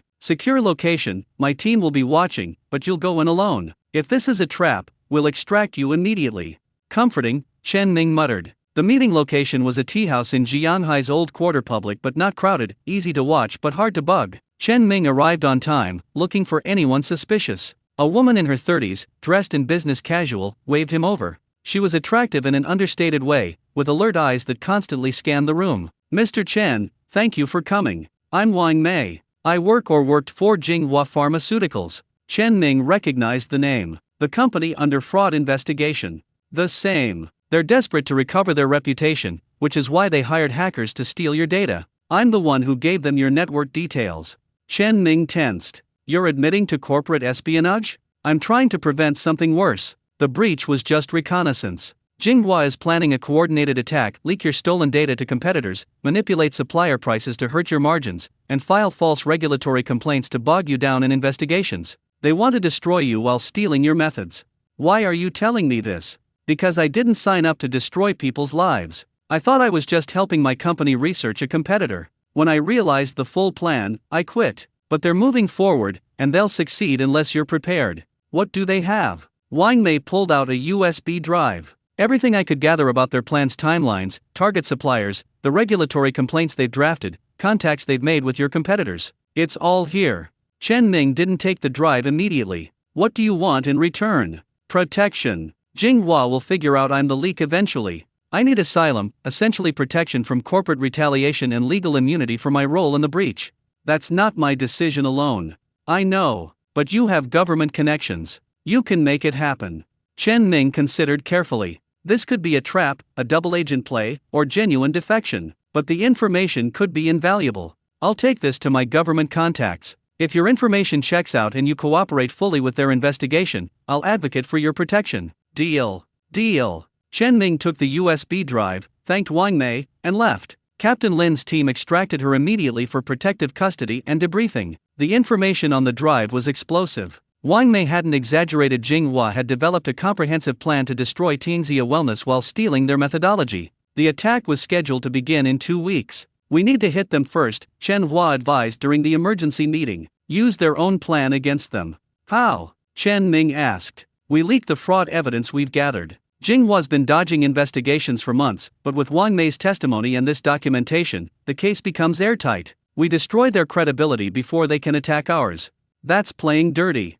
They struck first. This is defense. Lin Yu, connected from Tianxia, agreed. Chen Ming, I know you want to be ethical, but there's a difference between being good and being naive. Jinghua is trying to destroy us. We need to protect ourselves and everyone depending on us. Chen Ming knew they were right, but it still felt wrong. He was about to ruin a company, cost people their jobs, all in corporate warfare he'd never wanted to engage in. But the alternative was letting Jinghua succeed, which would be worse. Do it, he said finally. But do it through proper channels. Give the evidence to regulators and prosecutors, not the media. Let the legal system handle it. Legal system takes time, Chen Hua warned. They could attack us before charges are filed. Then we also prepare defensive measures. Contact our suppliers directly, warn them about poaching attempts, offer long-term contracts at competitive rates. File preemptive regulatory disclosures. Shore up our defenses while the legal process works. They worked around the clock implementing both strategies. Chen Hua handled supplier relations, Wu Tao managed technical defenses, Captain Lin coordinated with law enforcement, and Chen Ming dealt with government and institutional partners, ensuring they knew Tianxia Wellness was under attack but responding professionally. The evidence against Jing Hua was delivered to prosecutors on a Monday. By Wednesday, the company's offices were raided. By Friday, senior executives were arrested on fraud and corruption charges. The company's stock collapsed, operations were frozen, and their planned attack never materialized. Chen Ming felt no satisfaction, only exhaustion and sadness. Dozens of Jinghua employees, innocent people just doing their jobs, lost their livelihoods because their executives were corrupt and vindictive. You saved more jobs than you cost, Lin Yu told him when he expressed his guilt. If Jinghua had succeeded in destroying us, hundreds of people across 2 worlds would have suffered. Sometimes the ethical choice is still the difficult one. But the crisis wasn't over.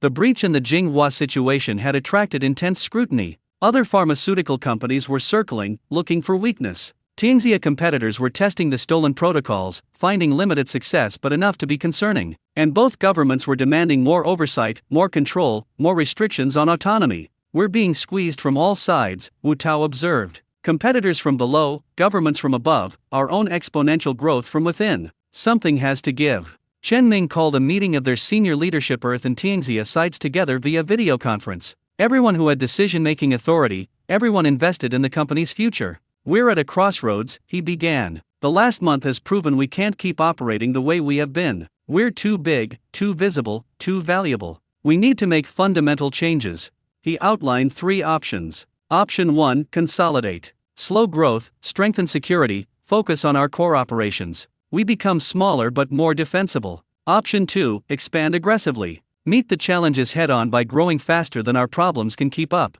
We become so dominant that attacking us is futile. Option 3, transform. Change our fundamental business model from being the primary operator to being the enabling infrastructure. We license our methods widely, collect fees, and let others handle operations while we focus on innovation and oversight. Option 3, Chen Hua said immediately. It's the only sustainable model. We can't outrun our problems, and consolidating wastes our advantages. But transforming, becoming the platform rather than the player, that's how we win long-term. Others agreed, though with varying levels of enthusiasm. Lin Yu was supportive but concerned about maintaining quality. Wu Tao worried about losing control of the technology. Captain Lin noted security implications of widespread licensing. But by the end of the meeting, consensus emerged: transformation was the path forward. They would spend the next 6 months transitioning from being an operational company to being a licensing and coordination platform. It would require restructuring everything: business models, staffing, partner relationships, government agreements. It was daunting, but it was also liberating. If they succeeded, Chen Ming and Lin Yu could step back from daily operations sooner than expected. Their 2-year timeline might actually be achievable. This is going to be harder than anything we've done yet, Lin Yu said that evening, alone with Chen Ming in the office. I know, but it's necessary. And if we pull it off, we create something that outlasts us. Something truly sustainable. Do you ever regret it? Finding the portal, starting all this. Chen Ming thought about it honestly. Sometimes I miss the simplicity of my old life. Being a student worried about exams seemed easier. But no, I don't regret it. This is meaningful. We're building something important. And I met you. That's the best part? That's the only part that really matters. They kissed, seeking comfort in each other amid the chaos surrounding them. The next 6 months would be crucial. They'd either successfully transform their business and secure both their future and their relationship, or they'd collapse under the weight of problems they couldn't solve. But they'd face it together. Partners in everything, as they'd promised. And together, they were stronger than any challenge. The transformation took exactly 8 months, not 6. Chen Ming learned that nothing in business ever went according to initial timelines. But by the end of those 8 months, Tianxia Wellness had fundamentally changed. They were no longer primarily an operational company. They'd become something else: a licensing platform, a quality certification authority, a knowledge exchange hub, and a diplomatic bridge between worlds. The restructuring had involved licensing framework. Instead of running all enhancement operations directly, they licensed the techniques to qualified partners, merchant families in Tianxia, pharmaceutical companies on Earth with strict quality standards and ongoing oversight. Tianxia Wellness collected licensing fees and royalties while the partners handled day-to-day operations. Certification authority: they established quality standards and certification processes for enhanced products. The Tianxia Wellness Certified mark became the gold standard, assuring customers of proper cultivation techniques and safe products. Knowledge exchange, they formalized academic partnerships, creating structured programs for researchers from both worlds to collaborate.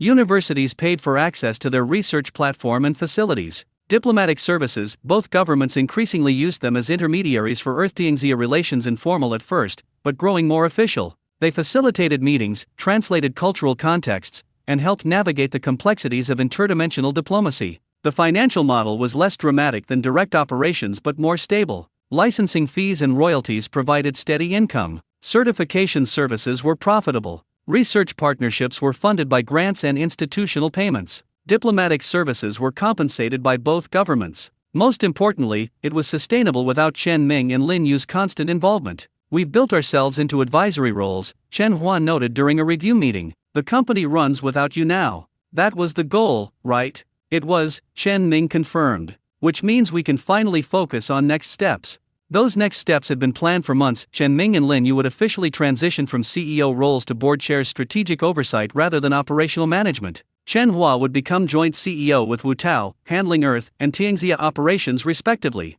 A proper board of directors would be established with representatives from both governments, major institutional partners, and independent experts. The announcement was made on a Wednesday. Response was overwhelmingly positive. Stakeholders appreciated the maturity and professionalization. A few worried the founders stepping back signaled problems, but Chen Hua quickly dispelled those concerns with strong quarterly results and clear succession plans. On Friday evening, after the transition was officially complete, Chen Ming and Lin Yu sat alone in what had been their office, soon to be Chen Hua's. "We actually did it," Lin Yu said. "Built something sustainable and transitioned out of operations. Took longer than we planned. Everything takes longer than planned." She smiled. "But we're here now. So what's next?" "I have some ideas," Chen Ming said. "But first, there's something I need to do." He pulled out a small box from his desk drawer. Opening it revealed a ring, unusual design, with intertwined gold and silver bands, set with a green stone from Tianxia that resembled jade but had subtle internal luminescence. "Lin Yu, we've built a business together, navigated 2 governments, survived corporate warfare, and created bridges between worlds. We've proven we can build anything together. Now I want to build a life. Will you marry me?" Lin Yu's eyes filled with tears. "You're proposing in an office? On a Friday evening? This is very unromantic. Is that a no?" "It's a yes, you idiot. Of course it's a yes." She kissed him, then pulled back to look at the ring. "This is beautiful. Where did you get it?" "I designed it. Wu Tao helped me find a jeweler who works with Tianxia materials. The green stone is spiritual jade from the mountains near Kinglan. It's supposed to symbolize harmony and balance. It's perfect." She slipped it on, admiring how it caught the light. "So, husband-to-be, what are these ideas you mentioned?" "I want to establish something new. Not a business exactly, more like a foundation or institute. A place dedicated to Earth-Tianxia cultural exchange, education, and research. Somewhere students from both worlds can study together, researchers can collaborate, artists can create, families can visit. A permanent bridge, not just commercial." "I love it. But where? That's the question. Does it belong on Earth or in Tianxia? Or," he pulled out his laptop, showing designs he'd been sketching, "what if it's something between? Built around the portal, accessible from both sides, truly interdimensional?" Lin Yu studied the designs. "This would require approval from both governments, significant funding, years of construction." "I know, but we have time now. We have resources. We have relationships with everyone who'd need to be involved. And it's important. Commercial ties are valuable, but cultural understanding is what makes partnerships lasting." "When do we start?" "After the wedding. And after we decide where to live. And after we visit your parents properly." "I've met them, but not as your fiancé." "There's protocol." "There's always protocol," Lin Yu laughed. "But yes, we should visit. My mother will want to plan the wedding, which means you'll be subjected to extensive family discussions." "I can handle that." "Can you?" "My extended family is large and has opinions. Many, many opinions." "Then I'll listen to many, many opinions." Chen Ming took her hand. "Lin Yu, I want to do this right. Both cultures, both families, properly honoring where we come from while building where we're going. 2 weddings," she said suddenly. "One in Tianxia, traditional style. One on Earth, modern style. 2 ceremonies celebrating both worlds." "I love that idea." They spent the evening planning, not with the intensity of business planning, but with the joy of people imagining their future together. They discussed where to live, compromise 6 months in each world annually, how many children they wanted, 2 or 3, what values they'd teach, honesty, kindness, curiosity, how they'd balance cultures, expose kids to both equally, let them choose their own identity. We're really doing this, Chen Ning said eventually. Building a life, not just a business. About time. We've been so focused on the business that life kept getting postponed. No more postponing. They left the office, their former office, for the last time as operational leaders. Walking out into the Jianhai evening, they were just Chen Ming and Lin Yu again. Not CEOs, not imperial envoys, not interdimensional trade pioneers. Just two people in love, planning a future. Chen Ming's phone rang, his grandmother. Ming, I heard from your aunt that you've been too busy to visit. Get here this weekend or I'm coming to the city to drag you home. Actually, grandmother, we have some news. We're coming this weekend, and we have something important to tell you. Is Lin Yu pregnant? What? No. Why would you? Never mind. We're engaged. I proposed today. Finally. Your aunt and I have been placing bets on when you'd get around to it. She said September, I said August. I win. You were betting on my engagement? Of course we were. Now bring that girl here immediately so we can start planning properly. And bring Wu Tao too, he should be best man, obviously. After hanging up, Chen Ming laughed. My grandmother has been betting on our engagement and has already decided on my best man. My mother will want to meet your family before wedding planning begins. This is going to be complicated. Everything about us is complicated. Why should this be different? They returned to Chen Ming's apartment. He'd finally moved out of student housing into a proper place, though he'd kept it simple. Lin Yu had been staying there more often than in Tianxia recently, her things gradually accumulating until it became their space rather than just his. We need a better place, she said, looking around the small apartment. Somewhere that feels like home for both of us. Add it to the list. After weddings, before kids, find proper housing. Such a romantic way to put it. I'm practical. You knew this when you agreed to marry me. I did. It's one of the things I love about you. You dream big but plan carefully. That night, they made plans for the weekend village visit, then plans for the Tianxia visit to meet Lin Yu's extended family, then plans for the wedding, complicated by needing to satisfy 2 cultures worth of traditions, then plans for the institute they wanted to build. By midnight, they had so many plans that Wu Tao, who'd stopped by to congratulate them, declared them hopelessly overcommitted to future projects. That's our brand, Chen Ming said. Ambitiously overcommitted. At least you're consistent, Wu Tao replied. Congratulations, by the way. Both of you. You're good together. Thanks, Wu. And yes, you're best man. My grandmother already decided. Your grandmother is terrifying and I love her. Of course I'll be best man. After Wu Tao left, Chen Ming and Lin Yu finally went to bed, exhausted but happy. They transitioned the business successfully, gotten engaged, and started planning the next chapter of their lives. One more thing, Lin Yu said sleepily. The institute idea, we should involve your grandfather somehow. He started all this by maintaining the portal for 40 years. He should be honored. The Chen Jian Institute for Interdimensional Studies, Chen Ming said, has a nice ring to it. Perfect. Now sleep. We have a village full of relatives to face this weekend. Looking forward to it. Liar.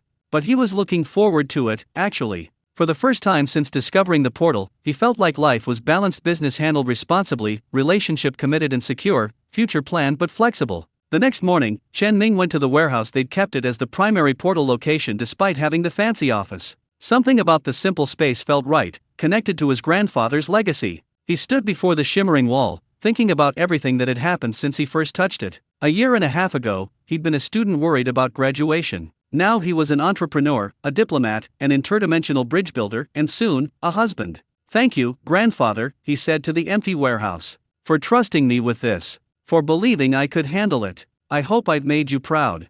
The shimmer seemed to pull slightly, though that might have been his imagination. He stepped through to Kinglan, emerging in the familiar alley. The city was busy with morning commerce, merchants opening shops, cultivators practicing in the training grounds, the smell of breakfast cooking from street vendors. Lin Yu was waiting, having crossed through earlier. Ready to tell my parents officially? Absolutely. They walked through the merchant quarter to Lin Yu's family shop. Her parents were both working, her father processing herbs in the back, her mother handling customers up front. Business was good, the shop had expanded, hired assistants, become one of the district's success stories. Mother, father, we have news, Lin Yu announced. Her mother looked up, saw the ring on Lin Yu's finger, and immediately burst into tears. Finally. Do you know how long I've been waiting for this boy to make an honest woman of you? Mother, we've only been together for a year and a half. That's plenty of time. Your father and I were engaged after 6 months. Her father came out from the back, saw what was happening, and smiled warmly. "Congratulations, both of you." He shook Chen Ming's hand. "Treat her well." "I will, sir. I promise." "Good. Now, your mother is going to want to plan everything immediately. I suggest agreeing to whatever she says for the first hour, then negotiating later when she's calmed down." That turned out to be excellent advice. Lin Yu's mother had opinions about everything: venue, guest list, ceremony details, food, decorations, music, even what season would be most auspicious, spring, obviously, when new life begins. They stayed in Kingland for 3 days, visiting Lin Yu's extended family, formally announcing the engagement, beginning the traditional pre-wedding protocols. It was exhausting but meaningful. Chen Ming was being welcomed not just as Lin Yu's partner but as family. The weekend village visit on Earth was similarly intense. Chen Ming's grandmother and aunt immediately began planning, comparing ideas with what Lin Yu's mother wanted, finding compromises between cultures. "This is going to be the most complicated wedding in history," Wu Tao observed, watching the family planning session with amusement. 2 cultures, 2 worlds, 2 ceremonies. What could go wrong? Chen Ming replied, "Everything, which means it'll be perfect." Over the next few months, life settled into a new rhythm. Chen Hua and Wu Tao ran Tianxia Wellness efficiently better than Chen Ming and Lin Yu had, actually, being more experienced managers. The company continued growing steadily, licensing deals proliferating, the certification program becoming industry standard. Chen Ming and Lin Yu focused on 3 things: wedding planning, scouting locations for their institute, and building relationships that would support both. The wedding planning was indeed complicated but ultimately joyful. They decided on spring ceremonies: March in Tianxia, traditional Tianxia ceremony, and April on Earth, modern Chinese ceremony. Guest lists grew enormous as both families insisted on including every relative and colleague. For the institute, they identified a location that worked: a plot of land near the original warehouse, large enough to build substantial facilities, accessible from both the Earth and Tianxia sides via the portal. Both governments approved after extensive negotiations. Funding came from multiple sources, some from their personal wealth, grants from both governments, donations from institutions they'd partnered with. Construction would take years, but they'd laid the groundwork. The Chen Jian Institute for Interdimensional Studies would be their lasting legacy beyond commerce, focused on understanding and cooperation. Captain Lin remained their government liaison, though his role shifted to facilitating their diplomatic work rather than monitoring operations. He'd become a friend over the months, someone they trusted, who understood both their vision and the governmental realities. "You two have done something remarkable," he said during one of their regular check-ins. "Not just the business success, but the bridge building. Earth and Tianxia relations are better because of you. Both governments genuinely cooperate now, share information, work together on mutual challenges. We just facilitated what both sides wanted," Chen Ming said. "That's what good diplomacy is: facilitating what both sides want but can't achieve alone." Captain Lin smiled. "Congratulations on the engagement, by the way. I assume I'm invited to at least one of the weddings?" "Both, if you can make it." "I'll be at both. Wouldn't miss it." Professor Zhang's research continued producing results. The Nature paper had been followed by several others. Cultivation studies were now a legitimate academic field, with conferences, journals, dedicated programs. Several universities had established Earth Tianxia joint research centers. "You've created an entire field of study," Professor Zhang told them during a research symposium. "Interdimensional comparative civilization studies. It'll take decades to fully explore, but the foundations are solid." Dr. Wang's Pharmaceutical Institute was manufacturing enhanced medicines that were genuinely revolutionary treatments for conditions previously considered incurable: pain management without addiction risks, regenerative therapies that actually worked. Clinical trials were showing extraordinary results. "We're saving lives," Dr. Wang said simply. "Real lives, real people. Because you two discovered this portal and chose to share its benefits rather than hoard them. We just didn't want people to suffer if we could help," Lin Yu replied. "That impulse to help, that's what makes this work. Commerce alone wouldn't have built this. Caring did." 2 weeks before the Tianxia wedding, Chen Ming and Lin Yu took a day off from planning and preparations. They went to the original warehouse, stood before the portal, and reflected. "A year and a half," Chen Ming said. "Feels like a lifetime." "Feels like yesterday," Lin Yu countered. "Remember when we first met? You were so nervous, trying to negotiate with no idea how Tianxia commerce worked. You were skeptical, wondering if I was another Earth trader trying to exploit the situation. We've come a long way." "We have." Chen Ming took her hand. "Whatever happens next, marriage, kids, the institute, I'm glad it's with you." "Same." "Chen Ming, I want you to know, you changed my life. Not just economically, though that too. You showed me possibilities beyond what I'd imagined. You taught me to dream bigger. You taught me to think systematically, to build sustainably. We're better together than we'd be separately. That's why it works." They stood before the shimmering portal, the connection between their two worlds, the foundation of everything they'd built. "Thank you," Lin Yu said to the portal itself. "For connecting us, for allowing this, for being stable enough to support everything we've created." The shimmer pulse definitely pulsed this time, Chen Ming was sure, as if acknowledging her thanks. They stepped through together, hands linked, into Kingland City. Tomorrow they'd return to wedding preparations, to family obligations, to the thousand details requiring attention. But today, they'd just be together, walking through the city where they'd first met, remembering how far they'd come. "Ready for the next chapter?" Lin Yu asked. "With you? Always." They walked into the spring afternoon, toward a future they'd built together, toward a life spanning two worlds, toward everything they'd dreamed of and more. The portal remained behind them, shimmering quietly, connecting worlds and destinies, keeping its patient watch. Some endings are really beginnings. Some bridges, once built, become foundations for things unimaginable when construction started. Chen Ming had discovered a portal and thought it was about trade. It was about so much more: connection, understanding, love, possibility. And the story was just beginning. The spring morning in Kingland dawned clear and bright, a good omen, Lin Yu's mother insisted. Chen Ming woke in the guest quarters of Lin Yu's family compound, nerves already jangling. Today was the Tianxia wedding ceremony. Wu Tao knocked on his door. "Ready to get married?" "No." "Yes." "Maybe?" Chen Ming was attempting to dress in traditional Tianxia wedding robes, elaborate red silk with gold embroidery, complicated fastenings he couldn't figure out. "Here, let me." Wu Tao had somehow learned the proper way to arrange the garments. "My grandmother made me watch historical dramas with her. Turns out that was useful preparation." "How do I look?" "Like a nervous groom in expensive clothes." "So appropriate." Wu Tao adjusted the final layer. "Seriously though, you good? I'm marrying the love of my life in front of 200 guests from another dimension using customs I barely understand. What could go wrong?" "Everything. But Lin Yu will be there, so it'll be fine." The ceremony was scheduled for the hour of the dragon mid-morning, auspicious for new beginnings. Chen Ming wasn't allowed to see Lin Yu beforehand. Tradition required they be kept separate until the ceremony itself. His grandmother arrived, having come through the portal the day before. She'd brought half the village with her relatives, neighbors, anyone with even distant connection to the Chen family. They'd been amazed by Tianxia, walking around Kingland with wide eyes and constant questions. "You look handsome," grandmother said, adjusting his collar unnecessarily. "Your parents would be so proud. I wish they could see this." "Me too, grandmother. But I'm here. And I'll cry enough for all of us."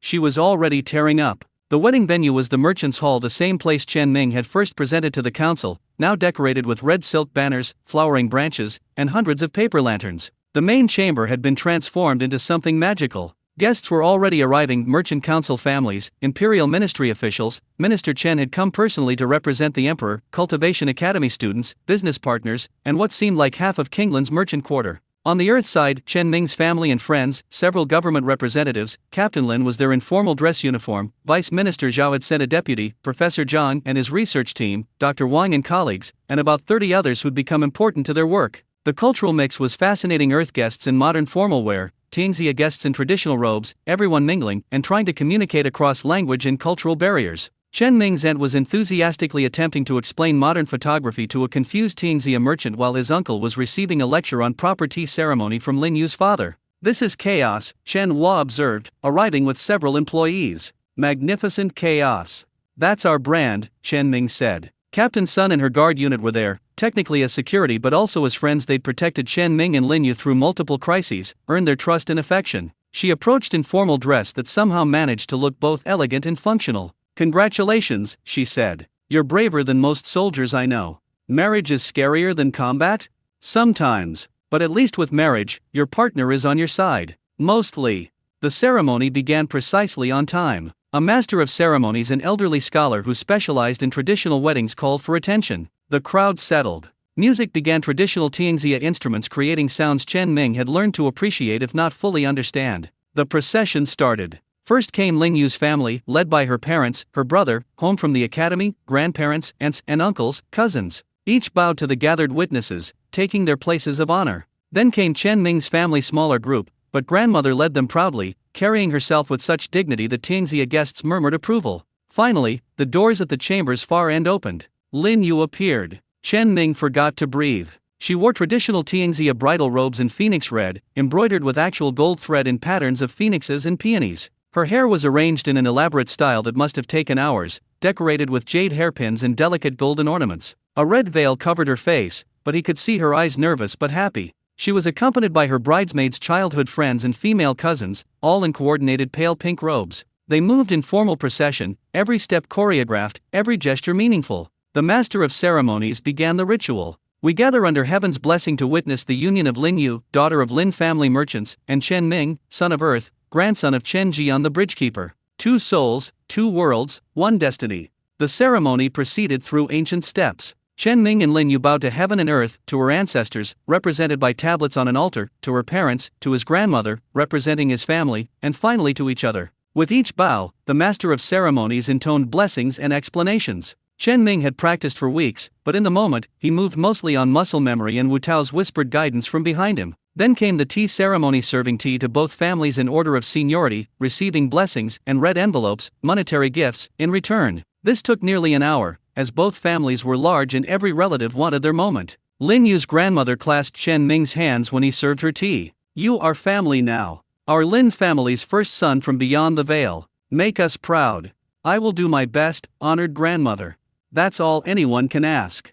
Chen Ming's grandmother, when Lin Yu served her, pulled the girl into a fierce hug that definitely wasn't protocol. "Welcome to our family, child." Chen Ming chose well. After the tea ceremony came the exchange of vows, not Western-style personal vows, but traditional promises of mutual support, respect, and partnership, spoken in unison before the assembled witnesses. "I, Lin Yu, accept Chen Ming as my husband, my partner in joy and hardship, my companion through this life and beyond.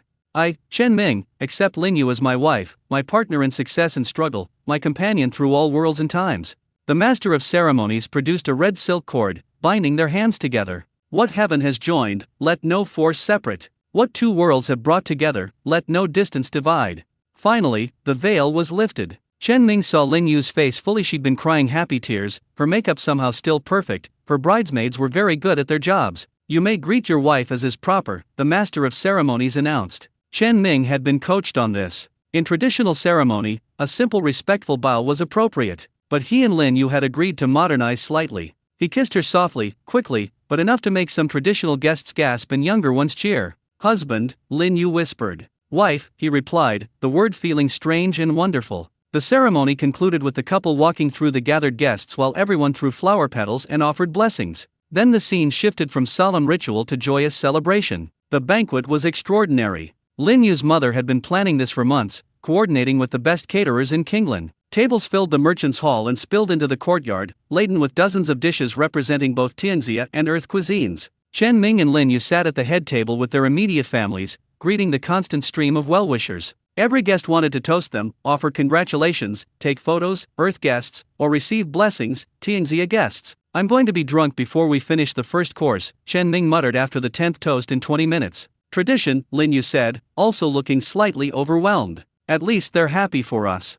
Minister Chen approached their table, bowing formally. "Imperial envoys, forgive me, Mr. and Mrs. Chen. Now the Emperor sends his congratulations and this gift." He presented a scroll sealed with the imperial mark. Chen Ming opened it carefully. Inside was a formal decree. In recognition of exceptional service bridging worlds and building prosperity, the Emperor grants Chen Ming and Lin Yu the title of Ambassador Family, with all rights and privileges pertaining thereto. May their union be blessed, their work continue, and their children inherit wisdom. "This is incredibly generous," Lin Yu said, clearly stunned. "The Emperor values what you've built. This ensures your family's status for generations." Minister Chen smiled. "Also, there are significant tax benefits. Consider it a wedding present with practical advantages."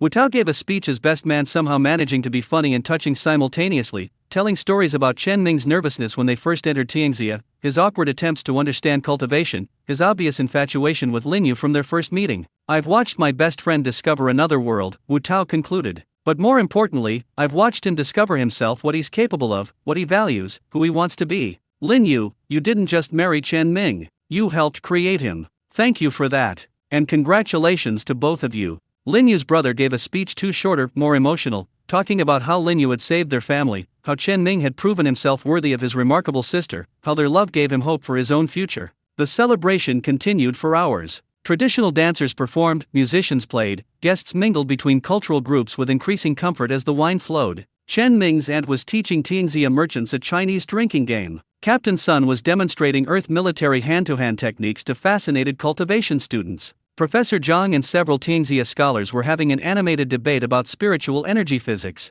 This is what it's supposed to look like, Lin Yu said, watching the cultural mixing. Not just trade or diplomacy, but people connecting as people. That's what we're building with the Institute. This, but permanent and ongoing. Speaking of which, Captain Lin approached their table. Vice Minister Zhao couldn't attend, but he sent this. He handed over an envelope. Inside was a letter and a check for a substantial amount. The letter read, "Congratulations on your marriage. In recognition of your service to Earth-Tianxia relations, the Chinese government is providing this gift toward the Chen Jian Institute. We believe in your vision and want to support it officially. Build something lasting." Vice Minister Zhao Jian. That's enough to fund the first phase of construction, Chen Ming said, amazed. Your government supports you, Captain Lin said simply. As they should. As evening approached, the celebration gradually wound down. Guests departed with good wishes and slight hangovers. The families began cleanup while Chen Ming and Lin Yu were finally, blissfully, left alone. They retreated to the private quarters prepared for them traditionally. The wedding night was significant, but they were too exhausted for anything but sleep. We did it, Lin Yu said, collapsing on the bed in her elaborate robes. We're actually married. One down, one to go. Earth wedding in 4 weeks. I'm not sure I can survive another one of these. Yes, you can. We're tough. We've survived worse. Chen Ming managed to remove some of his outer layers before giving up. Help. I'm trapped in ceremonial clothing. Lin Yu laughed and helped him undress, then he helped her with the even more complicated bridal robes. By the time they were both in normal sleeping clothes, they were giddy with exhaustion and relief. I love you, Chen Ming said, pulling her close. I love you too. Even though you stepped on my foot during the procession. You noticed that? Everyone noticed. But it was endearing. She kissed him. My clumsy husband. Your patient wife. They fell asleep tangled together, wedding decorations still visible through the windows, the sounds of Kingland City settling into night around them. Tomorrow they'd wake as husband and wife. Tomorrow the real work of building a life together would begin. But tonight, they could just be two people who'd found each other across impossible distances, who'd built impossible things, who'd committed to a shared future despite all the complications. The portal had brought them together. But love kept them there. And that made all the difference. The month between weddings was simultaneously too long and too short. Too long because Chen Ming and Lin Yu were eager to have all ceremonies complete and truly begin their married life. Too short because there was so much to organize for the Earth wedding. They decided the Earth ceremony would be more modern, more Western influenced while still honoring Chinese traditions. It would be held in a garden venue outside Jianhai, accommodating the 300 guests they'd somehow accumulated. How did our guest list double? Chen Ming asked, reviewing the latest version. Earthside required inviting government officials, business partners, academic collaborators, and both our extended families, Lin Yu explained. That's minimum 200. Then Tianxia guests who can make the trip, and your grandmother inviting half the village again. At this rate we'll need our own postal code. But the planning was progressing smoothly, thanks largely to Chen Hua taking charge. I planned 3 corporate merger celebrations, she said. Weddings are easier, people are actually happy to be there. Chen Ming and Lin Yu had moved into a new apartment during this period, larger, nicer. Genuinely there's rather than just Chen Ming's student housing where Lin Yu happened to stay. It was in a modern complex near the office, with 2 bedrooms, one for them, one that would eventually be a nursery, a proper kitchen Lin Yu was learning to use, and a small balcony overlooking the city. This feels like home, Lin Yu said the first night they slept there. Not Kingland, not the village, not the office. Ours. Ours, Chen Ming agreed. Though we'll need to set up something similar in Kingland eventually. 6 months in each world means we need 2 homes.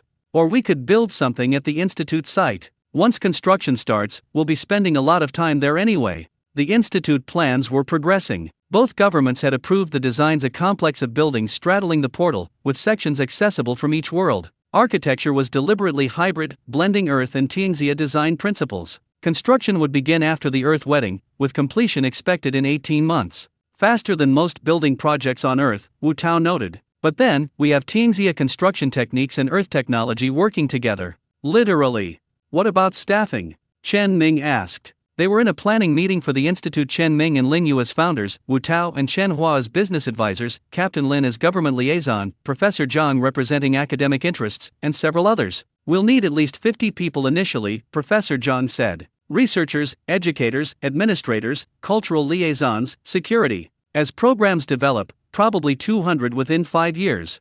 And curriculum? This from an education ministry representative. Modular, Lin Yu explained. Short-term programs for professionals wanting specific knowledge. Semester programs for students. year-long fellowships for advanced researchers. Everything from basic cultural orientation to PhD-level research. We're basically creating a university, Wu Tao observed. Not exactly. More like a specialized institute. Very focused mission, Earth Tianxia, understanding and collaboration.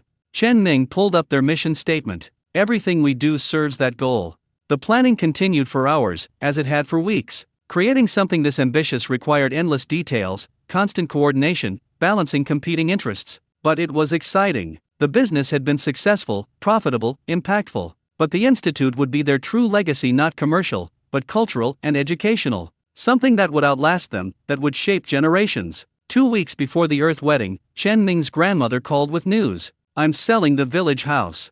What? Why? Because I'm old, that house is too big, and I want to move to the city to be near you and Linyu, especially when grandchildren arrive. She said it matter-of-factly, brooking no argument. Grandmother, you don't need to do that. Don't tell me what I need. I've lived in that village for 50 years. I'm ready for something new. Besides, your aunt is driving me crazy asking about the wedding constantly. I need distance. Where will you live? I found a nice apartment in the same complex as yours, 2 floors down, close enough to visit, far enough for independence. Don't worry, I'm not moving in with you, though I'll need a key for babysitting purposes. Chen Ming didn't know whether to laugh or cry. We're not even having babies yet. You will be. Better to prepare now. Oh, and I'm bringing the herb garden. There's a community garden in the complex. The other residents better be ready to learn proper cultivation techniques. After hanging up, Chen Ming told Linyu. She smiled. Your grandmother is wonderful, and having her nearby will be good for us and for our eventual children. You're really thinking about kids now? Of course. We agreed 2 to 3, remember? That means starting in a year or so. Better to have them while we're still young enough to keep up. It was surreal how quickly their life was changing. A year and a half ago, Chen Ming had been a student. Now he was married, planning for children, founding an institute, managing relationships with 2 governments. Growing up happened fast when you were building bridges between worlds. The Earth wedding day arrived with perfect spring weather, sunny but not too hot, gentle breeze, flowering trees in full bloom. The venue was a botanical garden on Jianhai's outskirts, offering both manicured landscapes and natural beauty. Unlike the Tianxia ceremony, this one was shorter, more personal, less bound by ancient protocol. They'd written their own vows, chosen their own music, designed a ceremony that felt authentically theirs. Linyu wore a modern white wedding dress, Western style but with subtle Chinese embroidery at the hem and sleeves. Chen Ming wore a tailored suit, no ceremonial robes this time. They'd compromised between cultures, taking what felt right and leaving what didn't. Wu Tao was best man again. Linyu's closest friend from childhood, who'd traveled from Tianxia for the occasion, was maid of honor. The wedding party was mixed Earth and Tianxia friends standing together, cultural lines blurred. Captain Lin officiated, having gotten ordained specifically for this purpose. I've protected you from threats, he'd said when they asked. Might as well protect you from bad wedding officiants too. The ceremony began at 4 in the afternoon, golden light filtering through trees. Guests gathered, not as many as the Tianxia wedding, but still substantial. More earth-heavy this time, with only about 30 Tianxia guests who could travel. Captain Lin stood at the altar they'd set up. We're here for a simple reason. Chen Ming and Linyu love each other and want to publicly commit to spending their lives together. Everything else is just celebration of that fact. He'd insisted on keeping the ceremony short and meaningful, no unnecessary formality. Chen Ming was grateful. Chen Ming, your vows, Captain Lin prompted. Chen Ming turned to Linyu, taking her hands. He'd written and rewritten these vows a dozen times, never quite satisfied. But standing here, looking at his wife, technically already his wife, but the second ceremony made it feel more real somehow, the words came easily. Linyu, you came into my life when I was lost. I'd discovered something incredible but had no idea what to do with it. You showed me. You taught me that discovery means nothing without sharing, that opportunity requires responsibility, that success without partnership is hollow. You made me better not just as a business partner, though you excel at that. You made me better as a person. More thoughtful, more careful, more willing to think beyond myself. You showed me what it means to build something lasting. I promise to be worthy of you. I promise to listen when you're right, which is often. I promise to support your dreams as you've supported mine. I promise to be your partner in everything, joy and hardship, success and failure, this world and others. I love you across dimensions. I'll love you across lifetimes. Thank you for choosing me. Linyu was crying, not even trying to hide it. She wiped her eyes, took a breath, and spoke her vows. Chen Ming, you're the bravest person I know. Not because you're fearless, you're often terrified. You just don't let fear stop you. You discovered a portal between worlds and your first thought was, how can this help people? That's who you are. You could have exploited the situation, become wealthy and powerful by hoarding access. Instead, you built bridges. You shared. You asked for partnership instead of demanding dominance. You treated my world with respect when others would have seen it as a resource to exploit. You saved my family. You saved my city. But more than that, you showed me possibilities I'd never imagined. You taught me to dream bigger, to see beyond immediate survival, to build for generations instead of just surviving today. I promise to stand beside you. I promise to challenge you when you're wrong and support you when you're right. I promise to build the life we've dreamed of, children and family, work that matters, a home in both worlds. I love you for who you are and who you helped me become. Thank you for finding me. There wasn't a dry eye in the audience. Chen Ming's grandmother was openly weeping. Several hardened government officials were suspiciously clearing their throats. They exchanged rings, simple bands this time, no elaborate jade and gold. Just silver circles, inscribed with coordinates, the portal's exact location in both Earth's and Tianxia's geographical systems. A reminder of where they'd met, what they'd built. By the power vested in me by the People's Republic of China and my ordained minister certification from an online course, Captain Lin said with a slight smile, I declare you husband and wife. Again. You may kiss, though you've technically been married for a month already. They kissed longer than the Tianxia ceremony allowed, deep and genuine, sealing their commitment. The reception was joy. Unlike the formal Tianxia banquet, this was relaxed garden tables, buffet-style food, music playing as guests mingled freely. Earth and Tianxia guests mixed more easily here, the modern setting less foreign to the Tianxia visitors than Kinglin had been to Earth guests. Chen Hua made a toast. I've worked with Chen Ming and Lin Yu for over a year now. They're the most annoyingly idealistic people I've ever met. They actually believe businesses can be ethical, that different cultures can cooperate, that love conquers practical obstacles. The annoying part? They keep being proven right. Against all odds, their idealism works. So here's to Chen Ming and Lin Yu. May you continue being insufferably correct about everything. Everyone laughed and raised glasses. Professor Zhang toasted to the people who proved cultivation isn't magic, it's just physics we didn't understand yet, and to the power of love to transcend dimensional barriers. Though technically, the portal transcends dimensions, love just makes it worthwhile. Minister Chen, who'd also made the trip, spoke briefly. The Emperor sends his regards and notes that your marriage strengthens the bonds between worlds. Also, he wants to know when you're having children, as he's already planning their imperial positions.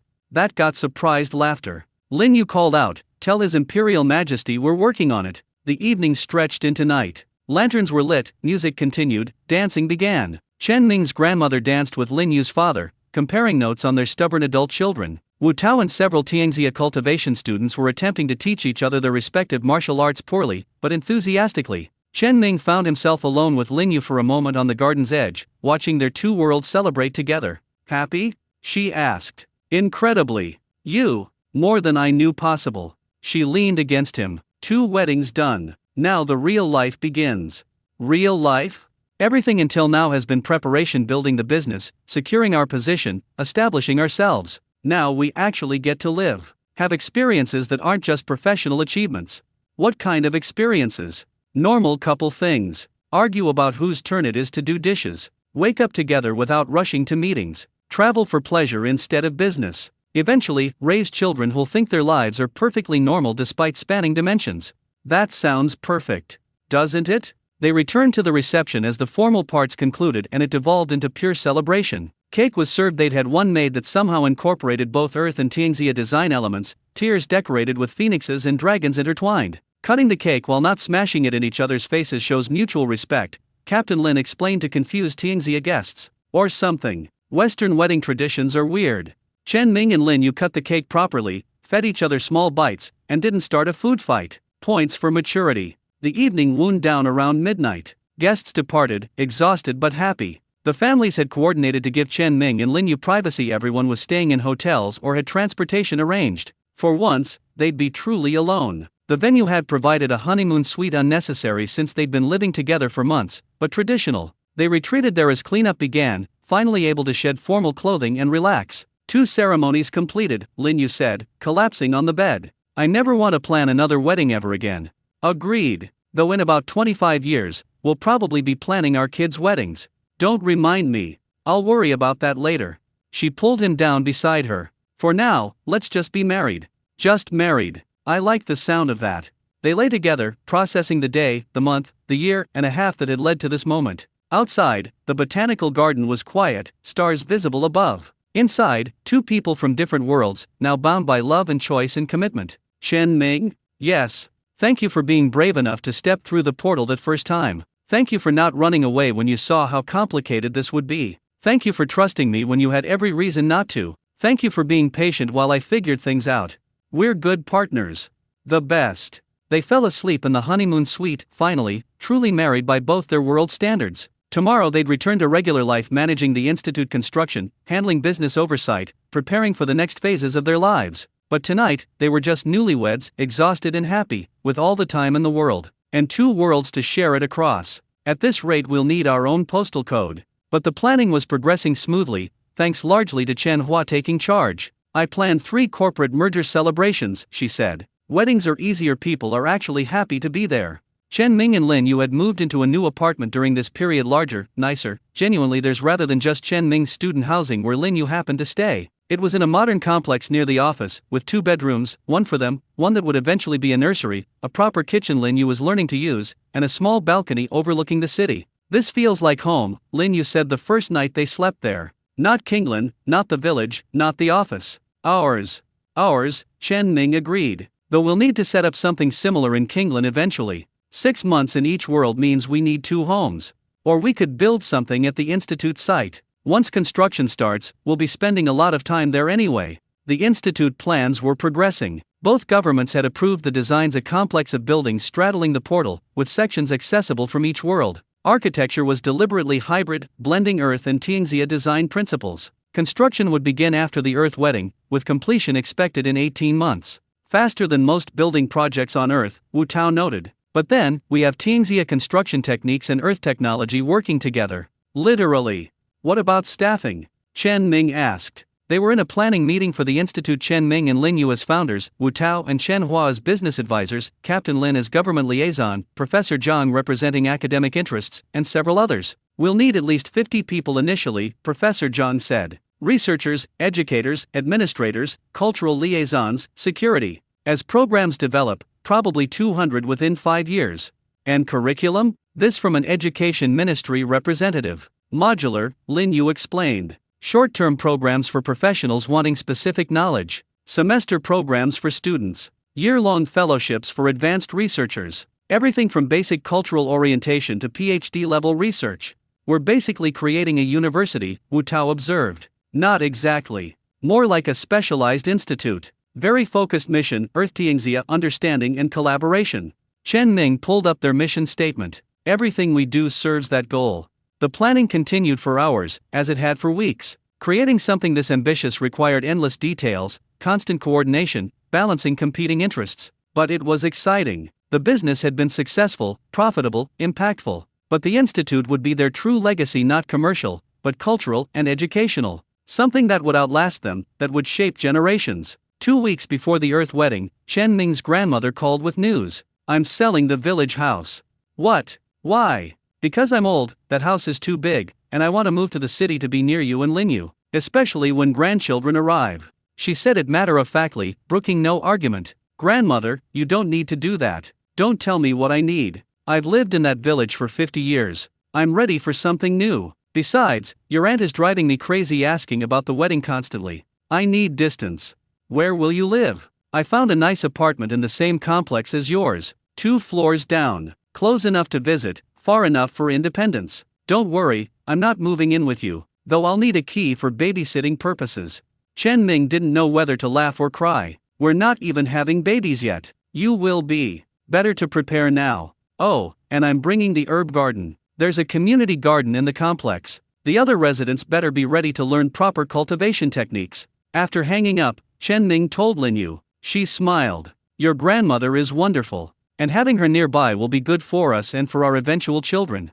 You're really thinking about kids now? Of course. We agreed 2 to 3, remember? That means starting in a year or so. Better to have them while we're still young enough to keep up. It was surreal how quickly their life was changing. A year and a half ago, Chen Ming had been a student. Now he was married, planning for children, founding an institute, managing relationships with 2 governments. Growing up happened fast when you were building bridges between worlds. The Earth wedding day arrived with perfect spring weather, sunny but not too hot, gentle breeze, flowering trees in full bloom. The venue was a botanical garden on Jianhai's outskirts, offering both manicured landscapes and natural beauty. Unlike the Tianxia ceremony, this one was shorter, more personal, less bound by ancient protocol. They'd written their own vows, chosen their own music, designed a ceremony that felt authentically theirs. Lin Yu wore a modern white wedding dress Western style but with subtle Chinese embroidery at the hem and sleeves. Chen Ming wore a tailored suit, no ceremonial robes this time. They'd compromised between cultures, taking what felt right and leaving what didn't. Wu Tao was best man again. Lin Yu's closest friend from childhood, who'd traveled from Tianxia for the occasion, was maid of honor. The wedding party was mixed Earth and Tianxia friends standing together, cultural lines blurred. Captain Lin officiated, having gotten ordained specifically for this purpose. "I've protected you from threats," he'd said when they asked. "Might as well protect you from bad wedding officiants too." The ceremony began at 4 in the afternoon, golden light filtering through trees. Guests gathered, not as many as the Tianxia wedding, but still substantial. More earth-heavy this time, with only about 30 Tianxia guests who could travel. Captain Lin stood at the altar they'd set up. "We're here for a simple reason. Chen Ming and Lin Yu love each other and want to publicly commit to spending their lives together. Everything else is just celebration of that fact." He'd insisted on keeping the ceremony short and meaningful, no unnecessary formality. Chen Ming was grateful. "Chen Ming, your vows," Captain Lin prompted. Chen Ming turned to Lin Yu, taking her hands. He'd written and rewritten these vows a dozen times, never quite satisfied. But standing here, looking at his wife, technically already his wife, but the second ceremony made it feel more real somehow, the words came easily. "Lin Yu, you came into my life when I was lost. I'd discovered something incredible but had no idea what to do with it. You showed me. You taught me that discovery means nothing without sharing, that opportunity requires responsibility, that success without partnership is hollow. You made me better not just as a business partner, though you excel at that. You made me better as a person. More thoughtful, more careful, more willing to think beyond myself. You showed me what it means to build something lasting. I promise to be worthy of you. I promise to listen when you're right, which is often. I promise to support your dreams as you've supported mine. I promise to be your partner in everything, joy and hardship, success and failure, this world and others. I love you across dimensions. I'll love you across lifetimes. Thank you for choosing me." Lin Yu was crying, not even trying to hide it. She wiped her eyes, took a breath, and spoke her vows. "Chen Ming, you're the bravest person I know. Not because you're fearless, you're often terrified, you just don't let fear stop you. You discovered a portal between worlds and your first thought was, how can this help people? That's who you are. You could have exploited the situation, become wealthy and powerful by hoarding access. Instead, you built bridges. You shared. You asked for partnership instead of demanding dominance. You treated my world with respect when others would have seen it as a resource to exploit. You saved my family. You saved my city. But more than that, you showed me possibilities I'd never imagined. You taught me to dream bigger, to see beyond immediate survival, to build for generations instead of just surviving today. I promise to stand beside you. I promise to challenge you when you're wrong and support you when you're right. I promise to build the life we've dreamed of, children and family, work that matters, a home in both worlds. I love you for who you are and who you helped me become. Thank you for finding me." There wasn't a dry eye in the audience. Chen Ming's grandmother was openly weeping. Several hardened government officials were suspiciously clearing their throats. They exchanged rings, simple bands this time, no elaborate jade and gold. Just silver circles, inscribed with coordinates, the portal's exact location in both Earth's and Tianxia's geographical systems. A reminder of where they'd met, what they'd built. "By the power vested in me by the People's Republic of China and my ordained minister certification from an online course," Captain Lin said with a slight smile, "I declare you husband and wife. Again. You may kiss, though you've technically been married for a month already." They kissed longer than the Tianxia ceremony allowed, deep and genuine, sealing their commitment. The reception was joy. Unlike the formal Tianxia banquet, this was relaxed garden tables, buffet-style food, music playing as guests mingled freely. Earth and Tianxia guests mixed more easily here, the modern setting less foreign to the Tianxia visitors than Kinglin had been to Earth guests. Chen Hua made a toast. "I've worked with Chen Ming and Lin Yu for over a year now. They're the most annoyingly idealistic people I've ever met. They actually believe businesses can be ethical, that different cultures can cooperate, that love conquers practical obstacles. The annoying part? They keep being proven right. Against all odds, their idealism works. So here's to Chen Ming and Lin Yu, may you continue being insufferably correct about everything." Everyone laughed and raised glasses. Professor Zhang toasted, "To the people who proved cultivation isn't magic, it's just physics we didn't understand yet, and to the power of love to transcend dimensional barriers. Though technically, the portal transcends dimensions, love just makes it worthwhile. Minister Chen, who'd also made the trip, spoke briefly. The Emperor sends his regards and notes that your marriage strengthens the bonds between worlds. Also, he wants to know when you're having children, as he's already planning their imperial positions. That got surprised laughter. Lin Yu called out, "Tell His Imperial Majesty we're working on it." The evening stretched into night. Lanterns were lit, music continued, dancing began. Chen Ming's grandmother danced with Lin Yu's father, comparing notes on their stubborn adult children. Wu Tao and several Tianxia cultivation students were attempting to teach each other their respective martial arts poorly, but enthusiastically. Chen Ming found himself alone with Lin Yu for a moment on the garden's edge, watching their two worlds celebrate together. "Happy?" she asked. "Incredibly. You. More than I knew possible." She leaned against him. "2 weddings done. Now the real life begins." "Real life?" "Everything until now has been preparation, building the business, securing our position, establishing ourselves. Now we actually get to live. Have experiences that aren't just professional achievements." "What kind of experiences?" "Normal couple things. Argue about whose turn it is to do dishes. Wake up together without rushing to meetings. Travel for pleasure instead of business. Eventually, raise children who'll think their lives are perfectly normal despite spanning dimensions." "That sounds perfect. Doesn't it?" They returned to the reception as the formal parts concluded and it devolved into pure celebration. Cake was served. They'd had one made that somehow incorporated both Earth and Tianxia design elements, tiers decorated with phoenixes and dragons intertwined. Cutting the cake while not smashing it in each other's faces shows mutual respect, Captain Lin explained to confused Tianxia guests. Or something. Western wedding traditions are weird. Chen Ming and Lin Yu cut the cake properly, fed each other small bites, and didn't start a food fight. Points for maturity. The evening wound down around midnight. Guests departed, exhausted but happy. The families had coordinated to give Chen Ming and Lin Yu privacy. Everyone was staying in hotels or had transportation arranged. For once, they'd be truly alone. The venue had provided a honeymoon suite, unnecessary since they'd been living together for months, but traditional. They retreated there as cleanup began, finally able to shed formal clothing and relax. 2 ceremonies completed, Lin Yu said, collapsing on the bed. "I never want to plan another wedding ever again." "Agreed. Though in about 25 years, we'll probably be planning our kids' weddings." "Don't remind me. I'll worry about that later." She pulled him down beside her. "For now, let's just be married." "Just married. I like the sound of that." They lay together, processing the day, the month, the year and a half that had led to this moment. Outside, the botanical garden was quiet, stars visible above. Inside, 2 people from different worlds, now bound by love and choice and commitment. "Chen Ming? Yes. Thank you for being brave enough to step through the portal that first time. Thank you for not running away when you saw how complicated this would be. Thank you for trusting me when you had every reason not to. Thank you for being patient while I figured things out. We're good partners. The best." They fell asleep in the honeymoon suite, finally, truly married by both their world standards. Tomorrow they'd return to regular life, managing the institute construction, handling business oversight, preparing for the next phases of their lives. But tonight, they were just newlyweds, exhausted and happy, with all the time in the world. And 2 worlds to share it across. The institute construction began in May, 6 weeks after the Earth wedding. The groundbreaking ceremony was official, with representatives from both governments, academic institutions, and media coverage, carefully managed to avoid revealing too much about the portal's exact nature. Chen Ming and Lin Yu stood with golden shovels, Earth side ceremony, and jade ceremonial tools, Tianxia side, turning the first soil simultaneously on both worlds. "This is ridiculous," Lin Yu whispered as photographers captured the moment. "We're performing the same ritual twice."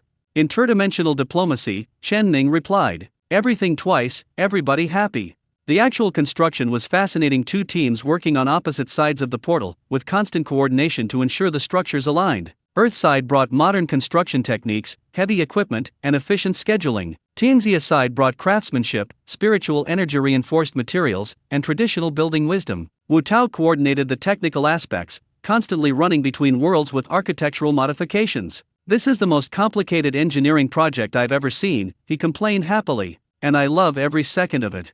The design was ambitious, a main building straddling the portal directly, with wings extending into each world. The portal section would be shared space, lecture halls, laboratories, communal areas. The wings would house world-specific facilities, dormitories, libraries, specialized research equipment. "It's like building a ship with the bow in one ocean and the stern in another," the lead Earth architect said. "Except the oceans are different dimensions. And the ship is a building. And physics is more of a suggestion than a law." "That's accurate," Chen Ming agreed. Progress was steady but slower than planned, as always. The portal section proved especially challenging, not the physical construction, but ensuring both sides' materials were compatible, that spiritual energy-infused Tianxia stone would behave properly next to Earth's reinforced concrete. Professor Zhang was constantly on site, taking readings, analyzing the interactions. "We're learning so much," he said excitedly. "The boundary effects where Earth materials meet Tianxia materials, the way spiritual energy disperses in the liminal space, Is it safe?" Chen Ming interrupted.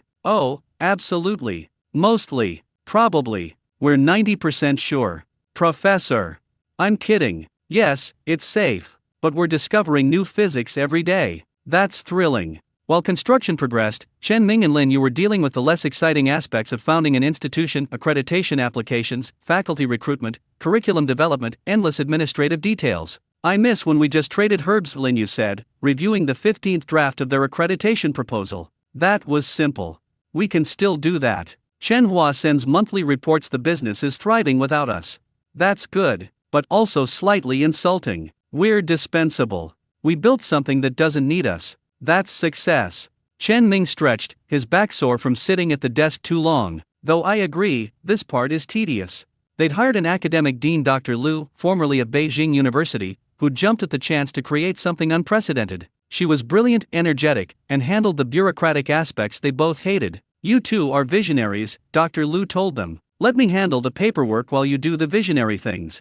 The faculty recruitment was Chen Ming's favorite part. They'd posted positions internationally and across Tianxia, looking for people who could bridge cultures and disciplines. The response was overwhelming, hundreds of applications for 20 positions. "Look at this one," Lin Yu said, reading applications. "Professor Wang, Comparative Linguistics, wants to study how language shapes cultivation practice versus scientific thinking." Interview. This one, Dr. Shen, anthropologist, proposes studying the development of parallel social structures in isolated worlds. Definitely interview. They conducted interviews across 2 months, meeting fascinating people from both worlds. The challenge wasn't finding qualified candidates, it was choosing among so many excellent options. The first cohort they hired was deliberately diverse, equal numbers from Earth and Tianxia, various ages and specializations, different perspectives and approaches. The only common requirement, genuine interest in building bridges rather than advancing personal agendas. "This group will set the tone for everything that follows," Dr. Liu said during the final selection meeting. "Choose carefully."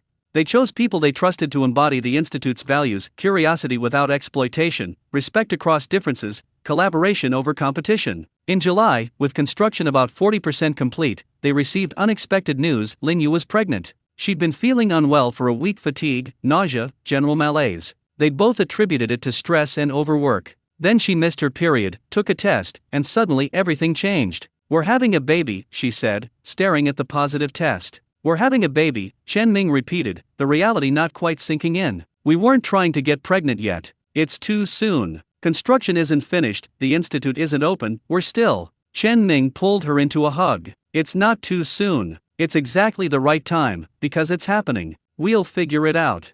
You're not panicking?" "I'm terrified, but also excited. Aren't you?" Lin Yu was quiet for a moment, then smiled. "Yes. Scared and excited. That seems to be our normal state." They told their families first. Chen Ming's grandmother reacted predictably. "Finally. I was starting to think you didn't know how babies were made. When is the due date? Do you know if it's a boy or girl? Are you eating properly? You need to rest more." "Grandmother, slow down. We just found out today. And you didn't call immediately?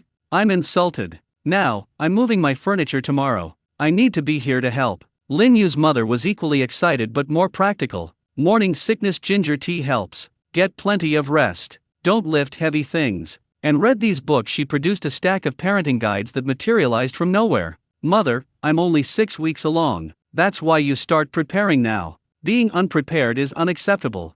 They told Wu Tao, who reacted with his usual dry humor, "Congratulations. Your life is about to get even more complicated than running an interdimensional business, which I didn't think was possible. Thanks for the encouragement.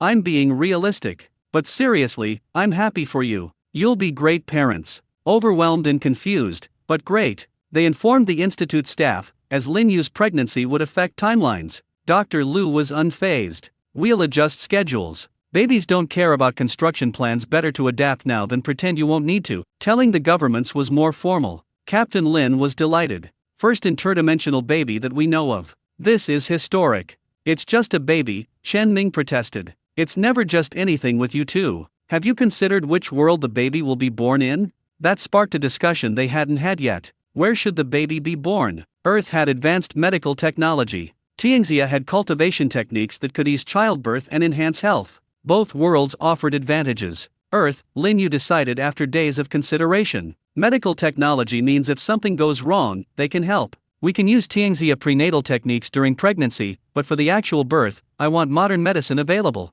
Minister Chen sent official congratulations from the emperor, along with a note, His Imperial Majesty is pleased to hear of the coming addition to your family. He remarks that this child will be a symbol of unity between worlds and hopes the child inherits your parents' wisdom and dedication. Also, he wants to know if you're having a boy or girl, as he's planning gifts accordingly. The Emperor of Tianxia is planning baby gifts, Chen Ming said, bemused. That's not something I expected to happen in my life. The pregnancy added urgency to completing the institute. They wanted the basic facilities open before the baby arrived in March. That meant accelerating construction where possible, working longer hours, pushing everyone harder. You need to slow down, Wu Tao told Lin Yu after finding her reviewing blueprints at midnight. You're pregnant. Rest is not optional. I'm fine. Women have been working while pregnant for millennia. Not while building interdimensional institutes. Delegate. That's why we hired staff. He was right. Lin Yu gradually stepped back from daily oversight, focusing on strategic decisions while others handled implementation. It was hard. She was used to being involved in everything but necessary. Chen Ming tried to compensate by working harder, but Chen Hua shut that down. If you burn out, Lin Yu will be stressed, which is bad for the pregnancy. Pace yourself. Everything important will still be there tomorrow. So they both learned to let go more, to trust the teams they'd built, to prioritize the baby over the business. The pregnancy progressed normally. Lin Yu experienced typical morning sickness, managed with ginger tea and small frequent meals. Her energy levels fluctuated. By the second trimester, she was feeling better, more energetic, glowing with that classic pregnancy radiance. You're beautiful, Chen Ming told her, his hand on her growing belly. I'm fat and uncomfortable. You're pregnant with our child and beautiful. Smooth talker. But she was smiling. They learned they were having a daughter in September. Chen Ming had no preference. Healthy baby was all that mattered, but Lin Yu was delighted. A girl. Good. Boys are exhausting. My brother was a nightmare growing up. Girls are easier.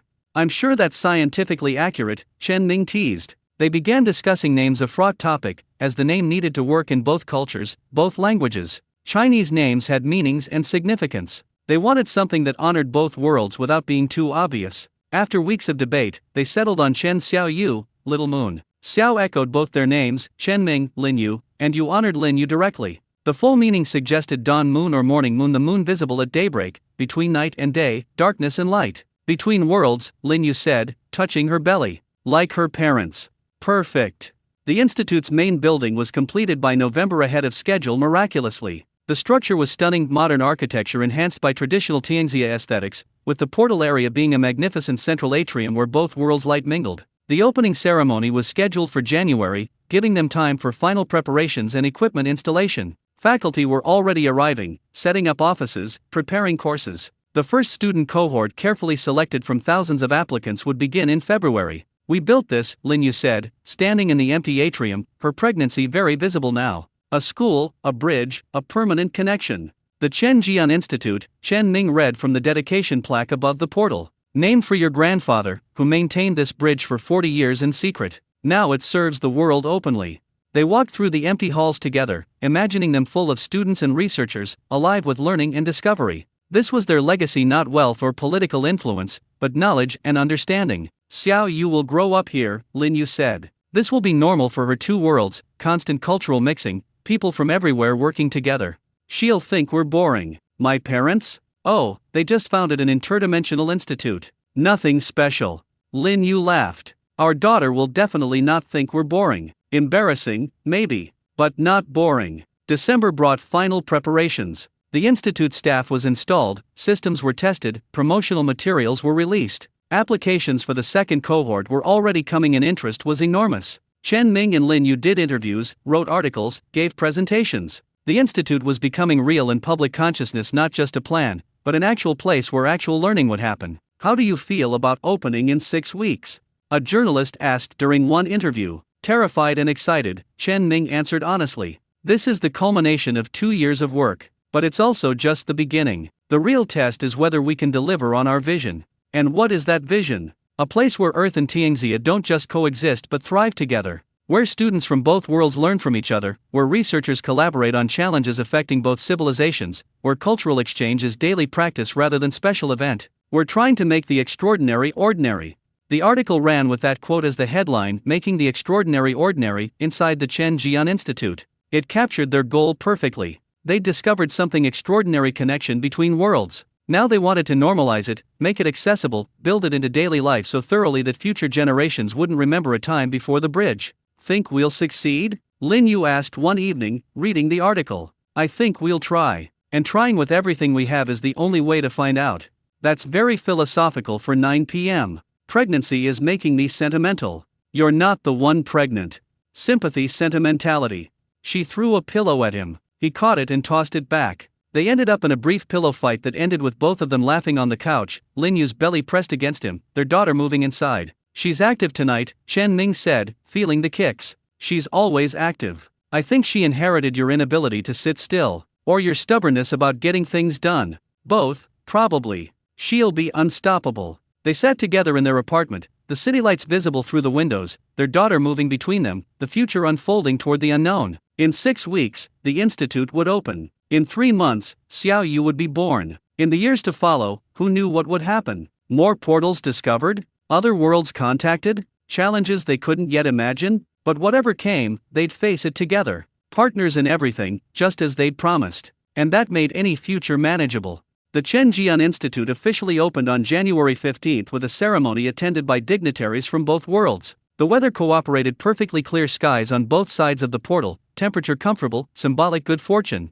Chen Ning stood beside Lin Yu, now 7 months pregnant, radiant despite her discomfort as speakers addressed the assembled crowd. They'd both given up on formal speeches themselves, letting others do the talking while they focused on not panicking. Vice Minister Zhao spoke for China. Today marks a new chapter in human civilization. For the first time, we formally acknowledge and embrace connection with another world. The Chen Jian Institute represents our highest aspirations: peaceful cooperation, mutual learning, and shared prosperity across all boundaries. Minister Chen spoke for Tianxia. The emperor commends this endeavor and grants his blessing. Let this institute be a beacon of wisdom, a bridge of understanding, and a foundation for lasting friendship between our worlds. May it prosper for 10,000 generations.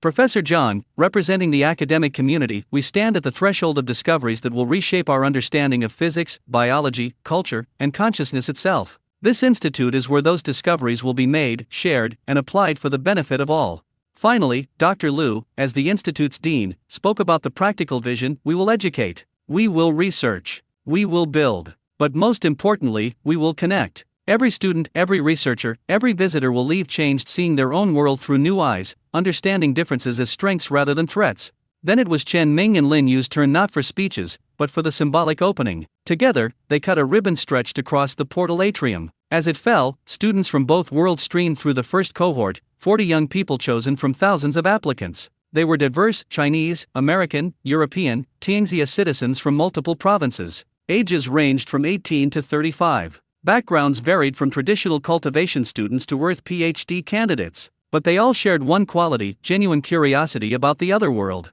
Welcome to the Chen Jian Institute, Chen Ning said, addressing them in the atrium. You're pioneers. First students of the first interdimensional educational institution. What you learn here, what you create here, will shape how our worlds interact for generations. We have 2 rules: be curious and be kind. Curiosity drives learning. Kindness makes learning possible. Everything else, the curriculum, the research projects, the cultural exchanges, flows from those 2 principles. The students applauded politely, but Chen Ning could see the nervousness. They were teenagers and young adults thrust into history. He remembered being their age, discovering the portal, having no idea what he was doing. At least these students had structure, guidance, a clear path. The first day was orientation, campus tours, meeting faculty, understanding expectations. Chen Ming and Lin Yu observed from a distance, letting staff handle the details. Their job was done for now. They'd built the infrastructure, hired the people, created the systems. Now they needed to trust others to execute. Hard to let go, Lin Yu murmured, watching the students explore.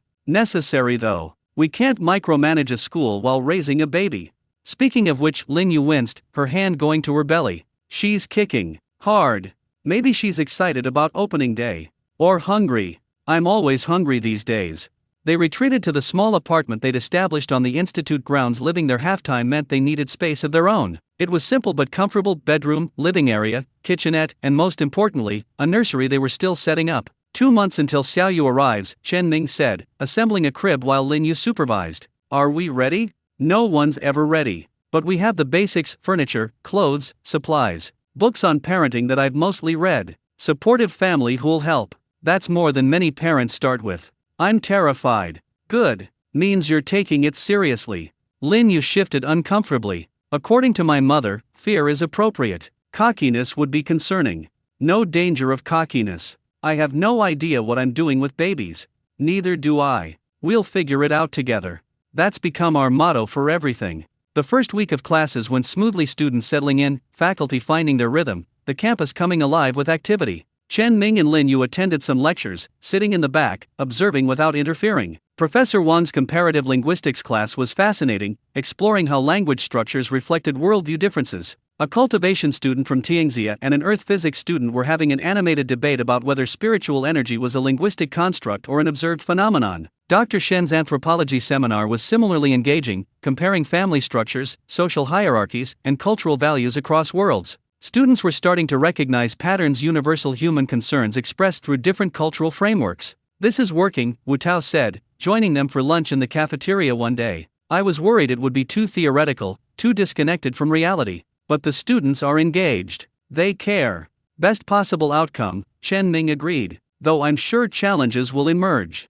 They did, but smaller than feared. Some students struggled with culture shock: Earth students overwhelmed by Tianxia's spiritual energy, Tianxia students bewildered by Earth's technology. Faculty had to mediate misunderstandings rooted in different communication styles. Administrative systems needed constant adjustment. But nothing catastrophic. Just normal growing pains of a new institution finding its identity. The research programs launched in February, with the first major project being a joint Earth-Tianxia team studying cultivation enhancement techniques. Professor Zhang was leading the Earth side, a master cultivator from the Imperial Academy led the Tianxia side. They had students from both worlds assisting. We're documenting everything, Professor Zhang explained during a progress meeting. Not just what works, but why. The goal is theoretical framework that explains cultivation in terms Earth science can engage with, and vice versa. When can we expect results? This from a government representative monitoring the project. Meaningful results? 3 to 5 years. Revolutionary breakthroughs? Impossible to predict. Could be next week, could be never.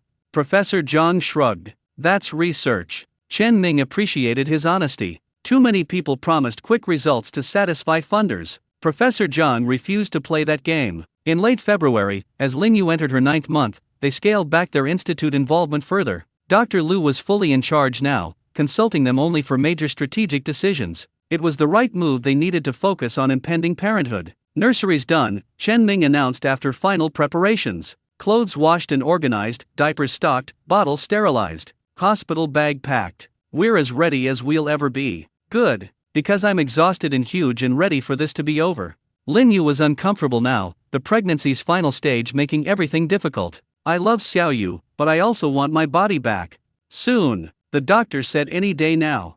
Any day turned out to be 3 days later. Lin Yu's water broke at 2 a.m., contractions starting shortly after. Chen Ming drove them to the hospital with forced calm, internally panicking, following the route they'd practiced multiple times. The hospital staff was efficient, getting Lin Yu checked in and settled quickly. Chen Ming called their families while medical staff did assessments. His grandmother promised to be there within hours. Lin Yu's parents were coming through the portal. The labor was long, 14 hours. Chen Ming stayed with Lin Yu throughout, holding her hand, offering water and ice chips, being supportive in whatever small ways he could. She was incredibly strong, managing the pain with breathing techniques and occasional medication. Their families arrived by midday. Both grandmothers, Lin Yu's parents, Wu Tao, who'd appointed himself honorary uncle, Chen Hua, even Captain Lin stopped by briefly. They filled the waiting room, a small crowd of supporters spanning 2 worlds. At 4:17 p.m. on February 28, Chen Xiaoyu was born healthy, loud, and perfect. The doctor placed her on Lin Yu's chest, this tiny person they'd created, this bridge between worlds made flesh.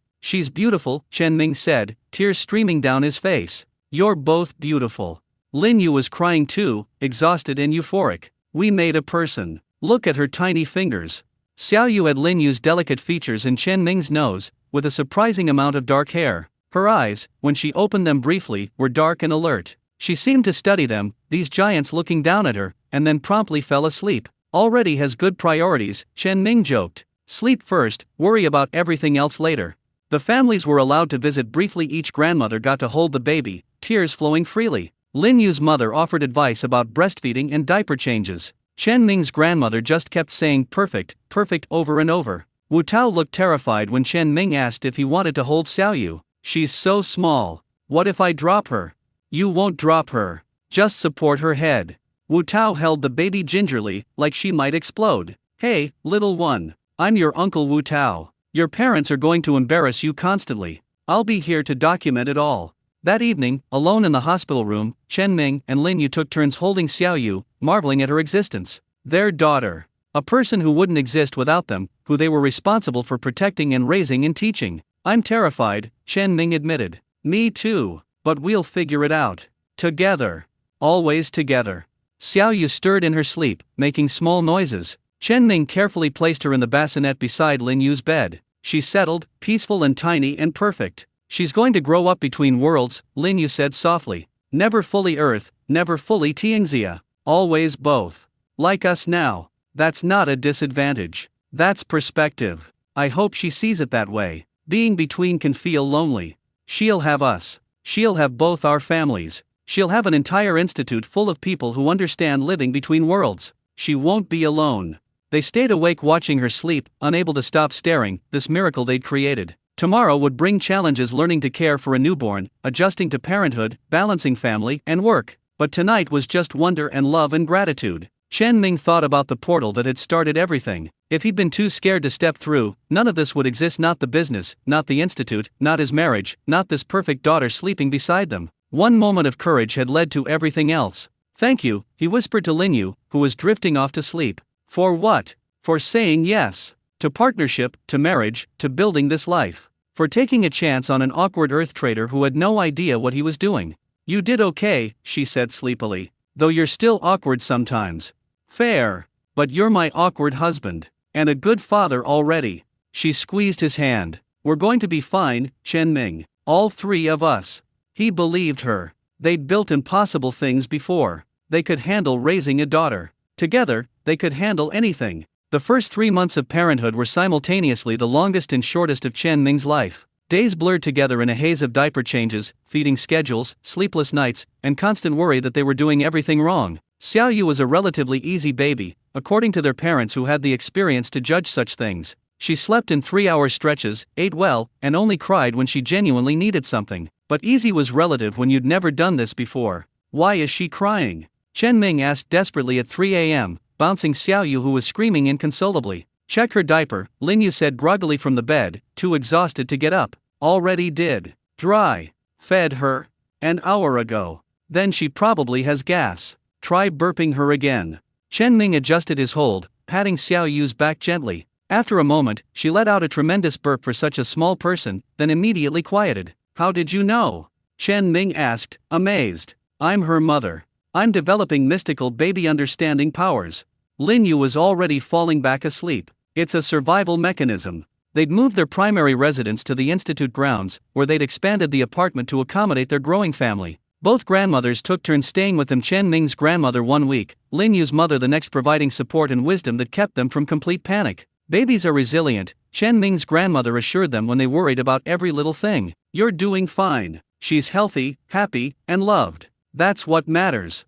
The institute continued operating around them. Dr. Lu handled daily management brilliantly, keeping Chen Ming and Lin Yu informed without requiring their constant input. Classes proceeded, research projects advanced, the campus developed its own culture and rhythms. Chen Ming returned to light work after 2 weeks, mostly because Lin Yu insisted he needed adult conversation and she needed occasional solitude. I love you and our daughter, she said, but I will go insane if I don't get a few hours alone sometimes. Go to the office. Talk to adults. Remember what being human feels like. He found the institute transformed in subtle ways. Students had formed study groups that mixed Earth and Tianxia members naturally. The cafeteria had become a de facto cultural exchange center where people debated everything from physics to philosophy over meals. The research labs buzzed with collaboration that crossed both disciplinary and dimensional boundaries. It's working, Wu Tao said, joining Chen Ming for coffee while Lin Yu had baby free time at home. Better than we hoped, honestly. Did you see the latest research results?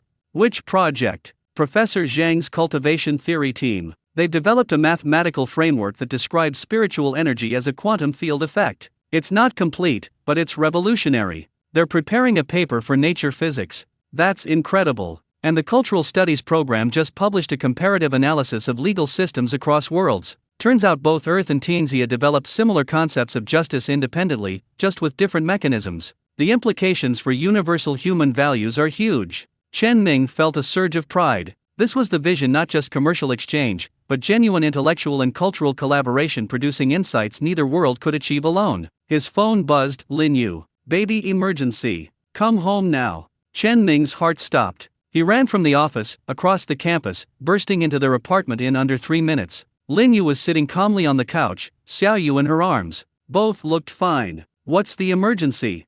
Chen Ming gasped, out of breath. She smiled at me. Look. Lin Yu held up the baby, who indeed seemed to be smiling a real smile, not just gas. Her first real smile. I wanted you to see. Chen Ming felt relief and exasperation in equal measure. That's the emergency? I thought something was wrong. This is important. It's a developmental milestone. Lin Yu was beaming. Come see your daughter smile. He couldn't stay annoyed. Xiao Yu was smiling, a beautiful, gummy smile that made everything, the sleepless nights, the constant worry, the complete upending of their lives, worthwhile. She's perfect, he said, sitting beside them. She is. And you missed her first smile if you'd stayed in the office. See? Baby emergencies are real emergencies.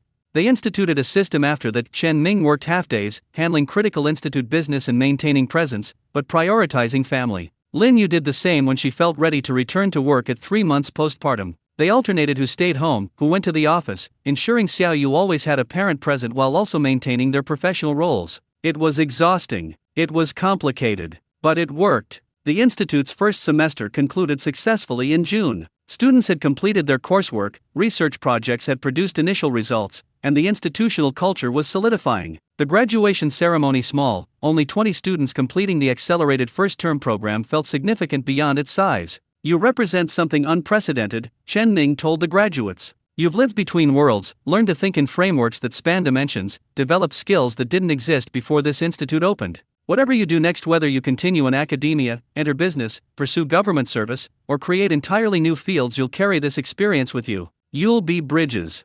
One graduate, a young woman named Zhang Wei, no relation to the pharmaceutical executive, gave a response speech. We came here from different worlds, different backgrounds, different beliefs about what was possible. We're leaving as, I won't say friends, because some of my classmates are annoying. Laughter from the audience, but as colleagues who understand each other's worlds. That understanding is the real education. The classes were good, but learning to see through another world's eyes? That's transformative. Thank you for building this place. The second cohort arrived in July, twice the size of the first. Applications had tripled after word spread about the inaugural program. Dr. Liu had to implement selective admissions, choosing students based not just on academic merit but on demonstrated curiosity and cultural adaptability. We're becoming selective, she told Chen Ming and Lin Yu during a planning meeting. That's good for quality but raises questions about access. Should we expand to accommodate more students, or maintain exclusivity?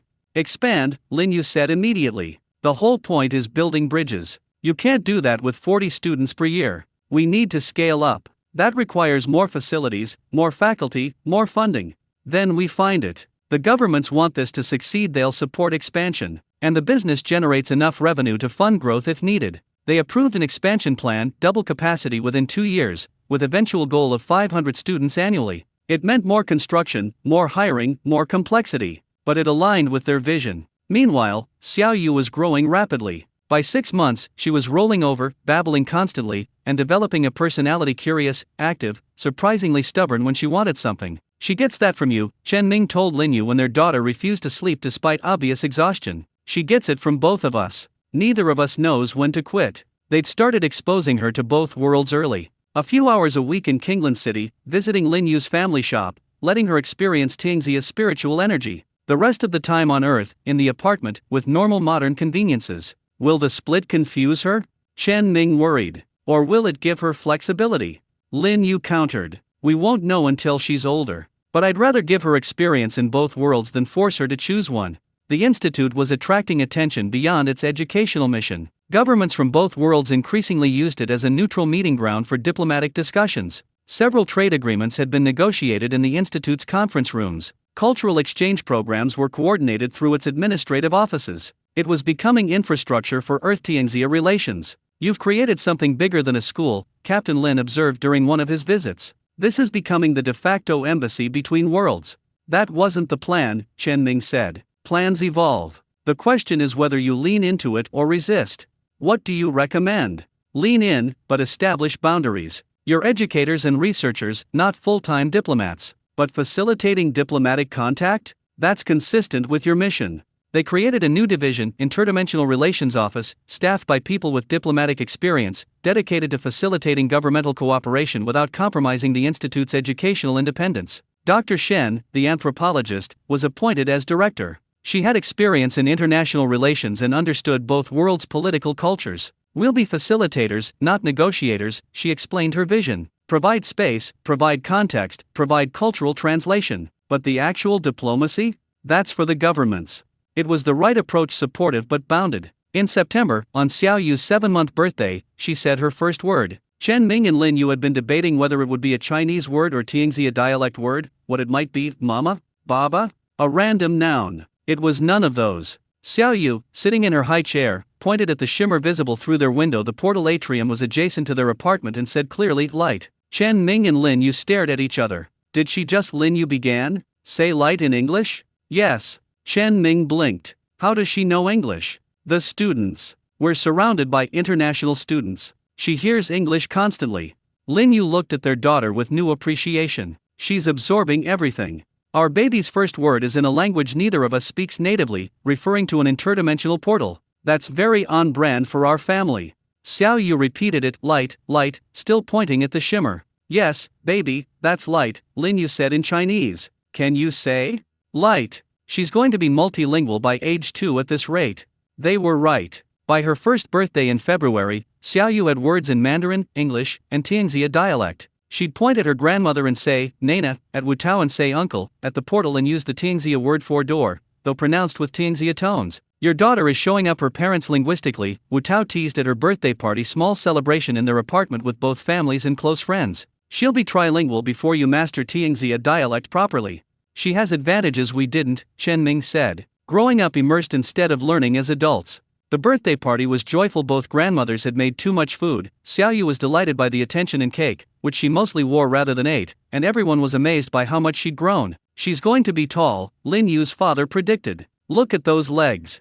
And smart, Chen Ming's grandmother added. You can see it in her eyes. She's always watching, learning. She'll need to be smart to navigate the life we've given her, Lin Yu said quietly to Chen Ming. 2 worlds, 3 languages, parents who are never fully in one place. That's a lot for a child. But she'll have support. Family in both worlds, a community that understands, opportunities most children never get. Chen Ming watched Xiaoyu play with wrapping paper, ignoring the actual toys. We're giving her the tools. She'll decide how to use them. As Xiaoyu's first year concluded, the institute was approaching its 2nd anniversary. The expansion was underway, new dormitories under construction, faculty hiring for next year, curriculum development for advanced programs. They were transitioning from experimental startup to established institution. We need to think about sustainability, Dr. Liu said during a strategic planning meeting. What happens in 5 years, 10 years, 20? How do we ensure this continues beyond the founders? Endowment, Chen Hua suggested. She was attending as business advisor. The company can establish a substantial endowment, ensuring financial independence even if governmental support fluctuates.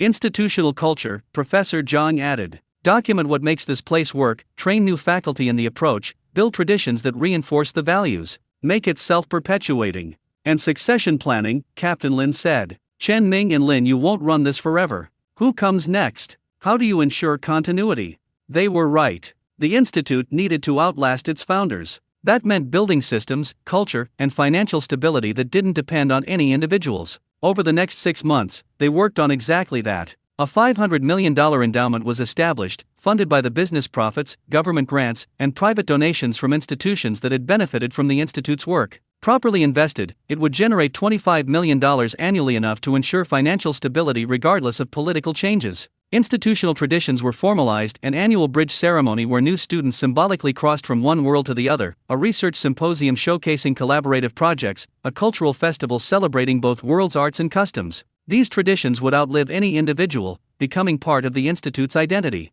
A succession plan was developed. Dr. Liu would remain dean for at least 5 years, with identified successors being groomed in leadership. The board of directors was expanded to include representatives from both governments, multiple academic institutions, and alumni. No single person or entity would control the institute's direction. This feels like planning our obsolescence, Chen Ning joked during one planning session. It's planning your success, Dr. Liu corrected. You built something worth preserving. Now you're ensuring it can be preserved. That's wisdom. By Xiao Yu's 18-month birthday, the institute was truly thriving. 300 students were enrolled, research papers were being published regularly, the diplomatic relations office was facilitating weekly meetings, and the campus had developed genuine community. Chen Ning and Lin Yu could step back knowing it would continue. They'd accomplished what they set out to do: build something lasting, something that bridged worlds not through their personal effort but through institutional structure. We can be parents now, Lin Yu said one evening, watching Xiao Yu toddle around their apartment, exploring everything with fearless curiosity. Not just founders or entrepreneurs or bridges ourselves.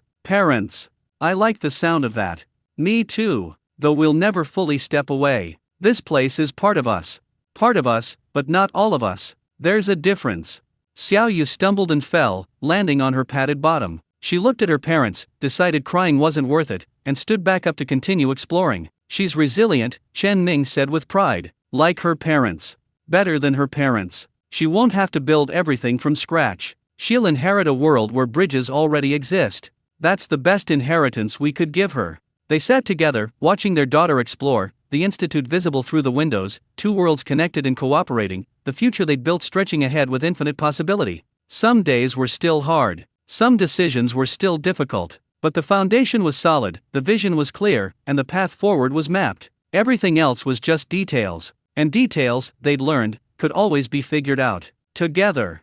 10 years later. Chen Ning stood on the observation deck of the Chen Jian Institute, watching students move between worlds like it was the most natural thing in the world. Because for them, it was. This generation had grown up with the portal, with Earth-Tianxia exchange as simple reality. The institute had expanded dramatically. The original building was now just the core of a small campus: dormitories, research facilities, cultural centers, even a small hospital where medical teams studied healing techniques from both worlds. Over 2,000 students were enrolled, with another 5,000 taking online courses from remote locations. The success had spawned imitators. 3 other portals had been discovered in the past decade: one in Siberia, one in the Amazon, one in Tibet, each connected to different parts of Tianxia or, in one case, to a third world entirely. The Chen Jian Institute provided the model: controlled access, educational focus, cultural respect, mutual benefit. Dad! Dad! Chen Ning turned to see Xiao Yu running toward him, now 10 years old, all energy and enthusiasm. She'd grown into a confident, multilingual child who moved between worlds with ease that amazed even her parents. What's wrong?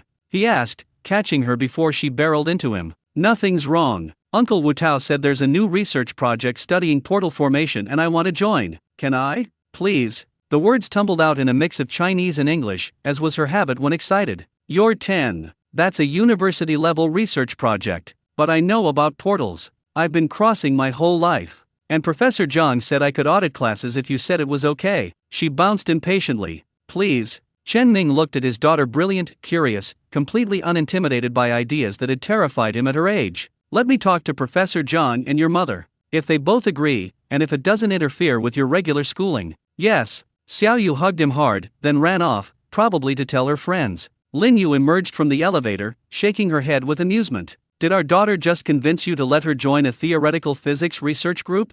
I said maybe. That's as good as yes with you. Lin Yu joined him at the railing, watching the campus activity. She's extraordinary, you know. Not just smart, lots of kids are smart. She's wise beyond her years. She sees connections others miss. She gets that from you. She gets it from both of us and the world we gave her. Speaking of which, Lin Yu pulled out a tablet. We have a decision to make. What kind of decision? The UN is establishing an interdimensional affairs office. They want us to serve as advisors, not full-time, just strategic guidance.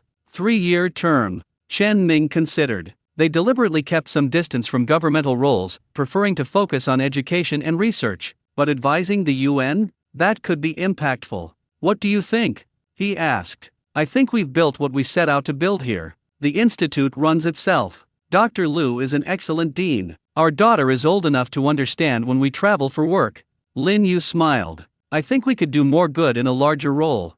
Then let's do it. We've never been good at saying no to opportunities. No, we haven't. They stood together, watching their daughter now animatedly explaining something to a group of older students who were listening with genuine interest. She'd inherited their passion for bridge building, their curiosity about connections. Think she'll take over the institute someday? Chen Ming asked. Maybe. Or she'll build something entirely different. Either way, she has options we never had. That's what we gave her. Wu Tao approached, slightly grayer than he'd been but otherwise unchanged. Your daughter just ambushed me about the portal research. Did she ambush you too? Completely, Chen Ming admitted. She's terrifyingly persuasive for a 10-year-old. I blame you both. Wu Tao leaned against the railing. But seriously, she's showing real aptitude for theoretical work. If you're comfortable with it, I can set up a junior researcher position, age-appropriate responsibilities, educational rather than productive. She'd love it. Talk to Lin Yu. If she agrees, I'm not going to stop our daughter from learning. Below them, Chen Hua was giving a campus tour to potential donors. The business was still thriving, still funding the institute's expansion. She'd become CEO of Tianxia Wellness permanently, taking it in directions Chen Ming had never imagined. The company now operated in 20 countries, facilitated trade for hundreds of products, and employed thousands. Captain Lin emerged from a meeting room, now promoted several times and leading the Interdimensional Security Bureau, a new agency dedicated to managing portal-related issues. He saw them and waved, making his way over. Congratulations on the UN appointment, he said. Though that means I'll see you in Geneva regularly. I just got assigned as the Chinese liaison to their new office. Perfect, Lin Yu said. Working with people we know and trust makes everything easier. That's the real legacy of what you built, Captain Lin said seriously. Not just institutional structures, but networks of people who trust each other across worlds and governments. That's harder to quantify than student numbers or research papers, but it's more valuable. Speaking of legacy, Chen Ming pulled out his own tablet. The publisher sent the final proofs. Our book comes out next month. They'd spent 3 years writing Bridging Worlds, a practical guide to interdimensional relations, documenting everything they'd learned about connecting different civilizations. It would be published simultaneously on Earth and in Tianxia, translated into dozens of languages. Your grandfather would be proud, Wu Tao said quietly. You took his secret portal and made it the foundation for global cooperation. He did the hard part, Chen Ming replied. Maintaining it alone for 40 years, keeping it safe, passing it on. We just amplified what he started. A chime sounded, the campus bell signaling class changes. Students streamed out of buildings, a diverse mix of backgrounds and worlds, talking, laughing, living the cross-cultural reality that had been science fiction a decade ago. We should get Xiao Yu, Lin Yu said. Dinner with both grandmothers tonight. They'll want to hear about the UN appointment. And they'll have opinions, Chen Ming predicted. Always. But they've earned the right to opinions. They collected Xiao Yu, who'd already gotten preliminary approval from Professor Zhang to audit his classes. He said I was more curious than half his graduate students, and headed to their apartment. The apartment had grown with their family. Xiao Yu had her own room now, decorated with posters from both worlds: Tianxia cultivation heroes and earth scientists, traditional calligraphy and modern art, a globe and a map of the Tianxia provinces. Her bookshelf held volumes in 3 languages, and her desk showed signs of someone equally comfortable with writing brushes and keyboards. Both grandmothers arrived together. They'd become close friends over the years, often visiting each other independently of checking on the family. They brought food, of course, and immediately started fussing over Xiao Yu, growing so fast. Chen Ming's grandmother declared, "Soon you'll be taller than your mother." Studying too hard, Lin Yu's mother countered. You need balance. When's the last time you just played? Yesterday, Xiao Yu said promptly. I played with the other kids in the courtyard. We invented a game that's like tag but with cultivation rules and physics principles. It's complicated but fun. Of course you invented an interdimensional educational game, Lin Yu said dryly. Normal children just play tag. I'm not normal, Xiao Yu said matter-of-factly. Neither are you. That's okay. After dinner, after the grandmothers left, after Xiao Yu was in bed reading, she'd inherited both parents' tendency to read before sleeping. Chen Ming and Lin Yu sat on their balcony, looking out over the institute campus. 10 years, Lin Yu said, since we opened this place. Feels like yesterday and a lifetime ago simultaneously. Proud of what we built? So proud. Terrified by the responsibility sometimes, but proud. She took his hand. Think we'd do it differently if we could start over? Some things, probably. Make fewer mistakes, panic less, delegate sooner. Chen Ming smiled. But the big decisions? No. I discover the portal, approach you for partnership, fall in love, build the business, found the institute, have Xiao Yu. All the same. Even the hard parts? Especially the hard parts. They're what made the good parts meaningful. Very philosophical for a Thursday evening. I'm getting old. I'm allowed to be philosophical. You're 33. That's not old.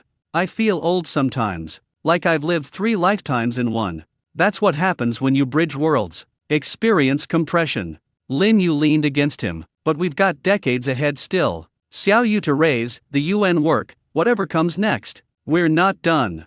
No, we're not. They sat in comfortable silence, watching lights come on across the campus as evening deepened. Students moving between buildings, researchers working late in laboratories, security patrols making rounds, life continuing in this small corner of the worlds they'd helped create. Chen Ming, thank you for stepping through the portal that first time, for not giving up when things got complicated, for building this life with me. Thank you for saying yes to a nervous earth merchant who clearly had no idea what he was doing, for teaching me, for partnering with me, for loving me. We're good partners.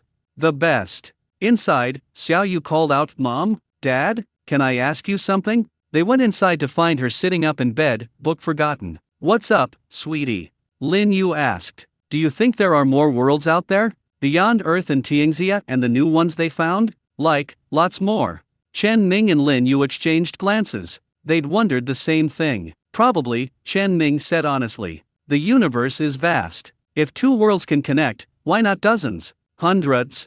That's what I think too, Xiao Yu said, eyes bright with excitement. And I want to study it. Portal formation, dimensional connections, how to find new worlds safely. That's what I want to do when I grow up. Is that okay? Lin Yu sat on the edge of her bed. Of course it's okay. Your father discovered one portal and built an entire institute around it. If you discover more, imagine what you could build. Will you help me? When I'm older and actually doing the research? If we can, absolutely, Chen Ming promised. But baby, you don't need our help. You're already brilliant. You'll figure it out yourself. But it's better together, right? That's what you always say. Partners in everything. Right, Lin Yu said, kissing her forehead. Together is better. Now sleep. Tomorrow's a school day. Even though I'm joining a research project? Especially because you're joining a research project. You need rest to keep up with university students.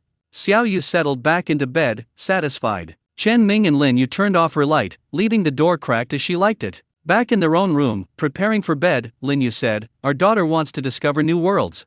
Of course she does. It's in her DNA. Are we ready for that? Her following in our footsteps but going further? No. But we weren't ready for any of this, and we managed. Chen Ming pulled Lin Yu close. Whatever she discovers, whatever she builds, she'll have us. Just like we had our families. That's how it works. Generations building on generations.